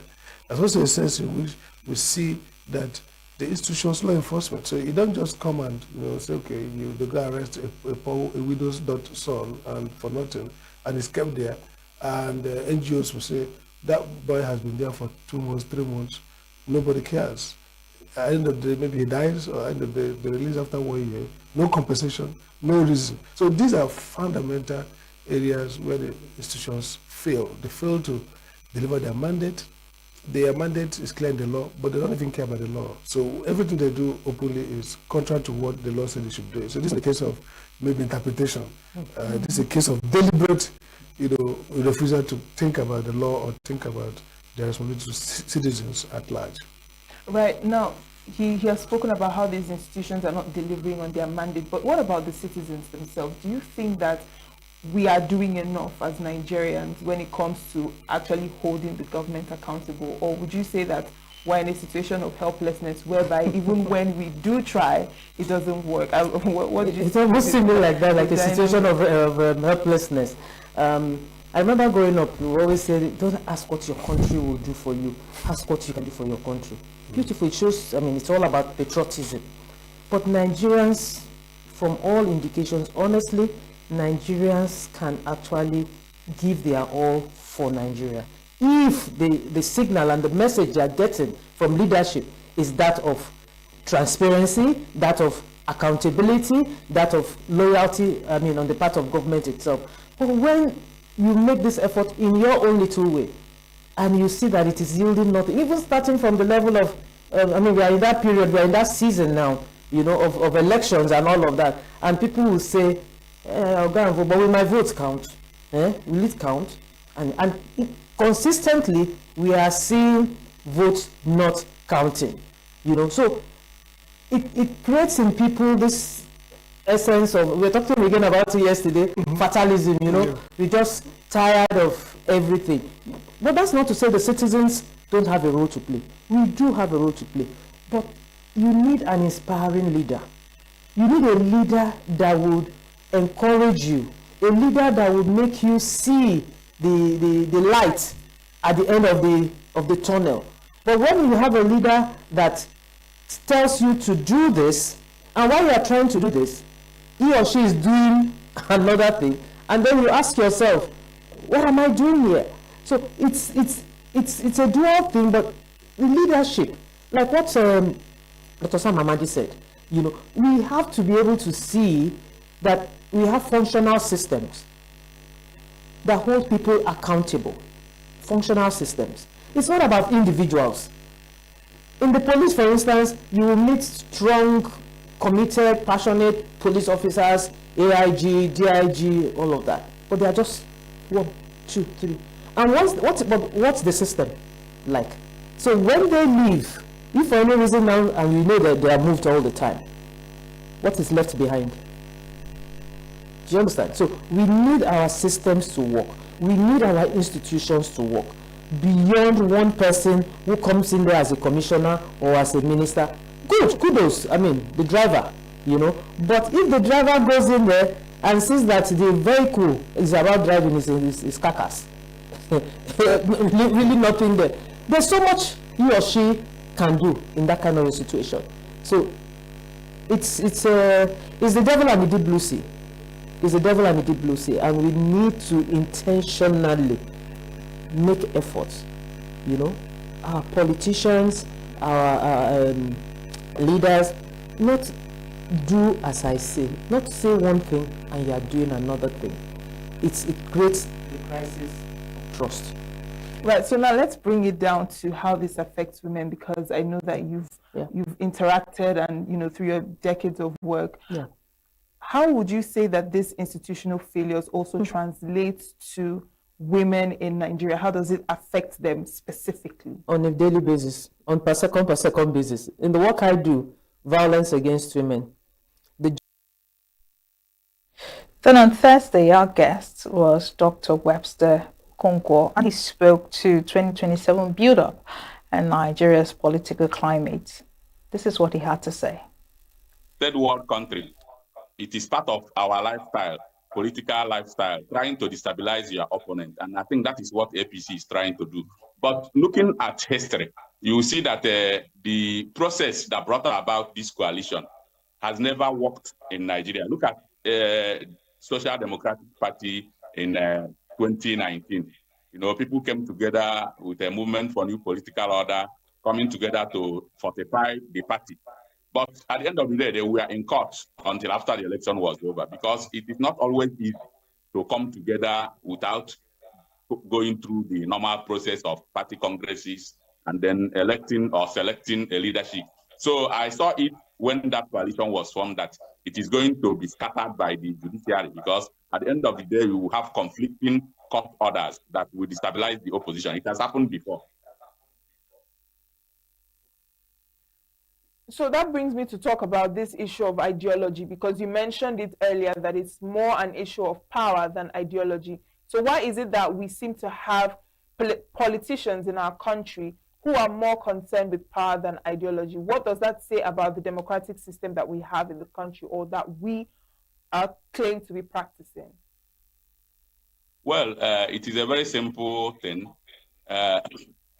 No Nigerian political leader is interested in building a prosperous Nigeria.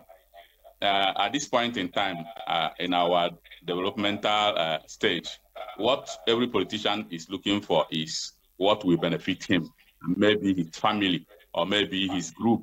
And because of that, when the driving force is economic benefit, then that is what you expect to get, until we come to the point where we can now think of which system do we adopt, or what processes do we put in place to develop Nigeria, to make Nigeria a great nation. That's when ideology comes in. But at this point in time, nobody is thinking, no politician is thinking in that direction. What every politician is interested in is, what can I benefit from the system? And it is not just the politicians, so the followers are also looking for benefits. Nobody is thinking about making Nigeria great. That is the truth, both the leaders and the followers. So you now see that it is our culture. It is our culture to seek benefit before seeking the overall good of the country. So as far as it remains our culture, then there will be no ideology. Nobody's talking about ideology, but power. All right, now let's look at INEC and the role they have played so far, particularly when it comes to elections and electoral processes in the country. Now, the most recent being that INEC has decided to withdraw recognition of the ADC factions, which has sparked controversy. So I want us to use this ADC as you know, a point, but also to look at the broader influence of INEC in internal party dynamics and internal party politics, and how they have performed so far in election processes in Nigeria. Well, there is something we'll always remember, that there is an adage that says that he who pays the piper dictates the tune. If you look at the process of appointing the chairman of the Independent National Electoral Commission, you see that it rests squarely with the president of the country, who recommends to the National Assembly. And looking at the National Assembly or the Senate arm, you discover that it is always a rubber stamp of the executive arm. So you now see that because the president has an overwhelming power, in the appointment, the process of the appointment, then you don't expect the person he appointed to betray him. Let me use that word, betrayer, because it has to be, he has to play the game according to the person who appointed him. It is not an easy thing. If we have a system where maybe whoever becomes the Chief Justice of Nigeria at any point in time becomes the head of the Electoral Committee, you see that we may be able to come to a stage where we have that independent National Electoral Commission, because it is independent in name.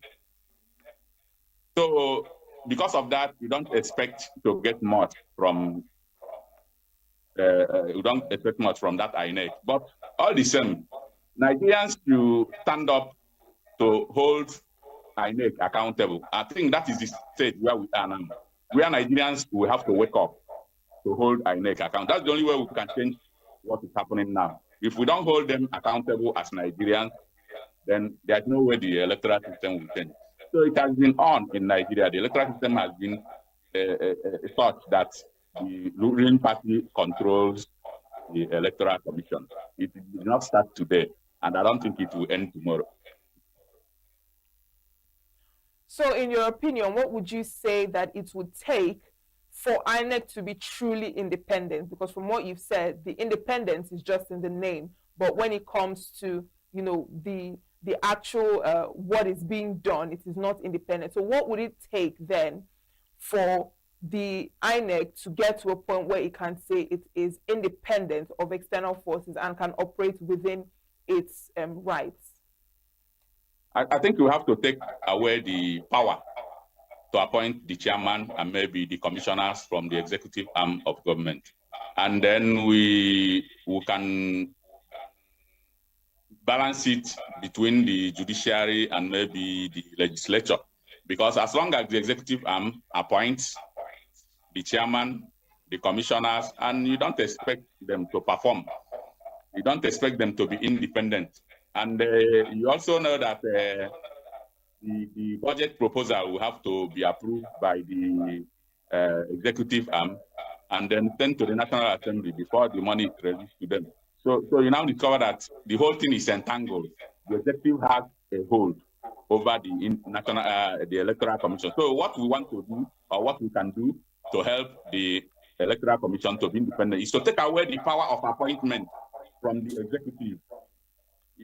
Maybe it will rest with the judiciary and maybe the National Assembly. So to that extent, we may have something that may look independent, but it will not be totally independent though, because you know in Nigeria, political patronage is always the key thing in our political system. So whoever has a hand in appointing the chairman and the commissioners will also call the shot. That is our problem. And then again on Friday, towards 2027 political build-up, Nigerian politicians and struggle for relevance. This is what our guest, Kennedy Ahanutu, had to say. It has gross effect on political processes. Number one effect is that when institutions are not stable, it will be difficult to demand justice and even to demand a very proactive and solid process from the political institutions like the INEC, like the judiciary, who are now the voters and counters of votes in Nigeria. Because the electorate will go to the polling unit and vote only for the judiciary to upturn the entire process. So you see, but this is happening because there is no strong institutions. What we have is strong individuals. And having strong individuals has a limited effect, because once you have a strong individual, there must be another stronger individual that can always keep him out. And that is why once you win a president, they see you as Lord and personal savior of the country. And you have control of army, you have control of police, you have control of INEC, you have control of everything, because there are no strong institutions. And the politicians we have in this part of the world knows that if institutions are strengthened and institutions are stable, it will be difficult for them to have their ways. If you make police independent, that they don't have to take authority, from anybody. That the authority comes from Nigerian constitution and Nigerian citizens. It will be difficult for a president to dictate what they will do on election day. The same thing goes to appointment of electoral umpire. If you withdraw the power of appointing INEC chairman from the presidency, and that process comes from the citizens, it will be difficult for even the incumbent president to decide what happens in INEC or what happens with the election result. The same thing goes to other institutions. So the effect of this the effect on political processes by these unstable political institutions is enormous. Now that brings me to talk about the issue of defections. Now, as 2027 approaches, we are seeing a high level of defections from one political party to another. So, what is your submission to that idea of mass defections from one party to another party, as we see happening currently in the country? Yes, it's only in Nigeria that happens with alacrity. People do it with high level of I don't know. You see, people defect anyhow. Somebody can wake up and defect. You see, there's one senator from Abia State that just defected and said that his party is having crisis, where there was no crisis in his party, Engineer Baribe, just because he has another form of companions that he wants to work with. And he now feels that the Afghan that he belongs to, that they suspended him, no proof of any crisis, no proof of suspension, and he just decided to defect. And this speaks to the fact that we have poor political institutions. And they believe that once you join APC, whatever sins you must have committed will be forgiven. The moment you join APC, you are sure, 80% sure of returning or winning your elections. But I don't think it will help us, if we actually want to practice democratic norms. Defection will not help the country. Look at in the case of Labour Party, we produce about 35 House of Representative members, a governor, and 8 senators. But today, most of them have left. 90% of them have gone to APC and few in ADC. So you see that there is no political will by the politicians we have. What we have in Nigeria are opportunists, people that want to take advantage of a process to get to where they are. In fact, they look at political parties as special purpose vehicles. Their interest is to win election. The moment they win election, they are not interested in investing in any political development. They are not investing in sustainability of political institutions. They are not investing in whatsoever, anything to make sure that the political party they won election is stabilized. So that is what we have in Nigeria. It's regrettable, actually, and it's not the norm. It's not the best thing to happen to any nation. But in Nigeria, if you are not in the ruling party, you are seen as somebody that is wearing back of your clothes. You are no respect. Your friends will run away from you because they see you as an opposition leader. And opposition in Nigeria is seen as a taboo. It's seen as a crime. And that is why some of us that have been 10 years in opposition can tell you that it's not bed of roses. It's not an easy journey.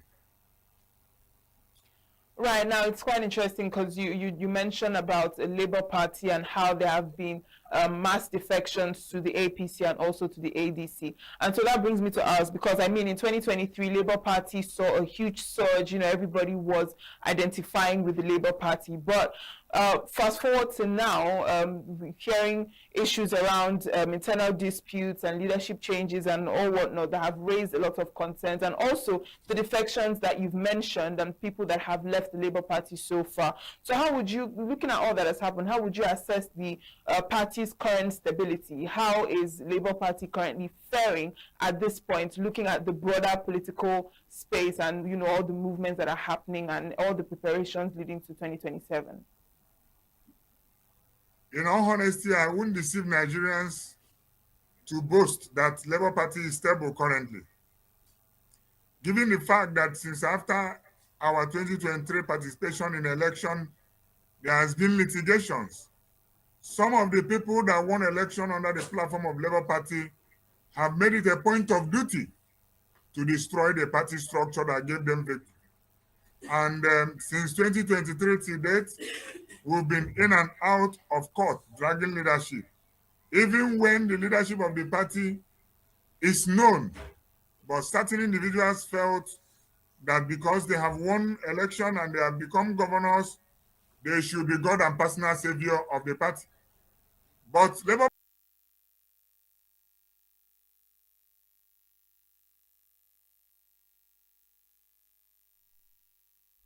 And finally, on Saturday, her conversation was around the need to restore Nigeria's justice system to strengthen governance and statecraft. Our guest was Edwin Adai. Do take a listen. Come up with our laws, structurally from the British common law to the status, which is of course the Act of the National Assembly and State Assembly, and to the customary law, down to the Sharia law and all of that. In my view, we really don't have much issue in terms of the structure, theoretically. And then if you look at the source of our laws, most of the,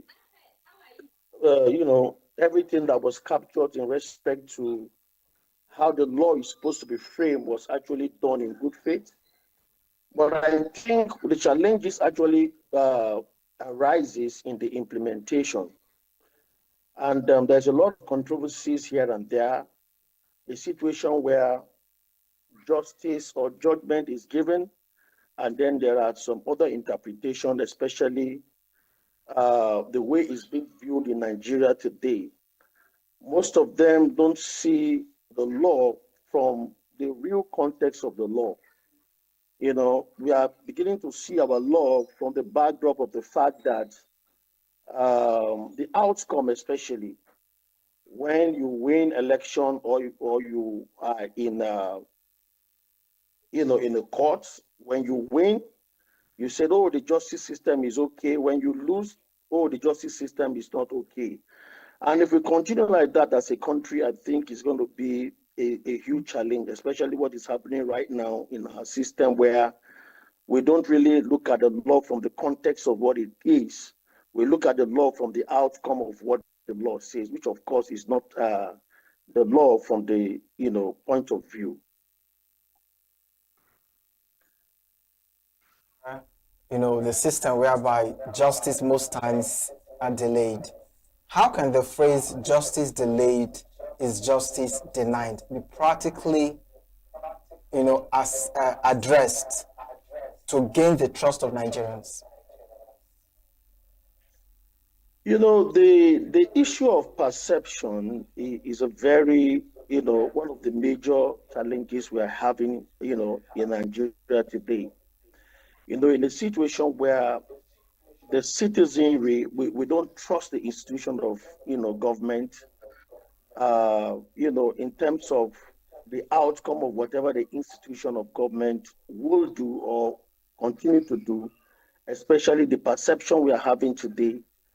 I think that also boils down to the way things are being done, around the court premises, because sometimes when you have a case in court, you will see a situation where a case will be dragging from 1 month to 2 months to 3 months, to 1 year and to 3 years going forward. Like the phrase, justice delayed is justice denied.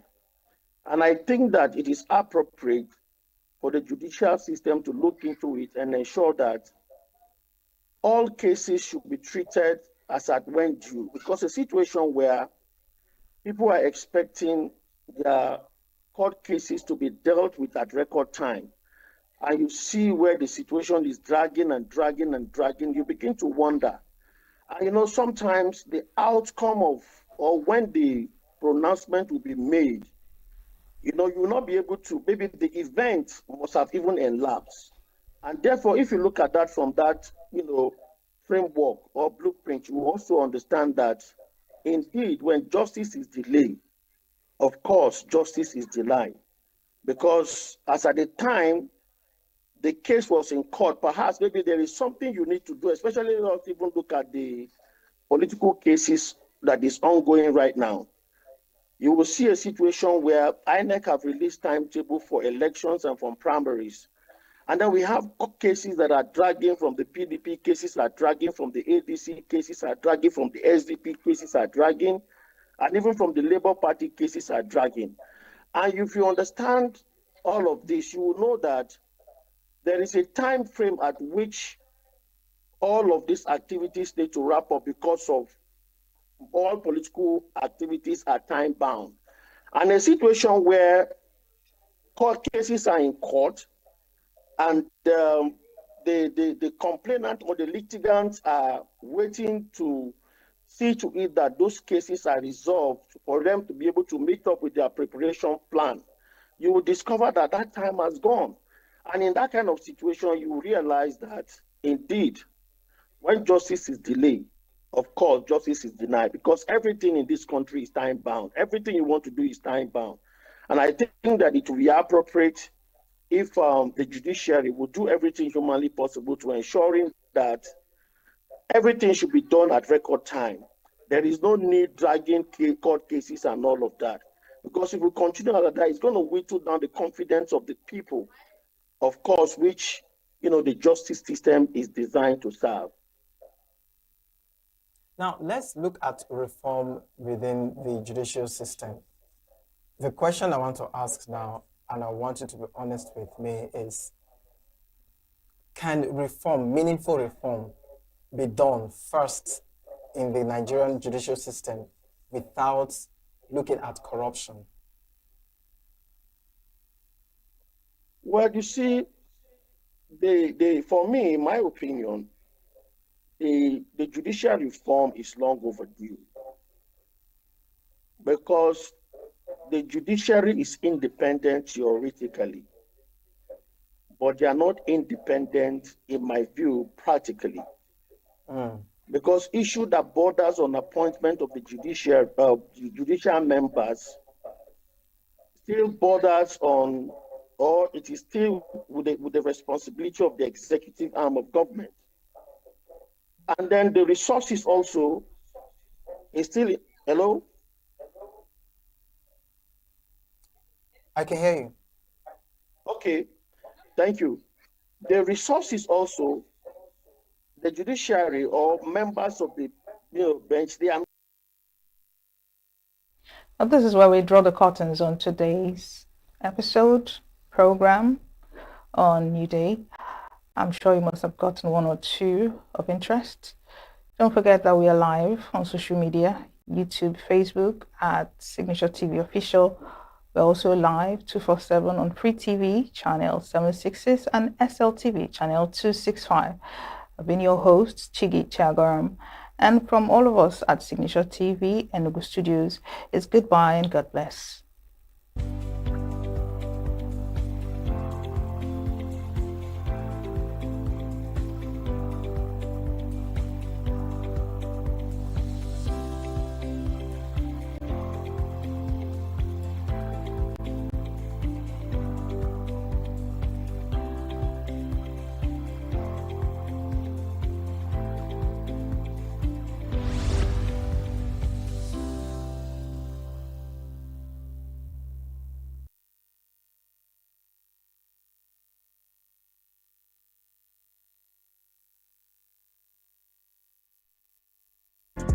Get plugged into the heartbeat of entertainment on The Hub, your ultimate show on e-vibes. From trending stories and social media drama to top charting music, must-watch movies and exciting moments from the world of arts, we've got it all. Join us for unmissable conversations with your favorite entertainment personalities, plus fun segments every week. I should try harder, so... Okay, I don't know that one. Outfit of the day. Oh, I don't do that. That's some Gen Z stuff. Oh, now you say it's a Gen Z stuff. It's everything you love about entertainment, served fresh every week at 1 p.m.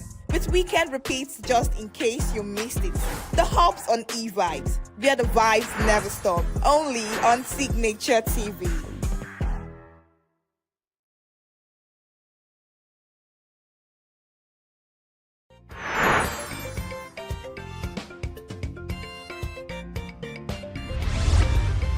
Signature TV, news in your pocket.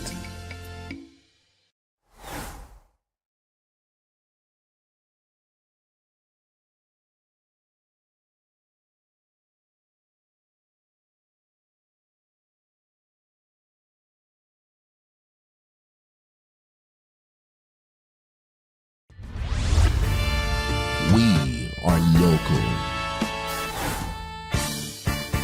International communities observing Right, the main market is in chaos.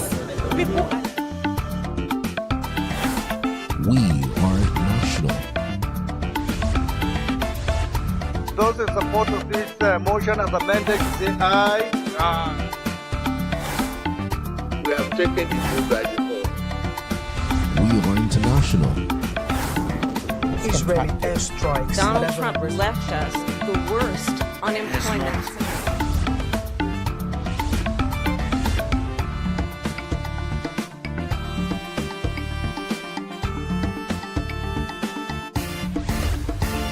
Signature TV, news in your pocket.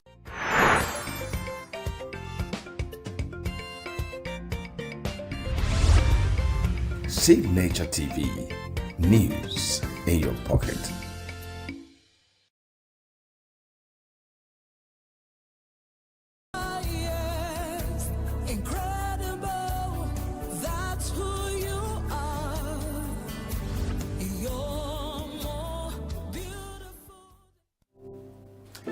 Hello friends, it's so good to see you again. It's a beautiful day that the Lord has made. We would rejoice and be glad in it. So I bring you greatest greetings and warm welcome to the program Gospel Lounge.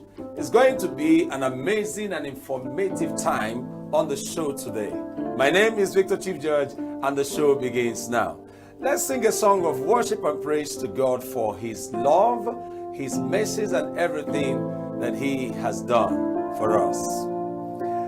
The steadfast love of the Lord never ceases. His mercies never come to an end. They are new every morning, always new every morning. Great is thy faithfulness, O Lord. Great is thy faithfulness. They are new, join me. They are new every morning. They are new every morning. Great is thy faithfulness, O Lord. Great is thy faithful. I want to do it one more time. They are new, say they are new every morning, always new every morning. Great is thy faithfulness, oh dear Lord. Great is thy faithfulness. God is so good and His mercies endured forever. We thank Him for the gift of life and all the good things that He has done for us. Life is enjoyed when divine principles are duly acknowledged and practiced. Therefore, open up your heart as we reflect on God's word, which is able to build you up and make you better, even here on the earth realm. I'll be back shortly to continue with you.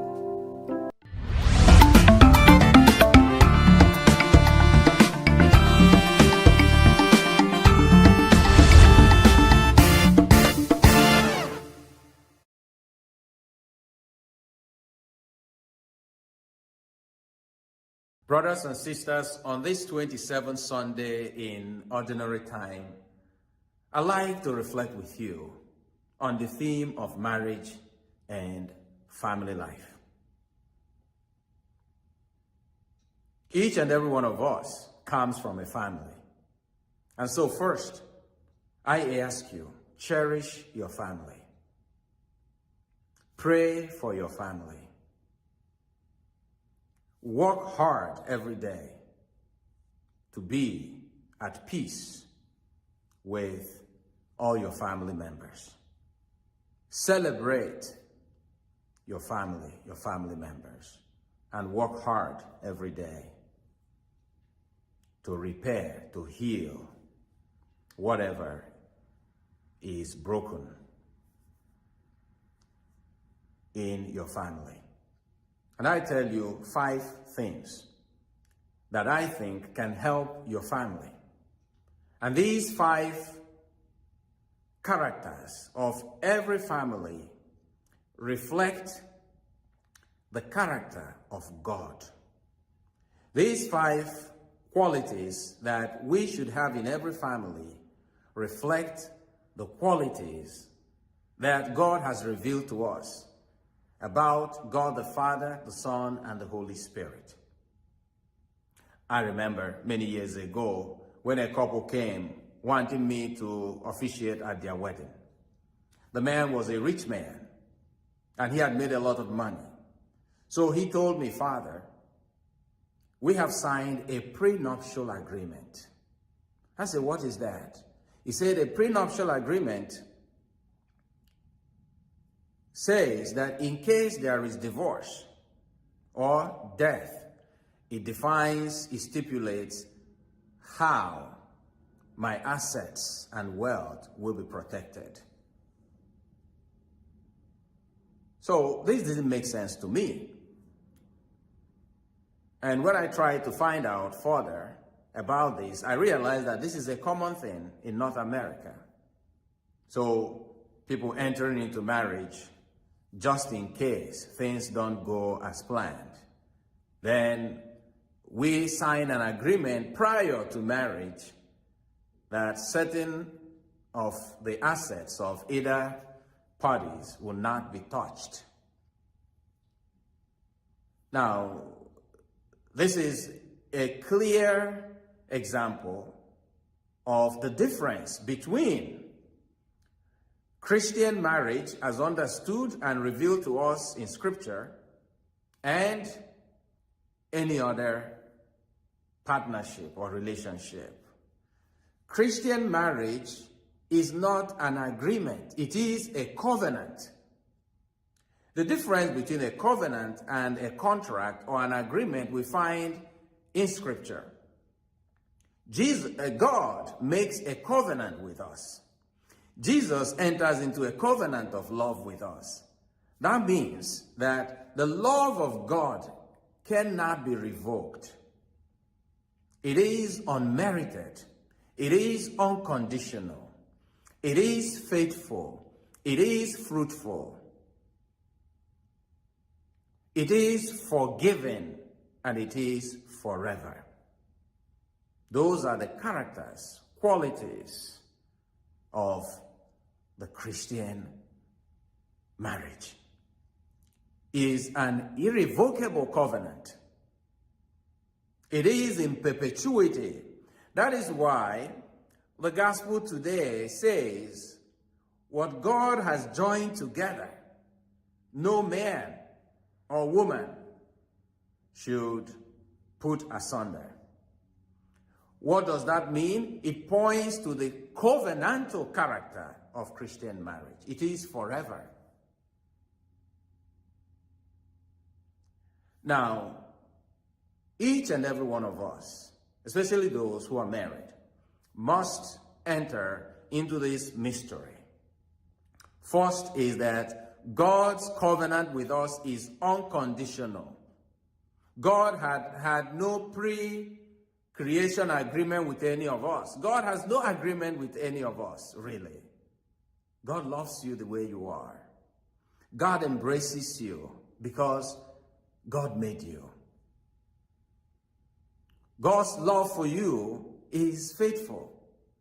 That's what we see in the book of Lamentation, chapter 3, verse 21 and following. The faithfulness, the steadfastness of God never ceases. His mercy will never come to an end. They are new every morning. Great is your faithfulness, O God. We worship a faithful God. So our marriages must be faithful, must be unconditional. It is not the love that you give because the person has certain qualities and attributes. And when those qualities and attributes are no longer there, then you turn it off. Christian marriage, authentic Christian love, is unconditional. It is not based on the other one meeting up with certain expectations. It is freely given. And it is fruitful.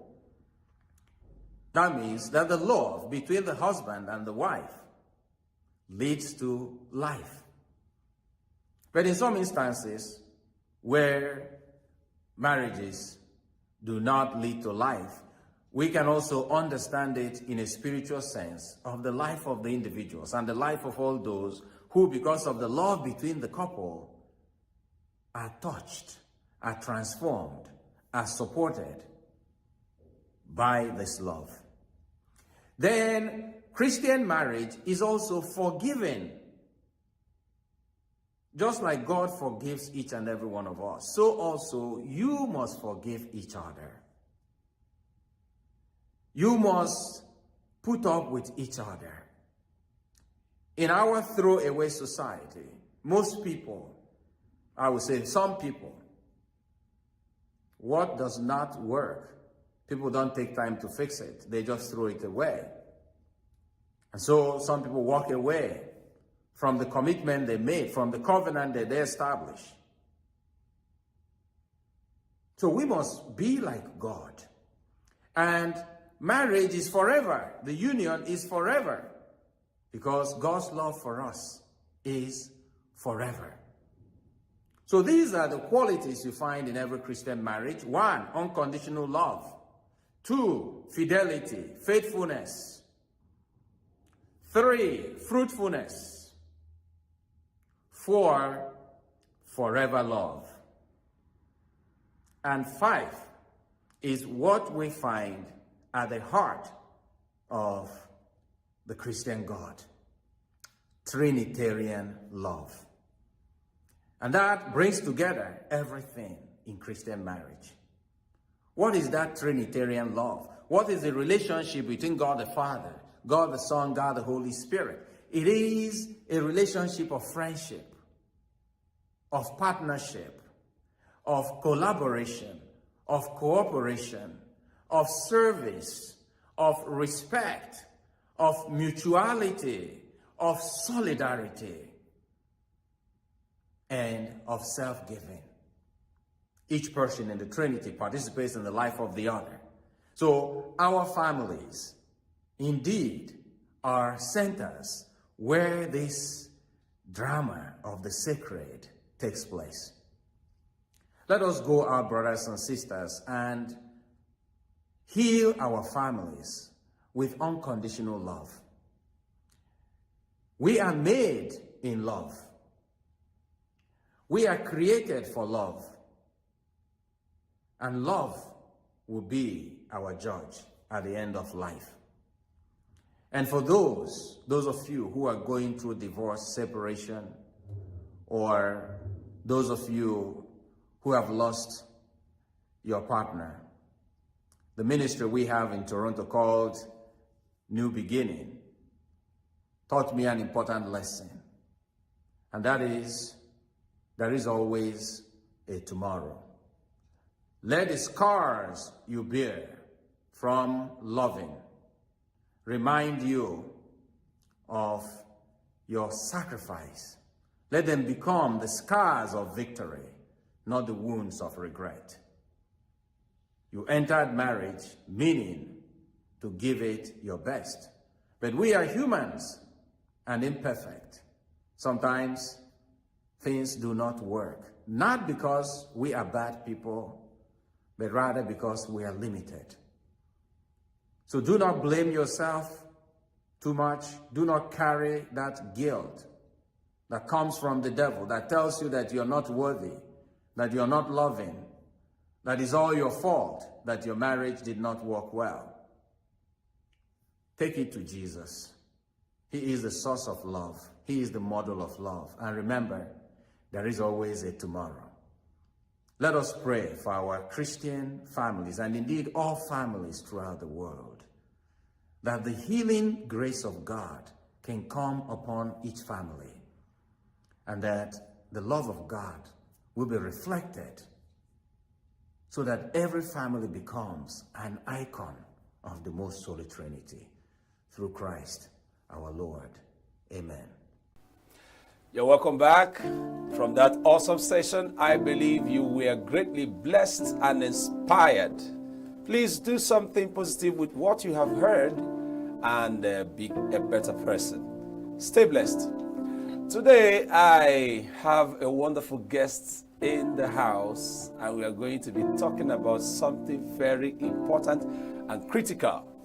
We are going to be discussing the topic depression. Depression, all right? Is a very critical topic to talk about, especially in this time that we find ourselves.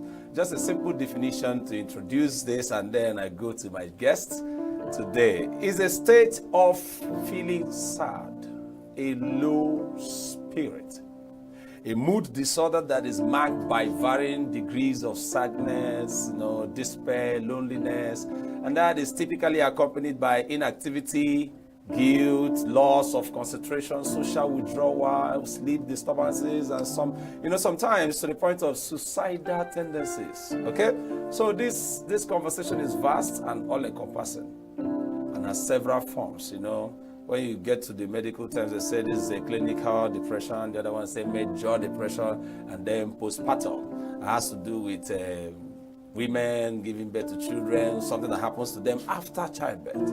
All right, to discuss this topic with me today is a great woman, a mother, and a loving personality dedicated solely to the service of God and humanity, with many years of experiences and awesome results and testimonies recorded.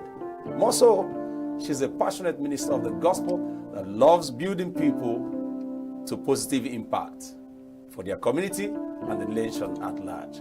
Please help me make welcome Pastor Wema Etel. You're welcome to Gospel Loud. Thank you, sir. Thank you so much. You're looking very good today. Thank you. As always. Good to have you. Thank you so much.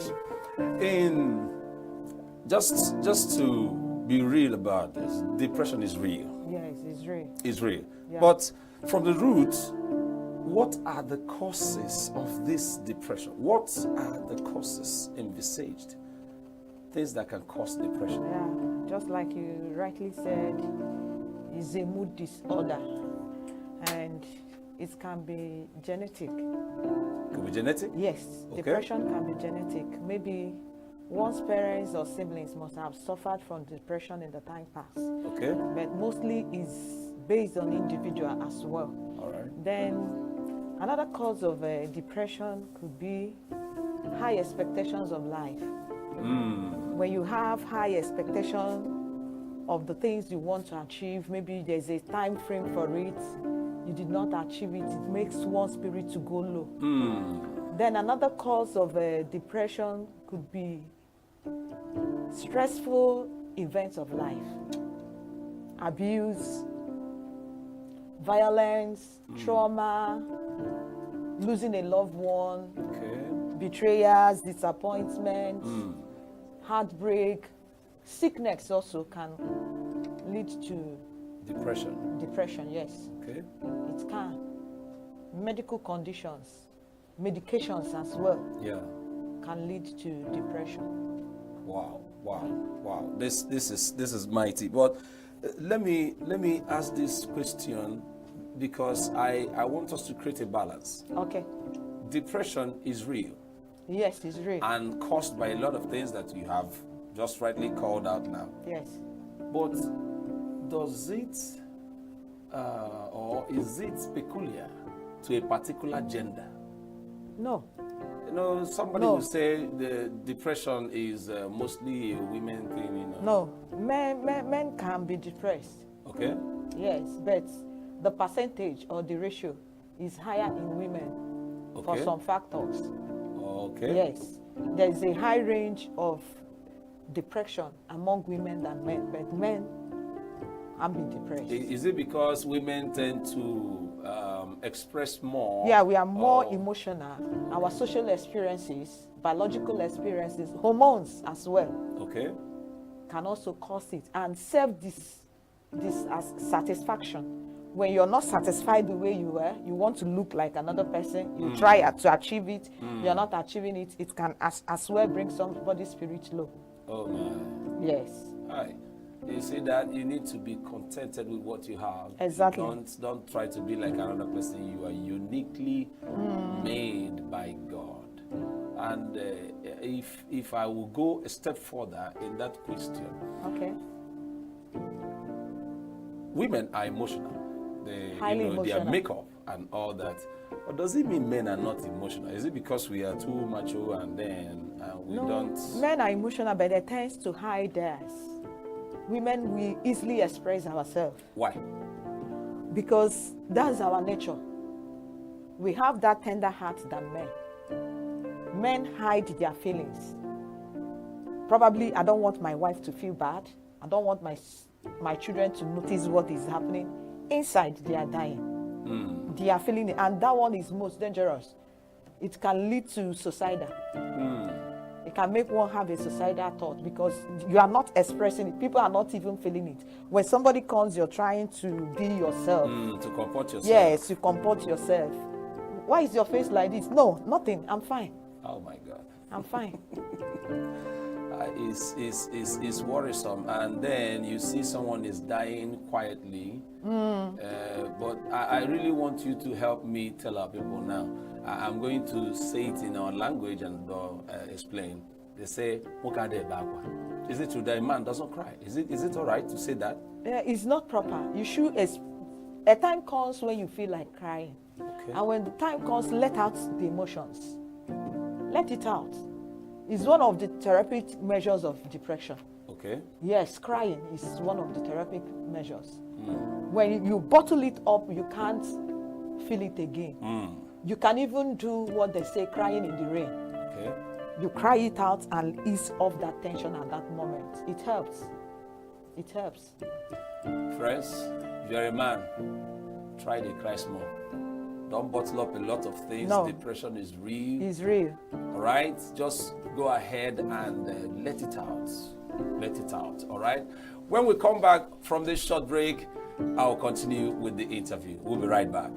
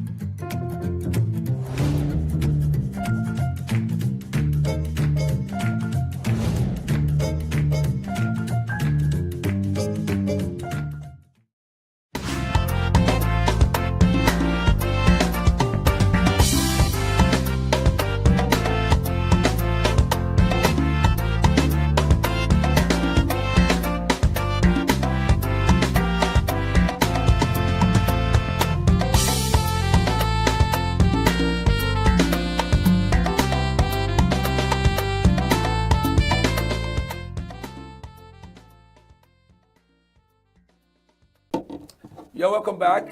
This is still Gospel Lounge on Signature TV, and I'm still here with my friend, Pastor Nwema Etel, talking depression. We've been hearing a lot of things, helping us to, position our thoughts well on this very topic. Before we went on that break, we were saying something about letting out. Yes. So I want to ask how, or what's the right way to respond to depression? Okay. One of the ways to respond to it is that you speak out. You speak out. Seek for therapeutic measures. Talk to a therapist, a psychotherapist. That will help. And there are medications for depression, antidepressant drugs. Okay. Yes, it can help. And try to eat healthy diet. Yeah, eat healthy diets. Make sure you have quality sleep. Another one is exercising. You exercise yourself. At least Body it helps exercise. you to distract yes, yourself. Yes, it will be a kind of distraction. Wow. To the body and even to the soul. Because when you're exercising, everything is involved. Your soul, your spirit, and your body. Within that time, there's something that will take place. It will take your mind off some certain loads in the head. Okay. Yes. Now, but going further, yeah, I want to make a real case here. A lot of things happen that cause depression, stemming from relationship. Yes, mostly. Heartbreaks. Mostly. This time around. Now, and what do you do, especially when the person is still flocking around? You turn around, you see the person. So what do you do? How do you respond to it? Because already something has happened and you are not happy about it. Yeah. So how do you respond to such situation? What I'd like to say here is this. If there's anything that catches your memory of such a person, delete it. Delete it? Yes. Okay.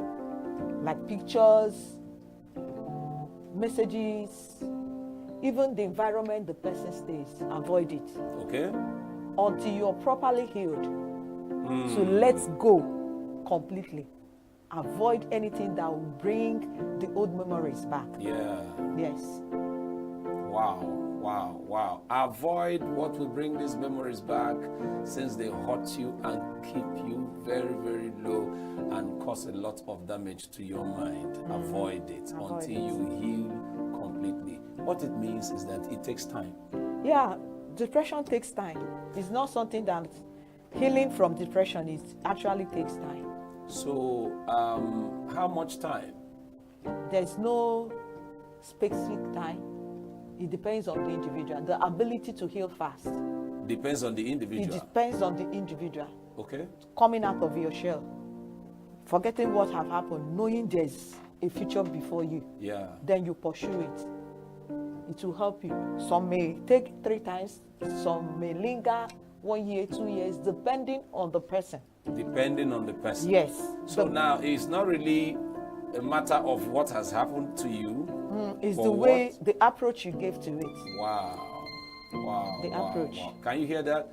It's not about what happened to you, but how you respond to it. What happens inside you. The way you respond to these things helps you to heal very, very fast. Our call you to action today has been a very wonderful conversation with my friend. And from this conversation, you can now see that depression is real. And not just peculiar to some people. It can happen to anybody, both male and female. However, what happens to you is not really what matters, but what happens in you. You can hear what she said now. The way you respond to it is what matters so much. What happens in you determines your response to what happens to you. This is where you have to get a great mindset. You heard what she said. There's a future before you. You need to be better, not bitter. It has happened. Loosen out. Come out of your shell. And something very beautiful will happen to you. Seek help. Seek help. Don't isolate.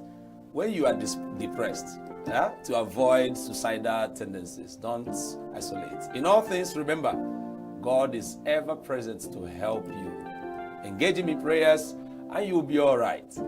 I would like to thank you very, very well for finding out time to come on the show. It's been a very wonderful conversation with you. Thank you so much. From all of us here in Signature TV, we say thank you, and we wish you so well. Thank you. Thank you. My pleasure. All right, my friends, I am so grateful that you are still there with us, and I'm going to be back to talk more with you on this program. See you.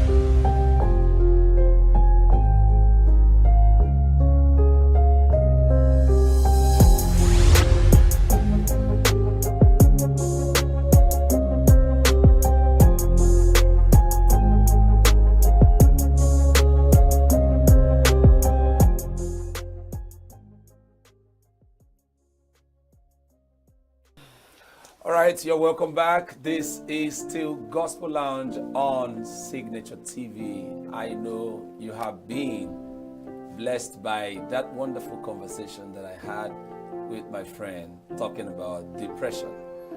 I have another package for you today, and I'm going to be discussing something very, very critical, to us as far as we are human beings relating together. Okay, and I have a very wonderful guest in the studio that will help me to discuss this matter, which is relationship. Well, this time around, we are going to be, channeling it to a particular angle so that it will help us have our beautiful thoughts on what we want to discuss today. Okay, it is relationships. And a very simple definition, a state of being related or interrelated happens between a man, a woman, and all that. It's all-encompassing. It connects every sphere of our lives. However, we'll take it in facets because I intend making this an ongoing conversation. It's very vast, right? So today, we'll be talking about relationship in marriage. The purpose of this beautiful conversation is to review the practice, marriage, the challenges and the causes of the high rate of divorce, and possibly find out ways to curb the negatives envisaged and experienced in this blissful idea behind the institution called marriage. And to discuss this topic with me today is a relationship expert. She's a coach with a lot of experience in women development and advocacy, even in marriage institution. There's so much to say about my guest and her portfolio. However, friends, help me make welcome Barrister Mrs. Nena Anozie. You're welcome, ma. Thank you. Thank you so much for coming. It's always a pleasure being here. Yeah, looking good as always. Oh, thank you. Thank you. You're not looking bad too. Thank you. So, what's your idea about marriage? A lot of ideas. But please help us. What's your idea about marriage? Thank you so much. You see, marriage is something so beautiful. I like talking about marriage because this month is exactly 19 years. Wow. I'm into this. So, into this happy anniversary is good. Thank you. Yes.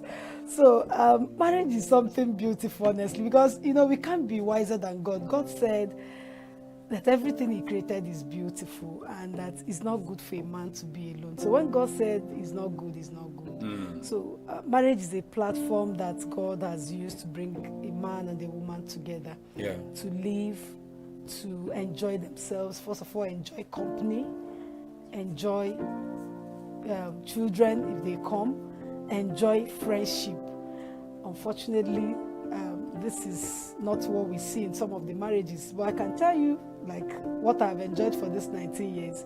I've enjoyed friendship. Some people say it's because you're married to a pastor. I say it's not true, because in my place of work as a lawyer, I've seen people come to us and both of them are pastors. Both the man and the woman, they are pastors. So it's not really about your... I mean, it's not about the person. It is about the person. Wow. It is about the person. So marriage is something sweet. When I remember it was 19 years, it was just 6 days. I was going to say, this is our 19th year. I'm like 19 years. It means we're up to 19 already. Wow. Because it's still like yesterday. And that's why I picked a pen and paper and I wrote a book that I entitled My Marriage a Divine Package. I wanted people to a kind of know something about marriage, at least from the little experience I've garnered. So marriage is something sweet if you understand yourselves, if there's love, if there's trust, if there's commitment, if there's communication, if there's understanding, and above all, if there's fear of God. Because I always tell people, the reason people don't do certain things in marriage, like maybe cheating on your husband or your wife, or lying or doing all manner of negative things in marriage, is not because you fear your spouse. Because you can actually do some of these things without your spouse knowing. Because you fear God. So that's why I say overall is fear of God. When you have the fear of God, you enjoy your marriage. I can't just raise my voice. I can't remember the last day I called my husband by name, no matter how angry I am. Yes, I don't think, I only remember his name when I need to write it on a paper. No matter how angry, because you can't tell me that for these 19 years we've not really had an occasion to be angry. Be angry and but then it will get make me, displeased on things. You can't hear me saying, Daniel, first of all, I respect him as my pastor, as my elder brother. As in, I just see him as someone I can't just disrespect. So that brings me to the next question I want to ask you. What should be the proper mindset to marriage? Yes, okay. So when you are going into marriage, whether as a woman or as a man, because we belong to a clan where we advise the women a lot. That's right. We train them, we groom them from childhood to become wives, good wives. Living, nobody, I have not seen any man. I came home one day, I asked my husband, has your father ever sat you down and educated you or enlightened you on how to be a good man, a good husband? He said no. But I said, do you know the number of times your mom would have taught your sisters how to become good wives? And today some of them are not marrying the best of men. So the right mindset about marriage should be, this thing is something God has handed over to us. Right. When I'm counseling women, I tell them, some of them that come to me, I say, in fact, I'm tired of this man. I say, look at that man as somebody that God has brought into your life to help. Because the Bible says you are a help suitable for him. If he were to be complete without any weakness, you wouldn't have come. True. So you came into this marriage to complement each other.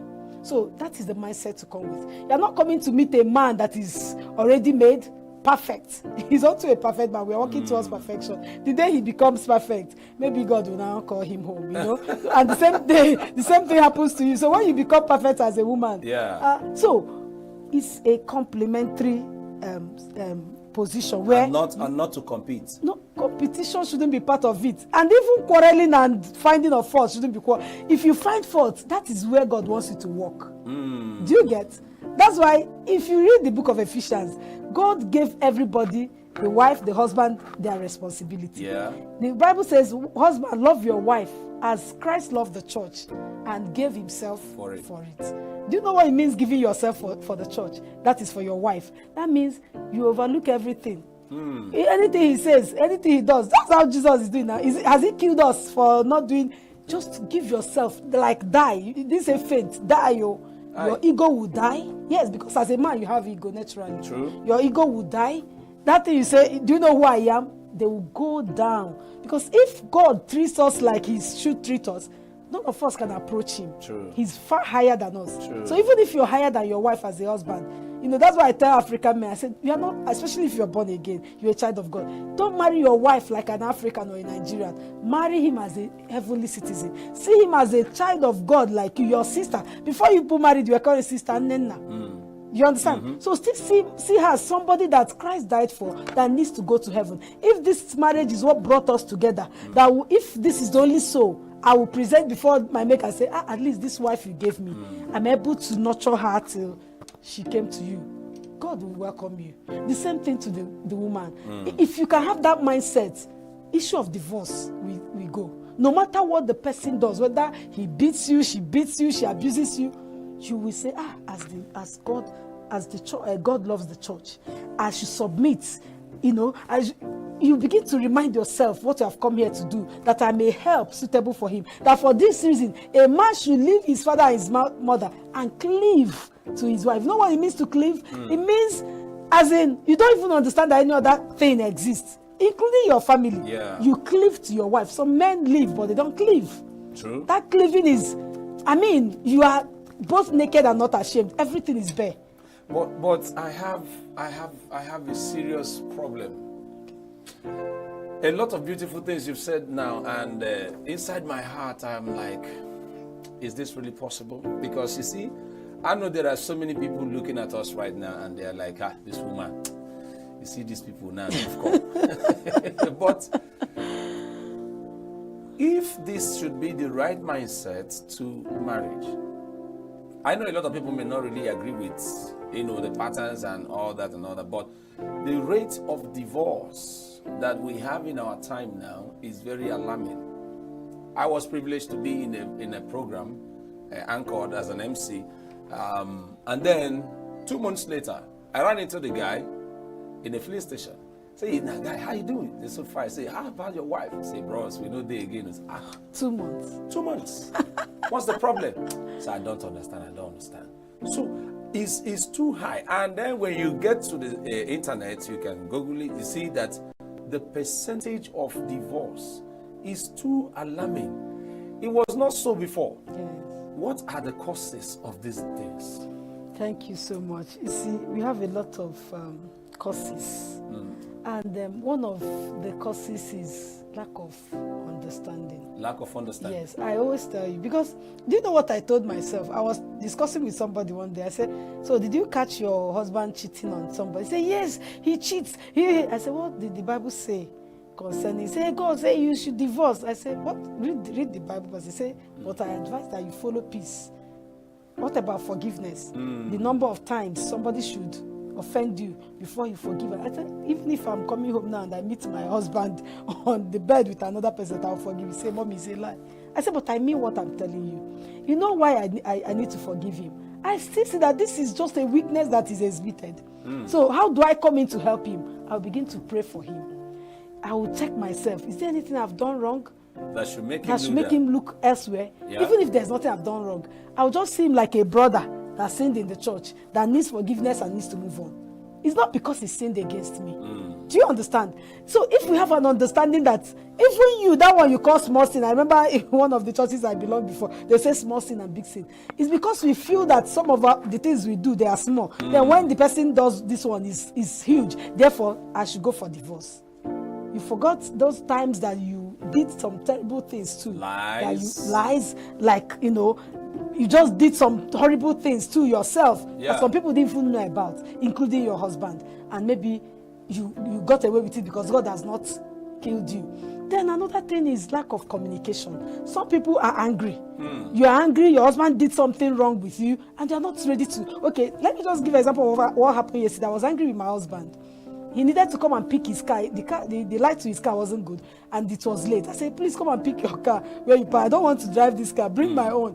And just to cut the long story short, he didn't come. I was angry. So when his call came in, I said I wasn't picking. I was with my son. I said, "Mommy, pick." I said, "I'm not picking. Answer him." So when we got home, I decided not to talk to him and all of that.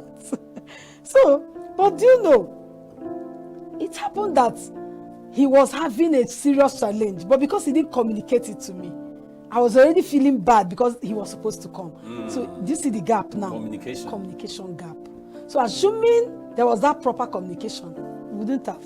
All you needed to say was, "Oh, look at my challenge."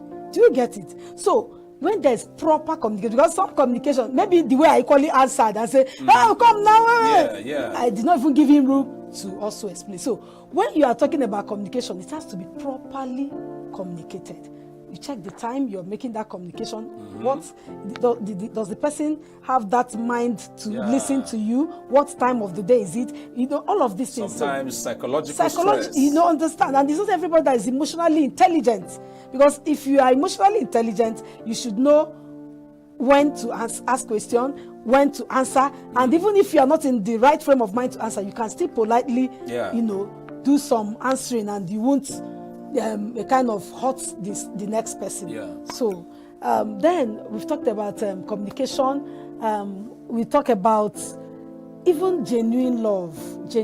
Some people got into marriage because others were getting married. Genuine love. Yes, they got into marriage without even intention to remain there. They just say, let me marry. Chidinma, my friend, has married. I want to be in marriage. And some married because for wrong reasons. So the purpose of their marriage, the marrying, lack of love, what you wanted was money, or maybe what you were seeing at the time. Because I remember when I was getting married, God said, forget what you're seeing. I almost missed my husband because I was like, oh God, I want to marry a very tall man like this, has money. And God said, no, what you see now is temporal. What you don't see is eternal.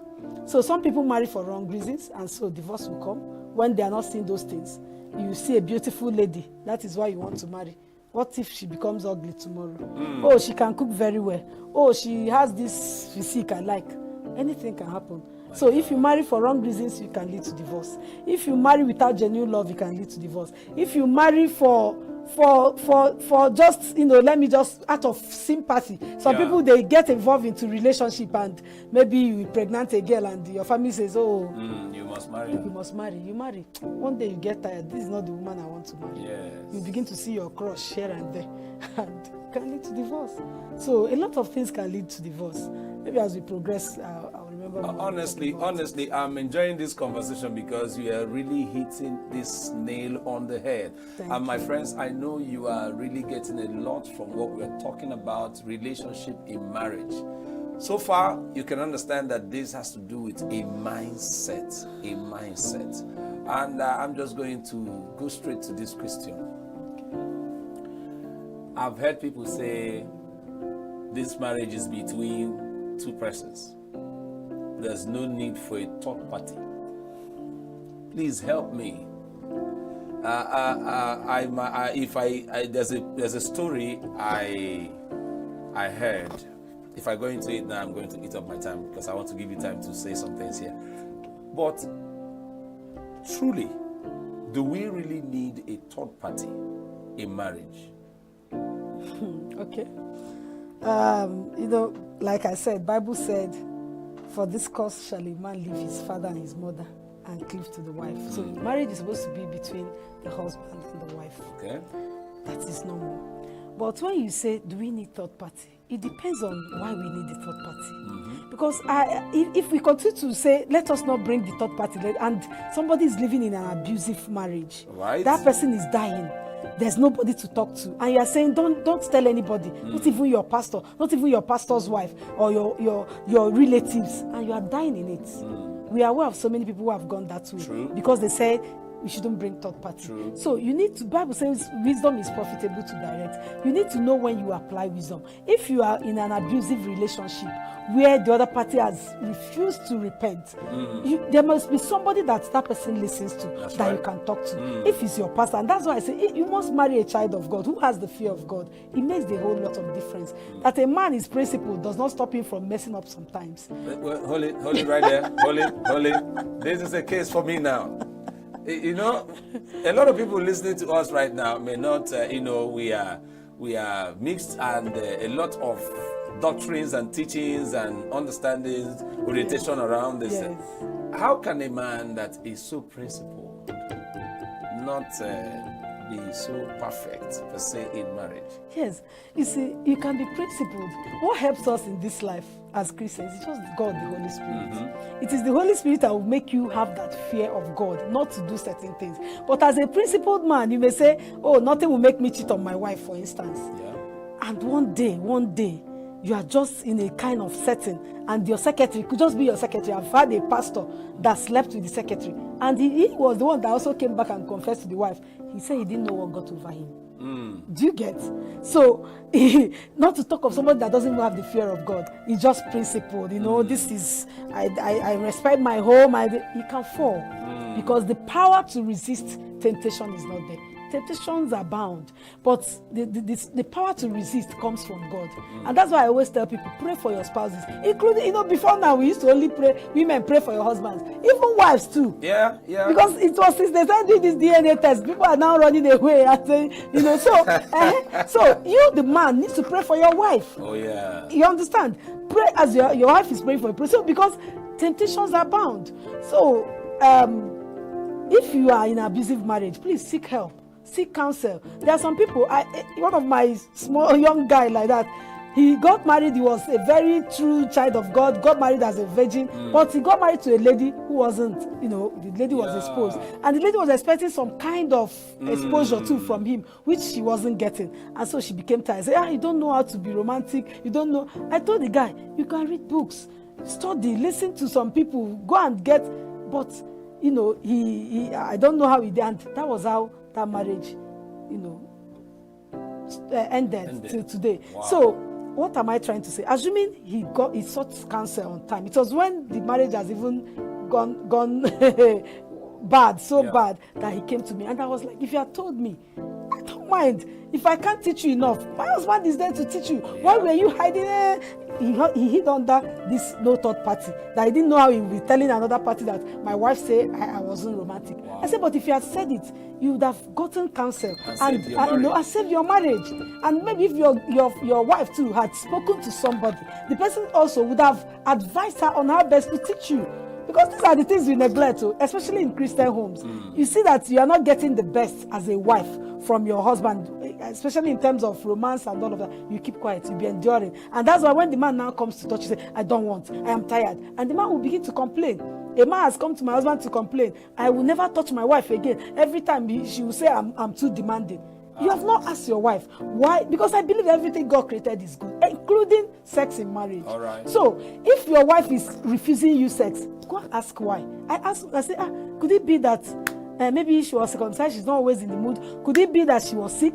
Did you ask those questions? You didn't. So third party cannot absolutely be removed, but I think the essence of saying don't bring third party is just to avoid people who will give you bad advice. Right. Begin to advise you wrongly in your marriage. Not that you can't seek counsel from your seniors, those who have been there before you, your parents, anybody, when you are passing through some challenges in your home. There are some you can tackle in prayers and with communication, but there are some also you can talk to somebody and say, please, these are my challenges here. Can you help me? And they are there. That is their duty. If you travel abroad, you see people who even teach people how to have enjoyable and fun and all of that in their home. Oh, yeah. But here you can't see anybody teaching you how to be a good romantic man or romantic wife, and because if you do, you'll be looked at as if you are worldly. No, but it's something that is eating deep. I see cases steady. When you start pressuring the person to talk, you tell you, this is the case. This man doesn't know how to do this. This woman doesn't know how to do this. Wow. And that is enough reason they are just separating apart. My God, it's been a very educative and I don't know what to say. I'm so excited about this conversation, and I know you are also enjoying this. So I'd like to call you to action. There are certain things you have learned from this right now.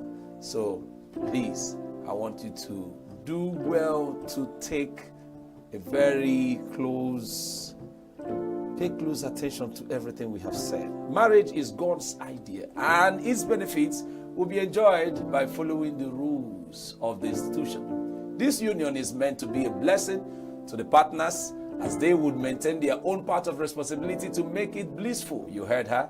There are things men would do, women will also do. So, some of the keys of enjoying your relationship with your partner, just like she said, patience is there, tolerance is there, open-mindedness, you communicate, all right? You have willingness to adjust for coexistence within the marriage institution. The notion that marriage is a scam is not true. It's not true, my friend. She's 19 years now in this wonderful institution, and she's enjoying herself in this very marriage. Even though there are visible challenges in it, follow the rules and enjoy your marriage. Divorce is optional. However, its disadvantages, so to speak, is sometimes someone's opinion and the way you look at it. But love is a beautiful thing. Relationship is a great thing. but be very, very sure to have an understanding, which is supreme in the practice. Thank you very much, ma. Thank you so much. For coming. Thank you. From all your busy schedules, you are here again. Thank you. All of us here in Signature TV, we say thank you very much. Thank you for Thank you so much for coming. It was a pleasure. And I must thank you, my friends, for granting us wonderful space in your zone, opening up your doors all the time for us. We are so grateful. Thank you. From all of us here in Signature TV, my producers, all the guys that we are working with, we say thank you very much. Till I come your way next time, enjoy yourself. My name is Victor Chief Judge. Bye.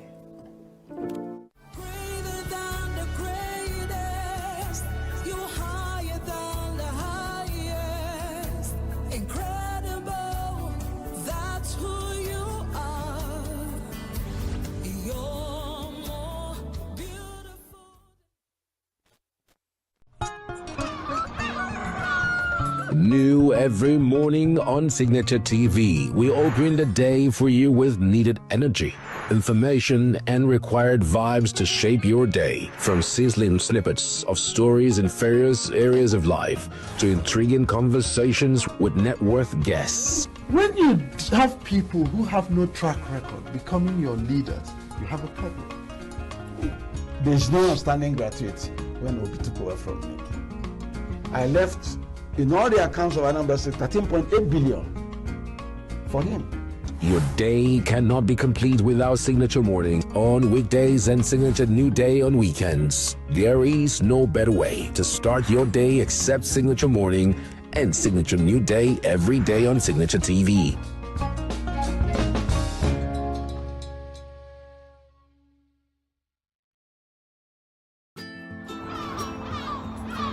Bright and early as the day breaks, as the newspaper headlines trail the stories that shape the day. We at Signature TV trail the headlines that trail the day. We interrogate the headlines. We analyze the stories that make the headlines. Wyatt is overrated, and they even overrated themselves and went into CBT.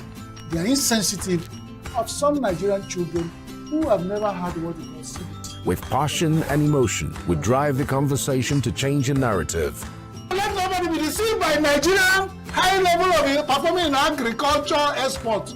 We are still where we are. Newspaper review on Signature TV every morning on Signature Morning weekdays and Signature New Day weekends. Newspaper review on Signature TV. We do not just review the headlines, we make the headlines relevant to our daily lives.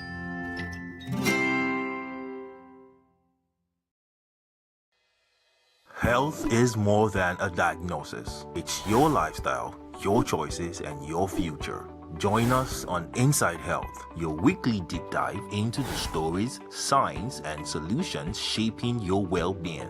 From expert interviews to real-life journeys of healing and hope, we cover it all. One of the complications of cancer management or treatment is they have some of them, at one point in time, you see them having anemia. Okay, so you see them at times being transfused. But at the same time, you come in with a diet.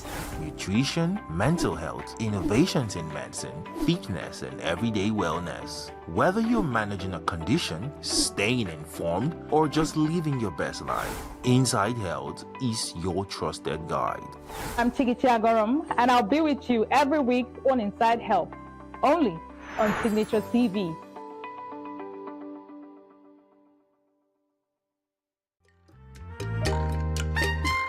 The way we see the world shapes the way we change it. Gender isn't just a checkbox, it's a lens, one that helps us understand the world more deeply and act more fairly. Gender Perspectives, a program for those ready to see more, do more, and be more. Designed to challenge assumptions, ignite conversations, and build inclusive solutions across every sector of society. We are not, fighting the men. We are not saying we are equal in terms of rights. We're only asking they should recognize our existence. Join us on Gender Perspectives, showing every Saturday by 4 p.m. Repeat every Wednesdays by 5 p.m. and Thursdays by 3 p.m. Change begins with perspective. Let's widen yours.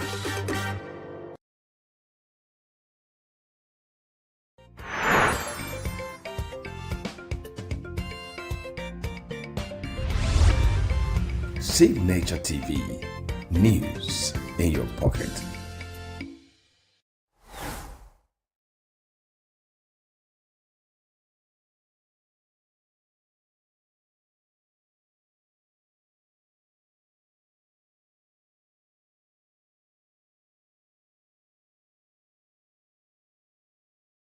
Every second, every minute, every day, news is breaking. Events occur and there are new developments. At Signature TV, we follow these stories objectively, bringing all sides without bias, explaining the complex issues, breaking down the numbers, and investigating the issues behind the news. Anywhere and everywhere, near or far, wherever the news is, we will be there. Signature TV. News in your pocket. New every morning on Signature TV, we open the day for you with needed energy, information, and required vibes to shape your day. From sizzling snippets of stories in various areas of life to intriguing conversations with net worth guests. When you have people who have no track record becoming your leaders, you have a problem. There is no outstanding gratuity when Obi took over from me. I left in all the accounts of Anambra State 13.8 billion for him. Your day cannot be complete without Signature Morning on weekdays and Signature New Day on weekends. There is no better way to start your day except Signature Morning and Signature New Day every day on Signature TV.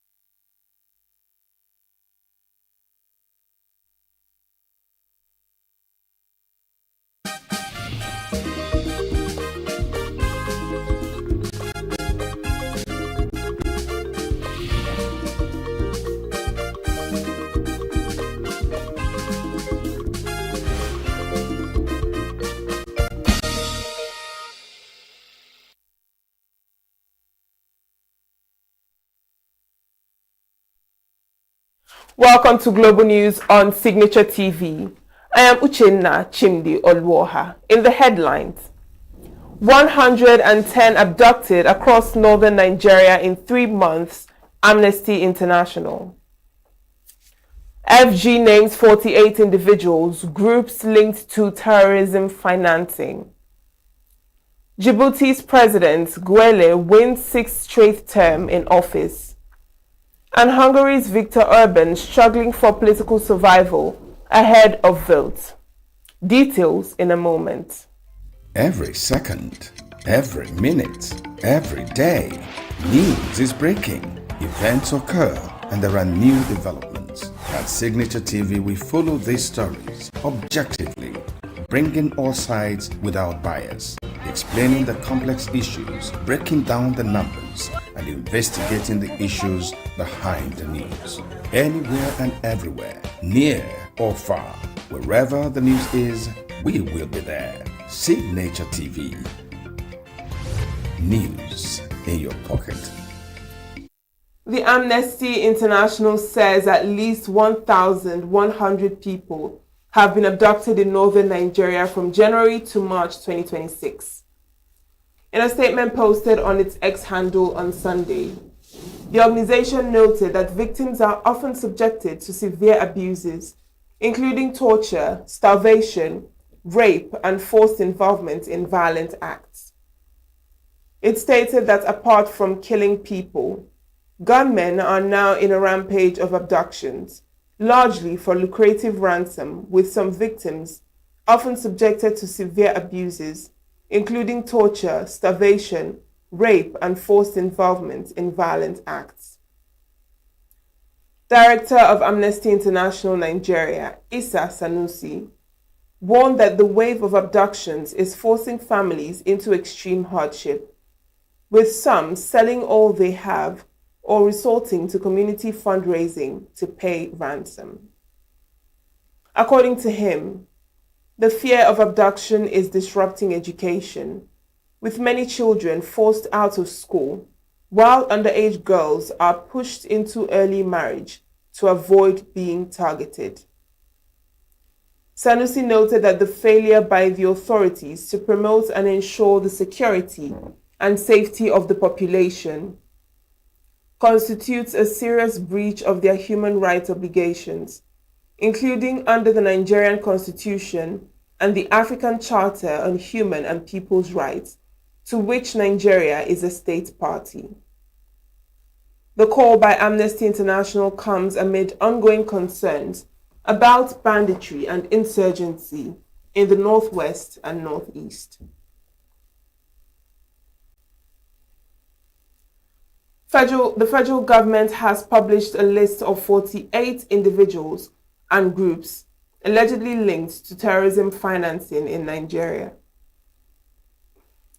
The list released by the Nigeria Sanctions Committee, NICSAC, at the weekend includes persons and entities suspected to have links with some proscribed groups, such as the Indigenous People of Biafra, IPOB, Ansarul Sudan, Ansaru, and the Islamic State West Africa Province, ISWAP. They include Finland-sentenced Simon Ekpa, who was sentenced to 6 years in prison for terrorism offences by a district court in Finland, after being found guilty of inciting terrorism and participating in the activities of a terrorist group. Also listed is Tukur Mamu, a Kaduna-based publisher who is currently facing trial in Nigeria over alleged involvement in terrorism financing. Other individuals on the list include Abdul Samad Ohida, Mohammed Sani, Abdurrahman Abdurrahman, Fatima Ishaq, Yusuf Ghazali, Abubakar Muhammad, Salamuddin Hassan, Adamu Ishaq, and Hassana Isa. The list also features several individuals from the southeast, including Simon Njoko, Godtime Iyare, Francis Maduabuchi, John Onwumere, Chikwuka Eze, Edwin Chukwedo, Chiwendu Owo, Ginika Oji, Awo Uchechukwu, Mercy Ali, Ohagwu Juliana, Eze Okpoto, Mobi Chiemezie, and Ogumu Kewe.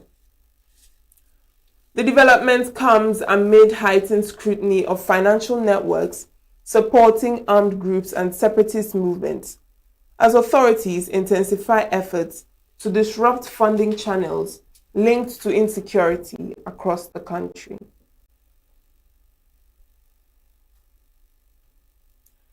The federal government has approved new 2026 fiscal policy measures, introducing significant tariff reductions on key imports, including vehicles, rice, palm oil, sugar, in a move aimed at stimulating economic growth and supporting critical sectors.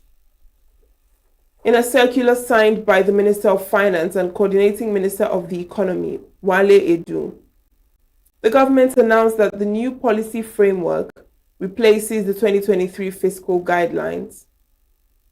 The revised national tariff schedule covers 127 items, including four-wheel drives and station wagons, whose duties have been reduced to 40% from the previous 70% rate established under the 2015 policy.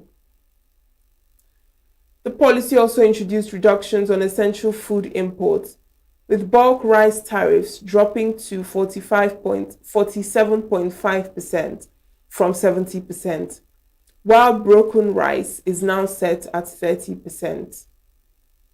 Crude palm oil imports will attract an effective duty of 28.75%, and raw sugar tariffs now range between 55 and 57.5%, both reflecting cuts from earlier rates.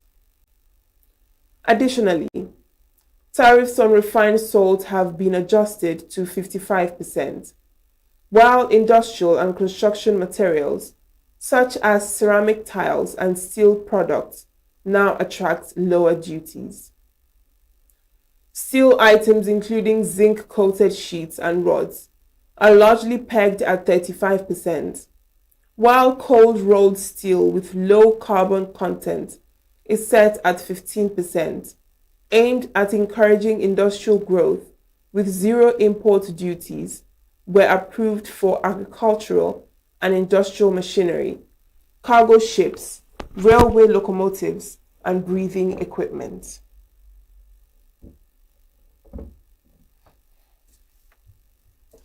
The federal government has constituted a committee to accelerate the integration of Nigeria's ports with railway networks nationwide, in a bid to improve freight movement and logistics efficiency. The managing director of the Nigerian Railway Corporation, Kayode Opeifa, disclosed this during a stakeholders engagement organized by the Nigerian Port Consultative Council. He explained that the initiative, backed by the Office of the Secretary to the Government of the Federation, is aimed at fast-tracking rail connectivity to ports and enhancing cargo evacuation across the country.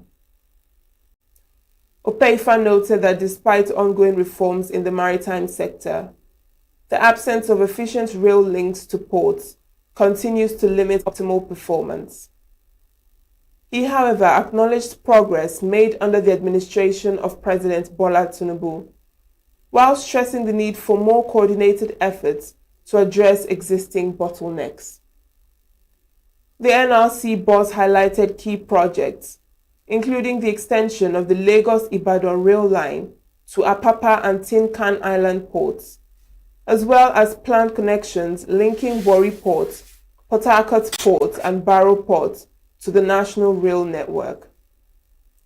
He also revealed plans for a new rail line connecting the Lekki Deep Sea Port through Ijebu-Ode and Sagamu to Kajola, where it will link with the Lagos-Ibadan corridor. According to him, improving rail port connectivity will reduce congestion, cut logistics costs, and boost trade competitiveness across Nigeria. Opeifa further called on stakeholders, including transport operators, to support the initiative and avoid actions that could undermine the push for an integrated transport system. Once a pride of healthcare training in ENUGU State, the College of Health Technology, Oji River, established in 1945, is now a shadow of its former self.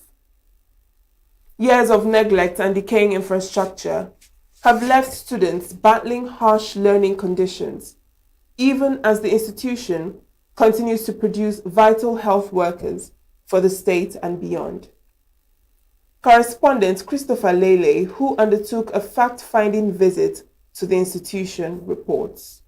Established in 1947, the College of Health Technology, Oji River, is charged with training middle-level healthcare professionals capable of delivering quality healthcare services and adapting to modern health challenges. The college trains students to become skilled health workers who serve in hospitals, communities, and public health sectors. Over the years, the institution has expanded both academically and administratively, introducing various programs and producing a significant number of health workers now serving across Enugu State and beyond.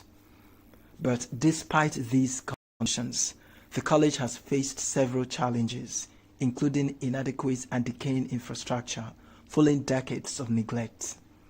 Observers say the present condition of the school makes it unfit for human habitation, citing dilapidated structures, broken facilities, unsanitary toilets, bushy surroundings, inadequate classrooms, and laboratories, as well as poor security. I came here 4 years ago, and the condition I met this school 4 years ago, the school has been like that. This is my final year. This is my 4th year in this school, and no change has happened. We have water, obviously, but it's not rushing 24 hours. Water is rushed like once a day. There's no lights. Students now, during our reading period, the exam period, Oji River, normally they don't used to have lights. So the school don't even used to provide for us lights for reading. At least 10 o'clock they should off it, 10:30 they should off it, but we see light to read, no light. See our nets. This is my hostel. Our hostel did not have nets. Mosquito used to finish us inside this hostel. See grass and bushes everywhere. We pay 10,000 naira every semester for sanitation fee every semester. But we contribute money by ourselves to clear all these bushes here. We contribute money by ourselves to clear all these bushes. At one of the hostels, students struggle daily with poor living conditions, raising concerns about their welfare and safety. This is our hostel, and this is the place that we used to go to toilet because some of the hostel, this thing is not working, you understand? And sometimes there is no water to even flush the toilet, some are blocked.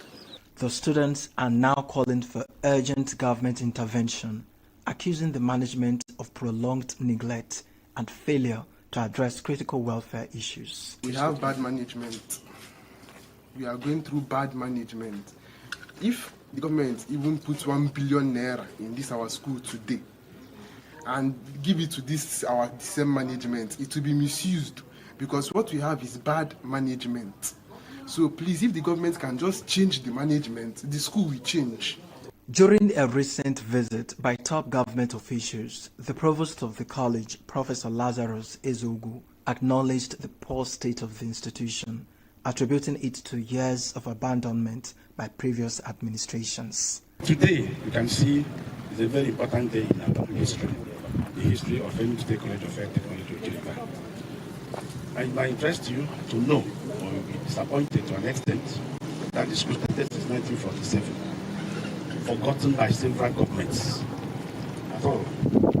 It was Sullivan, His Excellency Sullivan Chime, who tried to do something, who erected that our magnificent building, and they enabled us to pack from that archaic house there to come out with conglomerates. The ENUGU state government has, however, promised a turnaround.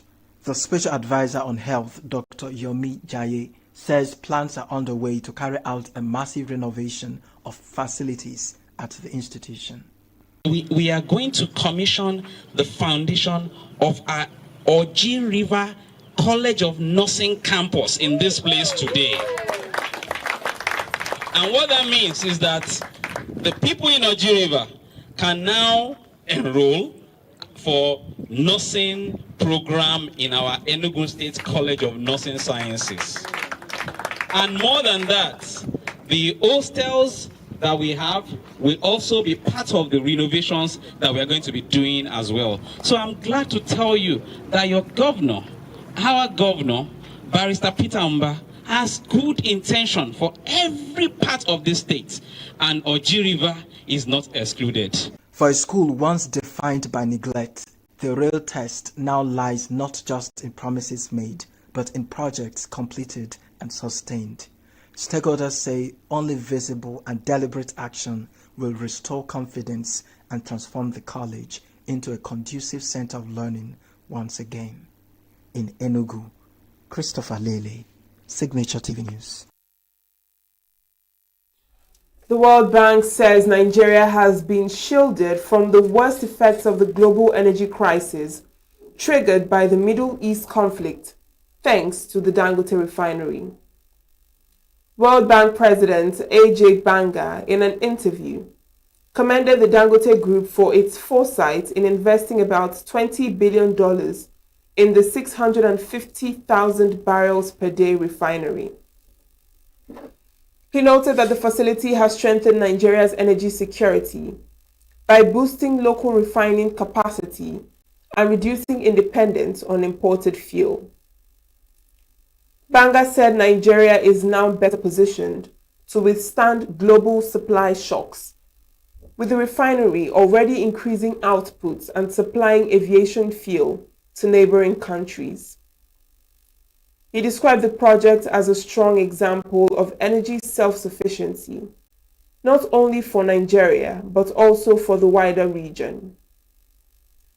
The World Bank president, however, warned that the ongoing Middle East conflict could still have significant global economic consequences, even with a temporary ceasefire in place. According to him, global growth could decline, while inflation may rise sharply if the conflict persists or escalates. He added that disruptions to oil and gas supplies, alongside rising prices, are already impacting economies worldwide, particularly developing nations with limited fiscal space. The World Bank also urged countries to focus on sustainable energy strategies and avoid unsustainable subsidies, while exploring alternative funding options to navigate the crisis. Former Vice President Atiku Abubakar has criticized President Bola Tinubu over claims that Nigeria is cheaper to live in than other African countries based on fuel prices. Reacting to the president's recent remarks comparing petrol prices in Nigeria with countries like Kenya, Atiku described the comparison as misleading and a distortion of the economic realities faced by Nigerians. In a statement issued by his spokesperson, Frank Shaibu, the former vice president argued that focusing solely on fuel prices ignores more critical indicators such as purchasing power, income levels, and overall cost of living. He maintained that despite lower petrol prices in Nigeria, the country is now more expensive to live in than Kenya when broader economic factors are considered. Atiku pointed to disparities in income, noting that Kenya's minimum wage is significantly higher than Nigeria's, with workers in Nairobi reportedly earning more than double the Nigerian minimum wage. He also highlighted differences in GDP per capita, suggesting that stronger earning power in Kenya makes living conditions comparatively more affordable. The comments come amid ongoing debate over rising living costs in Nigeria, where fuel prices currently range between 1,290 naira and 1,350 naira per litre, compared to over 1,800 naira per litre in Kenya. Next is business news.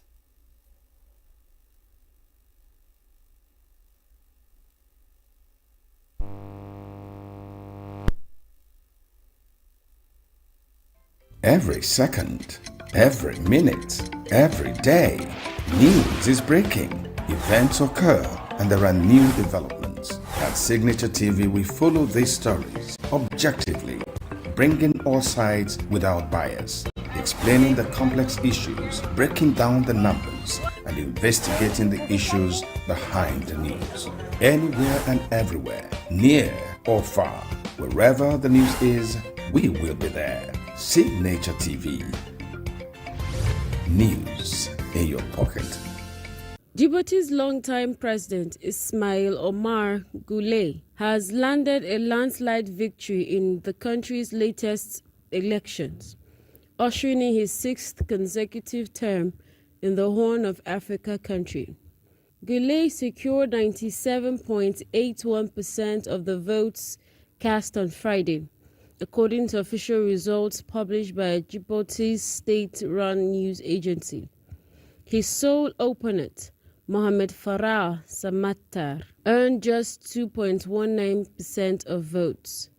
Samatar's Unified Democratic Center opposition party has no seats in the parliament, and he struggled to gain recognition ahead of the polls. Guelleh has ruled Djibouti's population of roughly 1 million since 1999.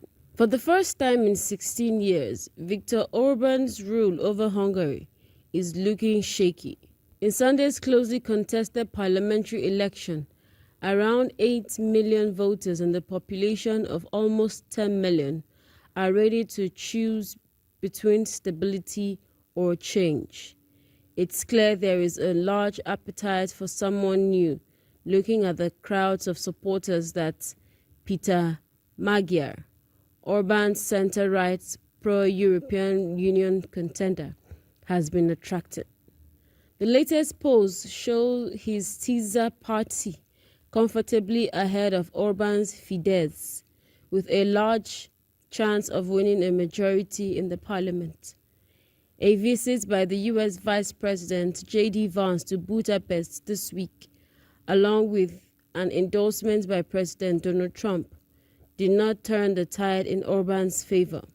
Instead, due to public frustration over the Iran war and the resulting price arising, the White House show of support may even have cost him votes. Vance's visit shows that this election is closely being watched in Washington, where Orban's conservative, illiberal rule is seen as a model. But it also attracted attention in Moscow, where Orban is considered an ally who, much to the annoyance of the EU, has regularly used his veto to block funds for the war in Ukraine. The United Kingdom is setting aside a bill to return the Chagos Islands to Mauritius amid a lack of support from United States President Donald Trump. This followed reports in UK media that said a bill laying out plans to cede sovereignty of the 60-plus Indian Ocean islands had been dropped from the next parliamentary agenda. Last May, the UK and Mauritius jointly announced a deal that would return full sovereignty of Chagos to Mauritius, which is some 2,000 kilometers away from the archipelago. Britain would then pay to release Diego Garcia, the largest island and a strategic location in the middle of the Indian Ocean between Asia and Africa, which is home to the military base, on a 99-year lease to preserve U.S. operations there. But Trump opposed the move, calling it an act of great stupidity in January. After Trump's initial opposition, he appeared to momentarily back down in February after speaking with UK Prime Minister Keir Starmer, saying Starmer had made the best deal he could make. At least 7 Palestinians have been killed and others wounded in Israel's strikes across the central and southern Gaza Strip. An Israeli drone strike fired 2 missiles close to a police post in Bureij refugee camp in central Gaza. Mahmoud Bassel, a spokesman for Gaza's Civil Defense Rescue Service, told the AFP news agency on Saturday. Medical sources confirmed the early morning attack, saying the strike hit a group of civilians in the Block 9 area of Bureij.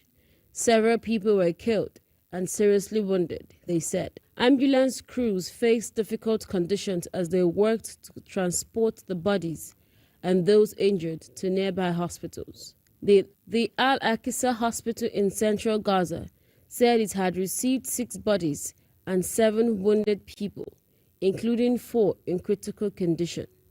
The nearby Al-Awada hospital said it received 1 fatality and 2 wounded people. Colombia's Ministry of Commerce, Industry and Tourism has announced it will raise tariffs on neighboring Ecuador to 100% from 30%. The sum, confirmed on Friday, will match the rate Ecuador set a day earlier, amid an escalating trade and diplomatic spat between the 2 South American nations. Ecuador has in recent months hiked tariffs against its eastern neighbor, citing a trade deficit and accusing Colombia of not doing enough to fight drug trafficking. Colombia, however, has denied Ecuador's accusations, pointing to its military operations designed to intercept illicit drugs. Just last November, it seized its biggest shipment in a decade. The right-wing government of Ecuador's Daniel Noboa has also clashed with that of Colombian President Gustavo Petro. Just this week, Noboa slammed Petro's remarks about the imprisonment of former Ecuadorian Vice President Jose Glass as an assault on their sovereignty. Petro, for his part, has repeatedly called the left-wing Glass a political prisoner and has called for the former vice president convicted of corruption to be transferred to Colombian custody.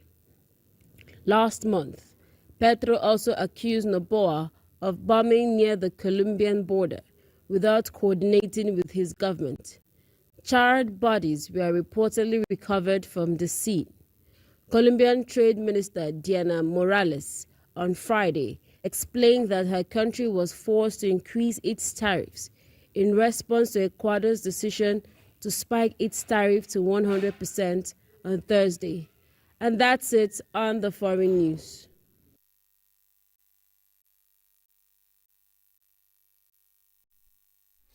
Let's join Christopher Lele for sports. Galatasaray has issued an encouraging update on striker Victor Osimhen, who is recovering from an arm injury. The Nigerian international had initially been ruled out for up to 6 weeks, but he has made faster than expected progress. According to the club's official website, the 27-year-old has now resumed training with the team while continuing a specialized recovery program designed by physiotherapists. Defending champion Carlos Alcaraz will face Yannick Sinner in the final of the Monte Carlo Masters, with the winner taking the world #1 spot. The pair both came through Saturday's semi-finals in straight sets, with Sinner defeating third seed Alexander Zverev 6-1, 6-4, and Alcaraz ending the run of home favourite Valentin Vacharot 6-4, 6-4. Sinner, the tournament's second seed and world #2, becomes the first man to reach the first 3 Masters 1000 finals in a season since Novak Djokovic in 2015, having already triumphed at Indian Wells and Miami. The 24-year-old is on a 21-match winning streak at the Masters 1000 level and was in superb form against Zverev, converted all 4 of his break chances and never facing a break point as he won in 82 minutes. Positive talks are underway between India and Bangladesh to revive cricketing ties months after the T20 World Cup fiasco. Bangladesh did not travel to India for the T20 World Cup earlier this year after their request to shift matches to Sri Lanka was rejected by the International Cricket Council (ICC). Anti-India hardliner Asif Nazrul, the erstwhile interim government sport advisor, reportedly held the then BCB chief Aminu Islam Bobal hostage, preventing the national team from travelling to India for the showpiece event. Nazrul had initially stated that it was the government's decision not to send the team for the tournament, citing safety concerns. However, he later claimed that the decision to withdraw from the T20 World Cup was made by the players and coaches of the national team. That's Sport News on Signature TV. I am Christopher Lele.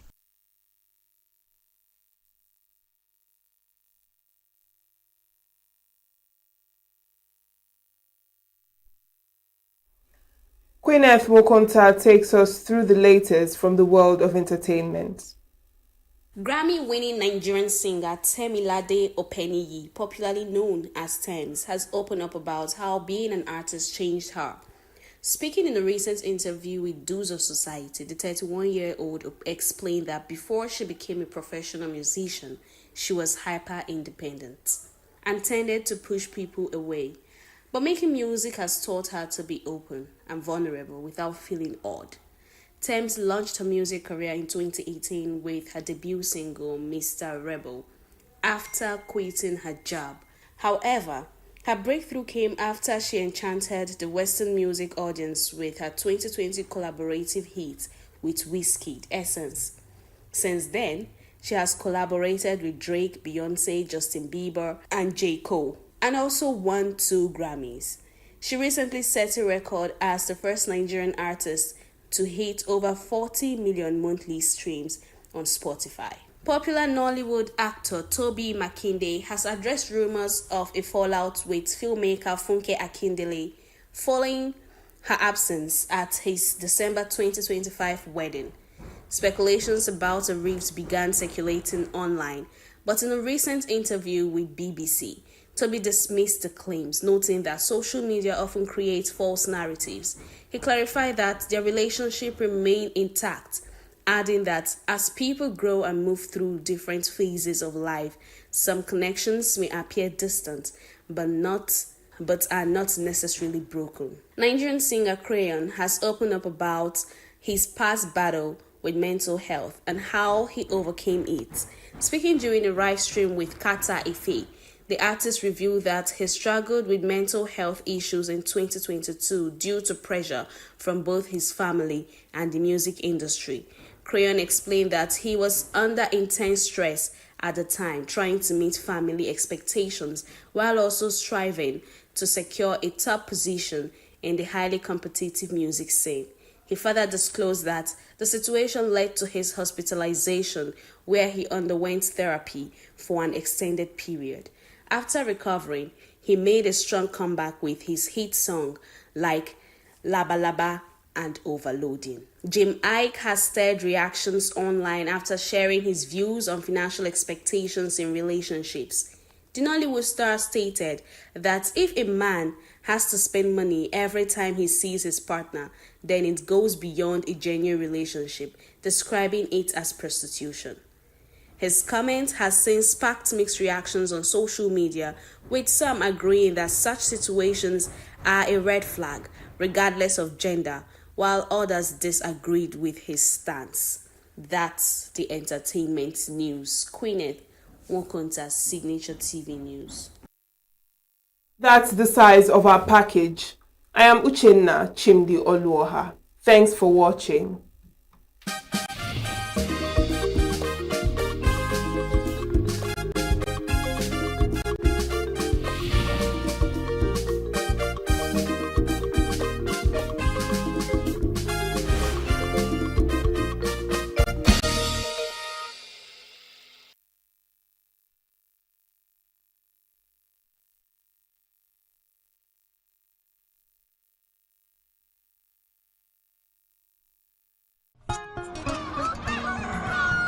New every morning on Signature TV, we open the day for you with needed energy, information, and required vibes to shape your day. From sizzling snippets of stories in various areas of life to intriguing conversations with net worth guests. When you have people who have no track record becoming your leaders, you have a problem. There's no outstanding gratuity when Obi took over from me. I left, in all the accounts of Anambra State, 13.8 billion for him. Your day cannot be complete without Signature Morning on weekdays and Signature New Day on weekends. There is no better way to start your day except Signature Morning and Signature New Day every day on Signature TV.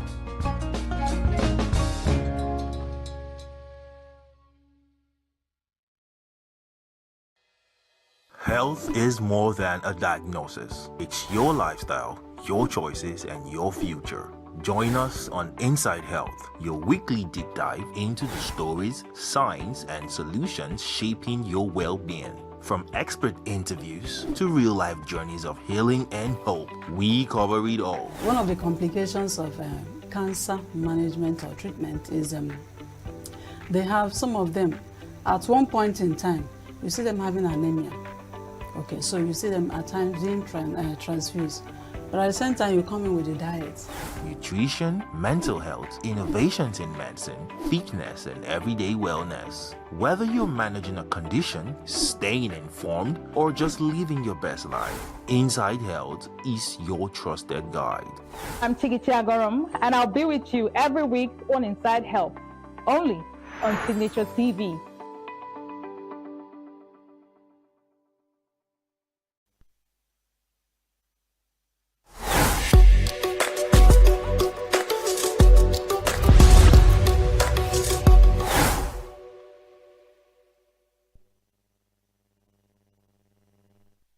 Welcome to another day of news on Signature Television. My name is Christian Chibuzo Maduka, your chief muser. I'm sure you'll be asking, where has this man been? Some people will even call me a boy. I'm a man, oh. It's just nature that make me look this way, you know. But don't worry, we are in Nigeria, and here again on Muse. Remember, Muse is a program where we come and we just talk and think. So take me the way I am, you know. In other platforms, I shout and put a lot of passion, energy. But here, I always try to come so that we can follow and think and talk at the same time. Although, I might be another anathema, something different, an ironious kind of, where some people talk before they think. Anything can happen in a country of 240 million Nigerians, and we are there, the world is watching. Or the world get confused at times, watching 240 million people acting differently, because they also have their own life to live. Welcome to Muse. Before it is lost, so before it get lost, according to my worry friends, you know, let's look at, yes, on the headlines, they say petrol soars above 1,000 naira per litre as Tinubu, our dear president, okays 15% import tariff on petroleum products. Did you hear that? You know, all those times, our dear president, during his swearing-in ceremony, and the nation was standing still, we were waiting to hear what our dear president, Jagaban himself, will tell us after a massive fight of the campaigns and all, where people did not even give him a chance. The man keeps saying his own words, a milocor, people say, what? Tanya, kilo, saw, Tanya, kilo, you know, who it is, all those, before I bite my tongue. You can imagine an Igbo man trying to learn to speak Yoruba. But all I would have stuck in my memory was a milocor. And when I asked my friend, he said, the president then and now, he was saying, it was my turn. It is my turn. It's my turn. So we gave him the turn, and the first thing he hit us with was petroleum subsidy removed. That day was like miracle. From 2 a.m. in the afternoon when that statement was made, between 2 a.m. and 7 p.m. that day, petrol rose from 167 naira to 700 naira in ENUGU, where I'm staying, because I'm a native doctor that use live tortoise to do my juju. So when I'm talking from where I am, so that you know, from 167 naira in the morning of 29th May to 7 p.m. of that same day, fuel rose to 700 naira. And then in the days to come, the ricochet effect all doubled up, and we were buying fuel at certain level, 1,005 and all that. And everybody had reason. The subsidy has been removed.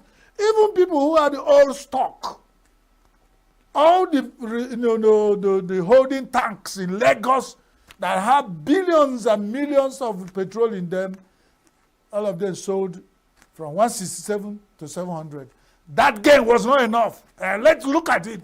It was not enough. They chopped that one clean out.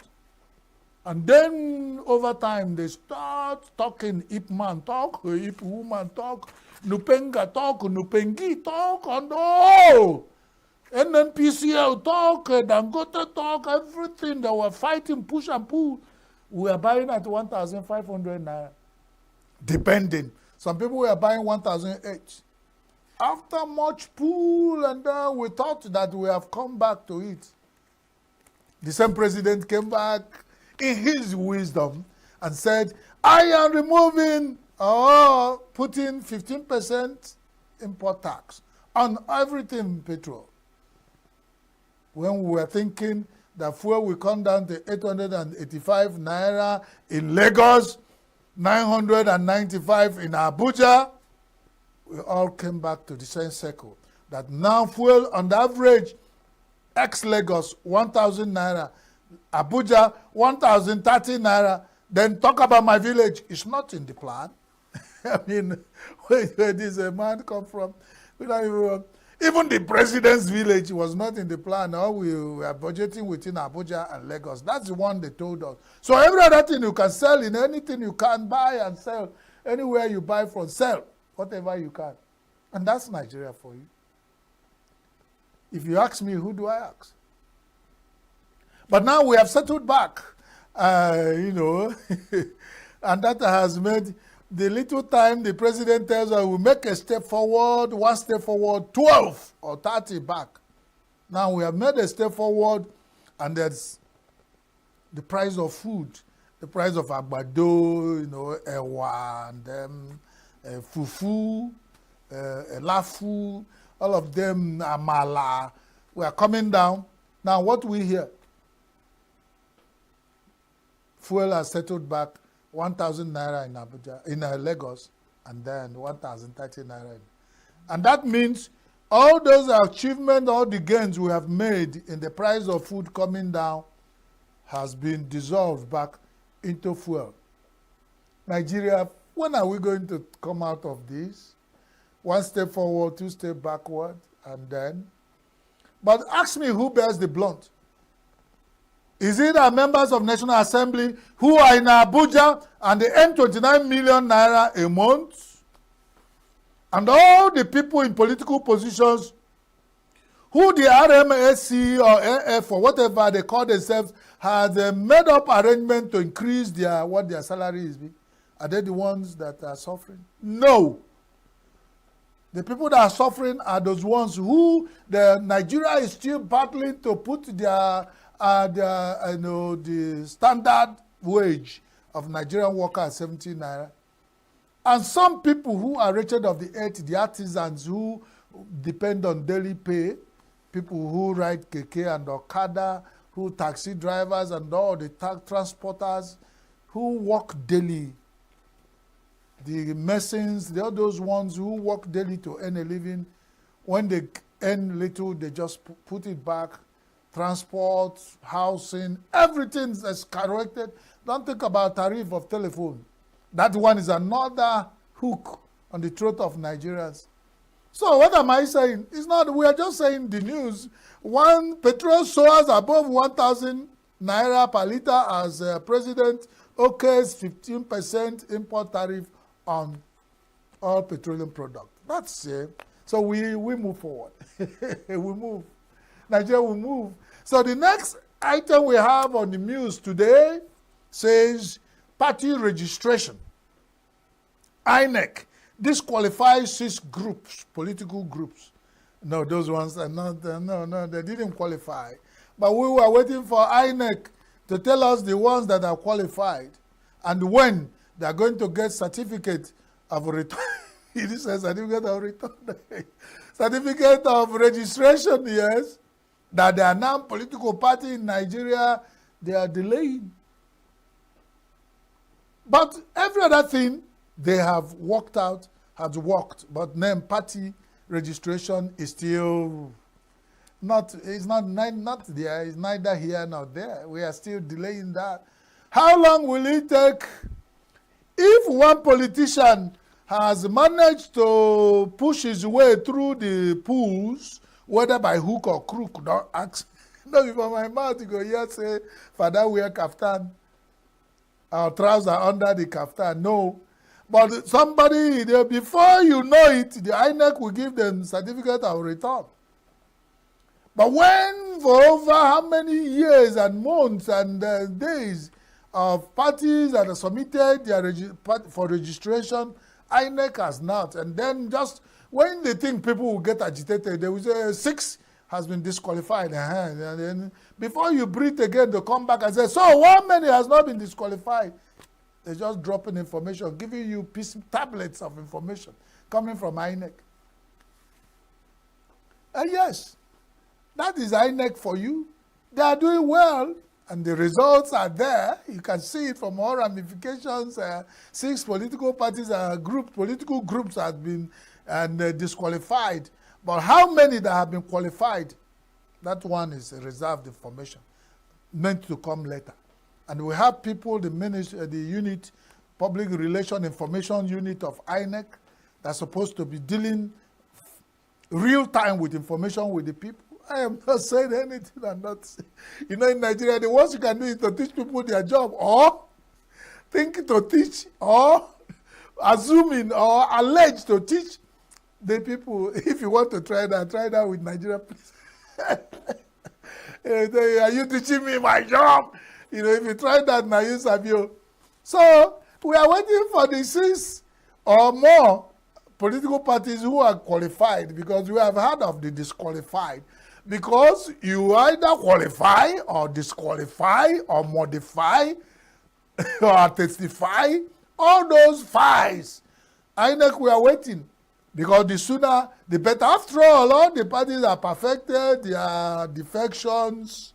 Everybody are perfected defections, are perfected the political horse trading, and perfected all. So why are we still delaying the issue of party registration? Remember, yes, that's what my father said. Once you see truth suffering some handicap, you know that so money is some money. It's not only Nigerian money. Nigerian money is naira. It could be pounds, it could be dollars. Once he has a change, you know, Ezioku will suffer. That Ezioku in my language is truth. So, INEC, all eyes on you. You have isolated elections to conduct. After all, one is on the line now. Anambra is in the radar of INEC. After that, we'll look at other states. Why not we mess up the whole thing? Just turn it around, mess it up. And then we start having elections as, you know, by states. If we can deploy 45,000 police to Anambra elections, then we have enough police to handle every state election, and we have it handled very well. I'm not saying the national election is overwhelming INEC, no. But it's better when we do it state by state, so that we can have 45,000 policemen going to one state to hold election. So when it comes to Osun, we send 75,000. When it comes to Lagos, we send as big as the states are and as powerful as they are, the more police we send. And then we can handle it and have peace. Then meaning after that, we won't go to court. I mean, because once you have this number of police, everything will fall in line. And the INEC will onus of defending whatever the outcome of elections will rest on INEC and not on the candidates. Am I making sense? Am I speaking? The onus. After all, it will be an error for the dog to go and chop shit, and the teeth will be spoiling goats. If INEC conduct election, INEC will defend the elections and provide all materials that will prove that when they are given certificate of return and then they own it.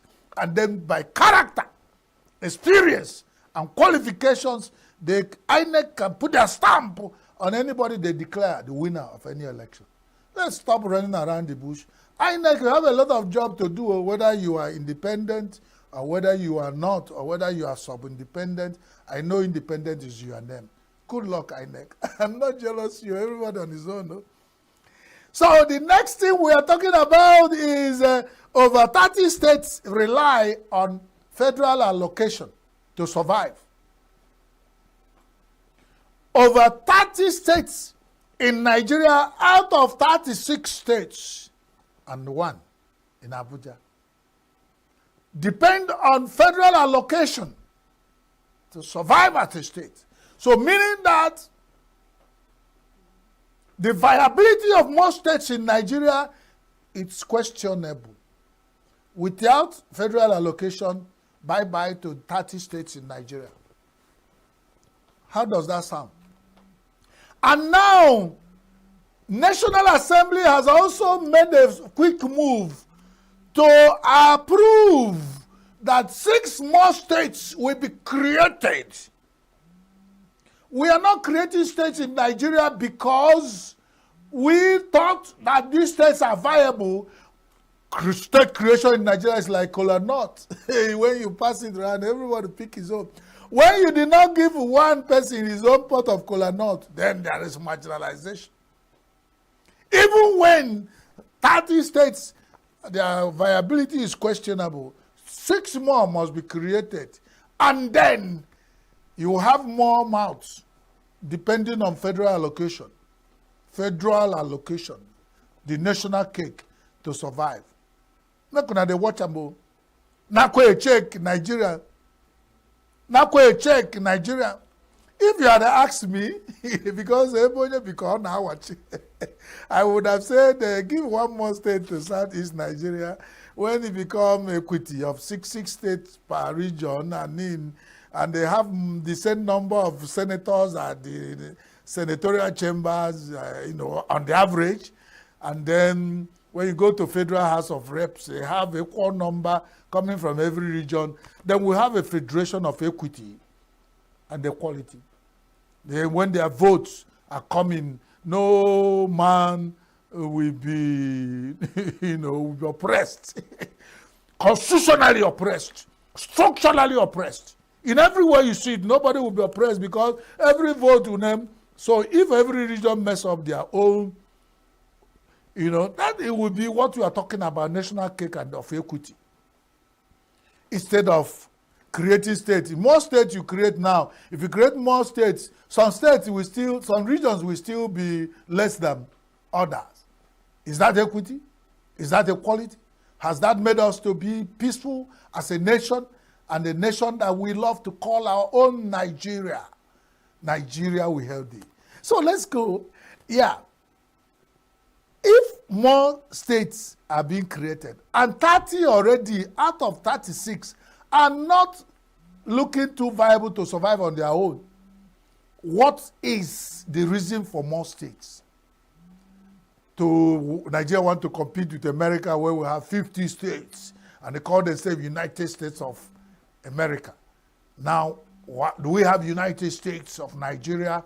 Or remember, with the 36 plus 6, we'll be having 42 plus 1, with 43 on the average, and then when we go ahead and talk and move on, that is Nigeria for you. What Nigeria we have is. So I just want us to balance that, because if you talk about the man who has the wound, talk about the flies that follow the man, because it takes two to tango. When we look at it, that's why our job is to talk in the media. It's the job of the people, politicians, to take us to wherever. But when they're taking us to dry up in the sea, we say, hey. They will say, people, shut up. You two talk too much. That's most of the times you get. So when you hear about the media, gagging of the media, that's what it means. When the media say, hey, they say, shut up. We didn't employ you to talk, to think for us. You are employed to only talk when we want you to talk. But in democracy, it means freedom of speech is also allowed. And then when we talk about Nigeria, freedom of information, FOI bill, that one, I don't know. You don't ask me, I don't know. I'm not an expert in that area. So ask the experts. But I know there are certain things that work where I am and certain that doesn't work. That one I know. Because when you are talking to an albino is doing it like this, you better hold the head of albino so that you know the ones he say I agree and the one he say I no agree. For Nigeria, I'm confused. Nigeria is becoming an albino state. When you are talking to Nigeria, you mean like this, you wouldn't know which one Nigeria agree and which one Nigeria doesn't agree. So confusion. But we know that in every confused state, some people are gaining. How does that sound? And the final note, before we go, I know that there used to be a party. Yeah, they used to be the biggest party political party in Africa. Their name is People's Democratic Party. Along the line, we have seen how the cookie has been crumbling for PDP. The final one that has called for us to think and talk is that the National Convention of PDP has been stalled by court order. The much touted by the convention of People's Democratic Party, the court said, hey, PDP, do not hold that convention. And then it calls for And the newspaper where I read it, if somebody said, this one, the court said, we stand by our order, don't go there, because so many things has not worked out well. But we remember a few days before the time, one of the strong stakeholders in PDP, talking about some week, told the PDP, about what Dick is, why I'm gonna. He boldly told PDP that if you sideline me, you will crumble.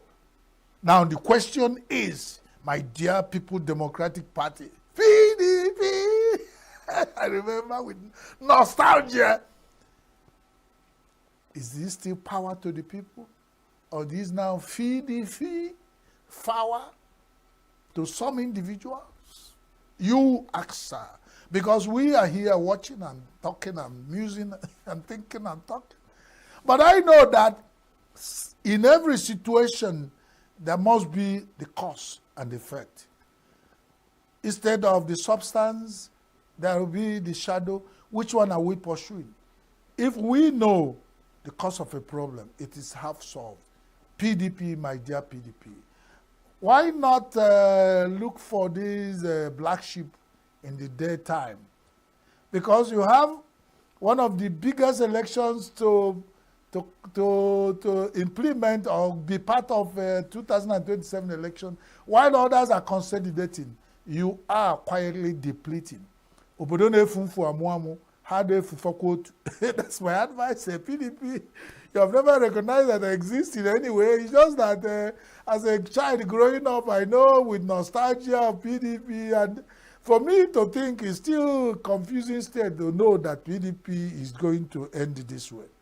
And now I say, the party that said we are going to rule Nigeria for 60 years, the party that were in power in Asarok for 16 years, the party that held this and they cooked out the soup that all Nigerian politicians of present that are leaking and breaking their teeth. The crucible that cooked the major part of Nigerian politicians is dwindling. Who did this to you, PDP? Better sort out this before it's late. For the party, it's sub judice already. We're just mentioning what the party, the court said, so we're not discussing it. So don't so go and sort it out. Ask the court to vacate the resolution of your case and so that you can hold your convention. But if you are comfortable with the convention not holding, we now ask, PDP, when will your convention hold? On this note, ladies and gentlemen, and the children that are watching, these days, with LGBTQ, we don't even know who is a lady. Don't mind me, I'm mixed up. But which one, I still know I'm Christian Maduka, I am a man. And on that note, I say join us next edition of News on Signature Television from, if you are watching direct to home on SLTV channel 265. If you are online, go to YouTube 24 hours. Go to all social media handles, Facebook, Instagram, and all of them, and you join us live. If there's anything we have done right, just tell us. If there's anything you want us to do right to coming back to you steadily, just let us know. That's the essence of friendship. On that note, I say stay tuned with the rest of programs on Signature Television. Don't go away.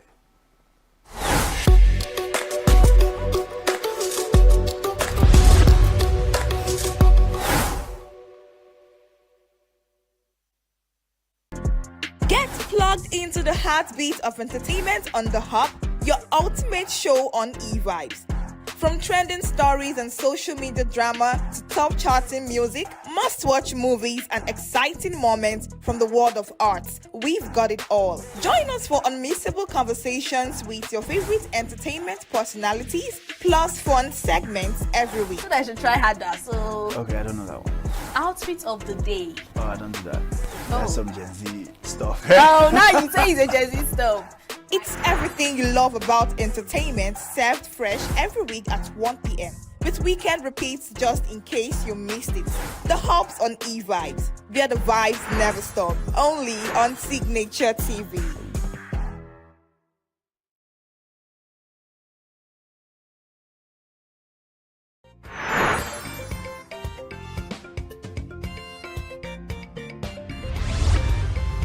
Signature TV. News in your pocket.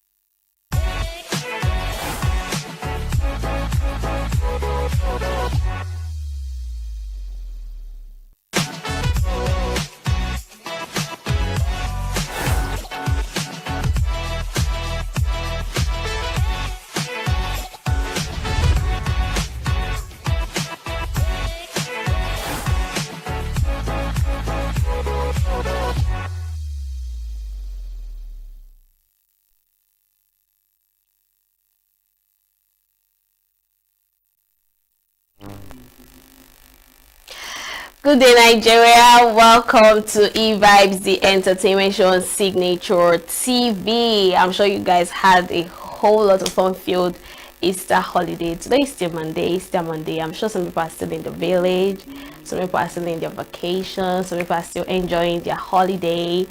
But here we tend to bring you interesting stories that is making rounds in the entertainment industry. A whole lot happened during the weekend.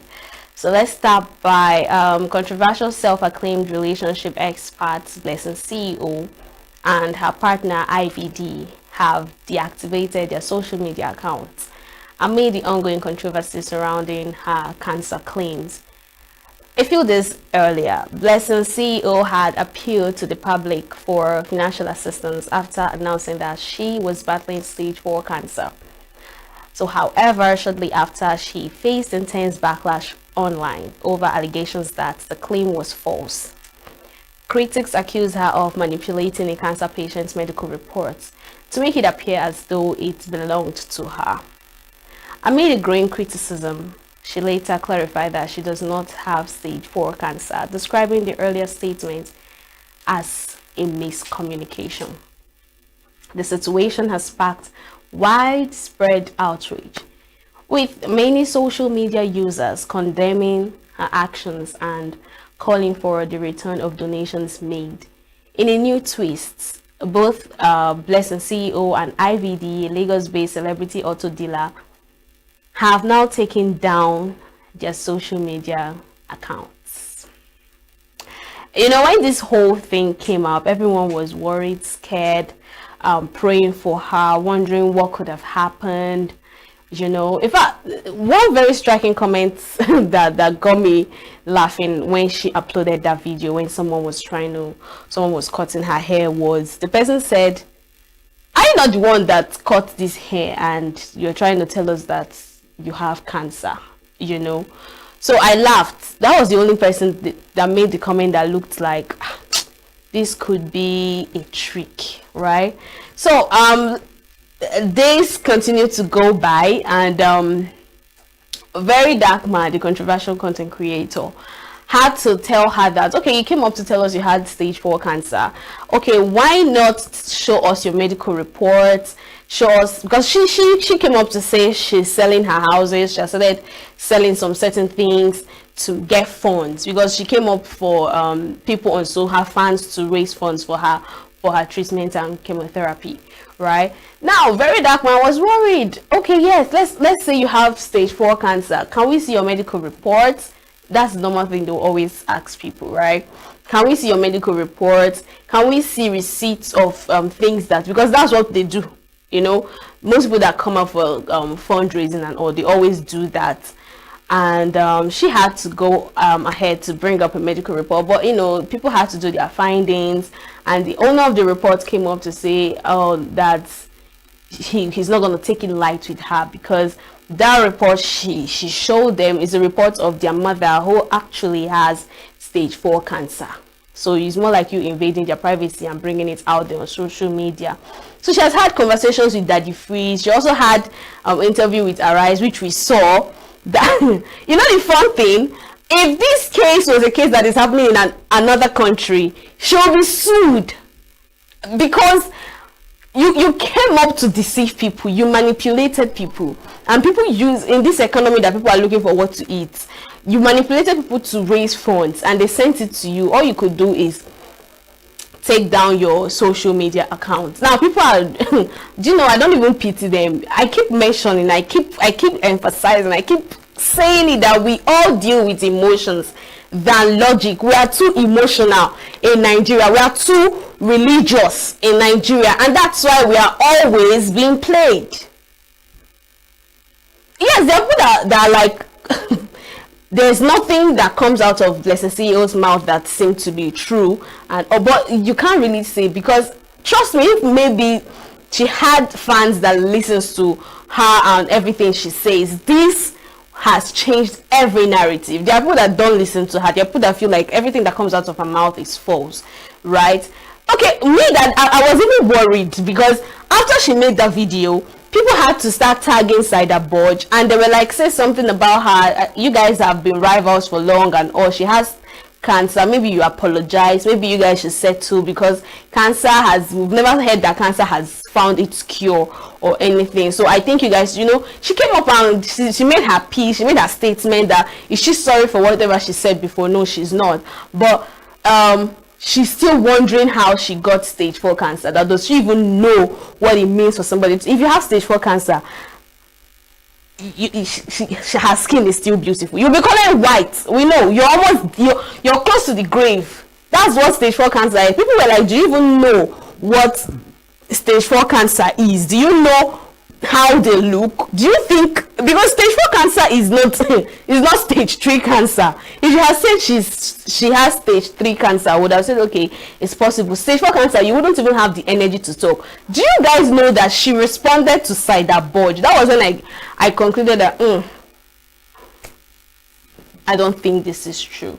Now, what are we saying? She has manipulated a whole lot of people in Nigeria. She has manipulated her fans. She has manipulated people that looked up to her, that listened to her. What were you doing this thing to gain? Is it to raise funds? I don't know. So you're wishing stage 4 cancer upon yourself. That's even what came to my mind. Because tell me what exactly you plan to gain with all this. I will still say it. If it was in another country, she would be sued. In fact, she should be running from one court to another, because it doesn't make sense in any way. Anyways, moving forward, popular Nollywood actress Patience Ozokwo, widely known as Mama G, has spoken candidly about the financial challenges confronting many actors in Nigerian film industry, attributing the issues to the absence of royalties. So she made this known during an appearance on the show Curiosity Made Me Ask, hosted by Isbe. According to her, most actors are paid only once for their roles, regardless of how much revenue the films continue to generate over time. So Ozokwo explained that the payment structure leaves many performers financially vulnerable, which is why some are forced to publicly seek assistance, despite having spent years working in Nollywood. Drawing comparisons with more developed film industries, she noted that actors in those systems continue to earn residual income long after production ends. In many cases, such royalties even extend beyond the actor's lifetime, providing financial support for their families. The veteran actress added that the lack of such structures in Nollywood has pushed many actors to explore alternative platforms, particularly YouTube, where they can directly monetize their content and generate more sustainable income. That's why it looks like YouTube is oversaturated. It's not oversaturated anyways, but YouTube now has so many TVs that we tend to watch movies, both interesting and non-interesting ones, all because they are not giving royalties to whom is due. And the truth, I actually agree with her, because I tend to wonder why some of these great actors, veteran actors, those elderly ones tend to come up to start seeking for fund on social media, when we know that they had the possibility to earn so much money and even keep for their safety when they are done and retired with Nollywood. But unfortunately, the system didn't provide that kind of luxury for them, because as soon as they want to start a movie and they pay you for being part of the movie, that is, they are done with you, right? So any other money that comes up from that movie, it doesn't go to their pocket anymore. It goes to the production team, either the director or the producer, whomever that owns the movie, right? Which is so bad. That's why I just wonder what the country is doing to the entertainers, especially Nollywood. It looks like entertainment is a different country on its own. There is no attendance. I know some people would say, is there even any part of the country that the government is paying attention to? Of course not. But the truth is, let's talk about the entertainment industry. It's as if they're working for themselves, be it the music, be it fashion, be it movies, be it art, name them. Even our tourist centers, it's as if they are working for themselves. It's personal. People just go there to develop it and make their own personal money. There's no what is it? There's no honor to whom honor is due. If you check some awards that are given to people in other parts of the country, you see them giving them 5-star honorarium. Even if they are dead, they keep giving them honor. They keep giving. There are funds for them. It's as if they take responsibility for them, because without them, wherever Hollywood, Bollywood would be by now, it wouldn't be there. So, but when it comes to Nigeria, it's as if they are being neglected. It's as if no wonder African parents, when you tell them you want to be an actor or an actress, they see that it seems you don't want to do anything in your life. Same thing with music, all because the funds are always raised by you. Except maybe you have a concert or something, then you tend to see sponsors and people that would maybe pushing money into that particular thing you're doing. But as far as entertainment is concerned in Nigeria, it's as if they are all on their own, which is sad. So now drink giants like Pepsi and Diageo have withdrawn their sponsorship of the Wireless Festival in London, which is set to be headlined by US rapper Kanye West, who is also known as Ye. The rapper is scheduled to perform 3 nights at the festival in July as part of his European comeback tour. However, his involvement has sparked backlash due to the past anti-Semitic remarks. So the UK Prime Minister Keir Starmer has expressed concern over the planned performances, while advocacy groups, including the Campaign Against Anti-Semitism, have called for a ban on his entry into the country. Live Nation, the festival's organizers, has yet to respond to the situation, but criticisms has also come from London Mayor Sadiq Khan and other groups. The controversy extends beyond the UK, with oppositions to West's tour also emerging as Marseille, where local officials have voiced disapproval of his scheduled performance. Now, West, who has previously apologized for his remarks, recently faced further backlash after releasing a controversial song that was subsequently banned by major streaming platforms. That's the problem. You already have a problem and you're entering another one. Moving forward, Nollywood actress Lillian Afeagbai, popularly known as Lily Afe, has apologized to the organizers of the African Magic Viewers' Choice Awards following her earlier outburst over not being nominated for the 12th edition of the award.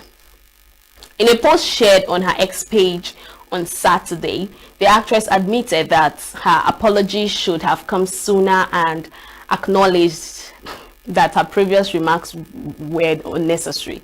So she explained that her reaction stemmed from feelings of hurt and entitlement, noting that it was out of character. She also reflected on her journey in the industry, stating that she had struggled with feelings overlooked for a long time and had seen her recent project as a defining moment. So Afeagbai admitted that she was wrong, expressed regret over her actions, and appealed for understanding, assuring that she would strive to do better going forward.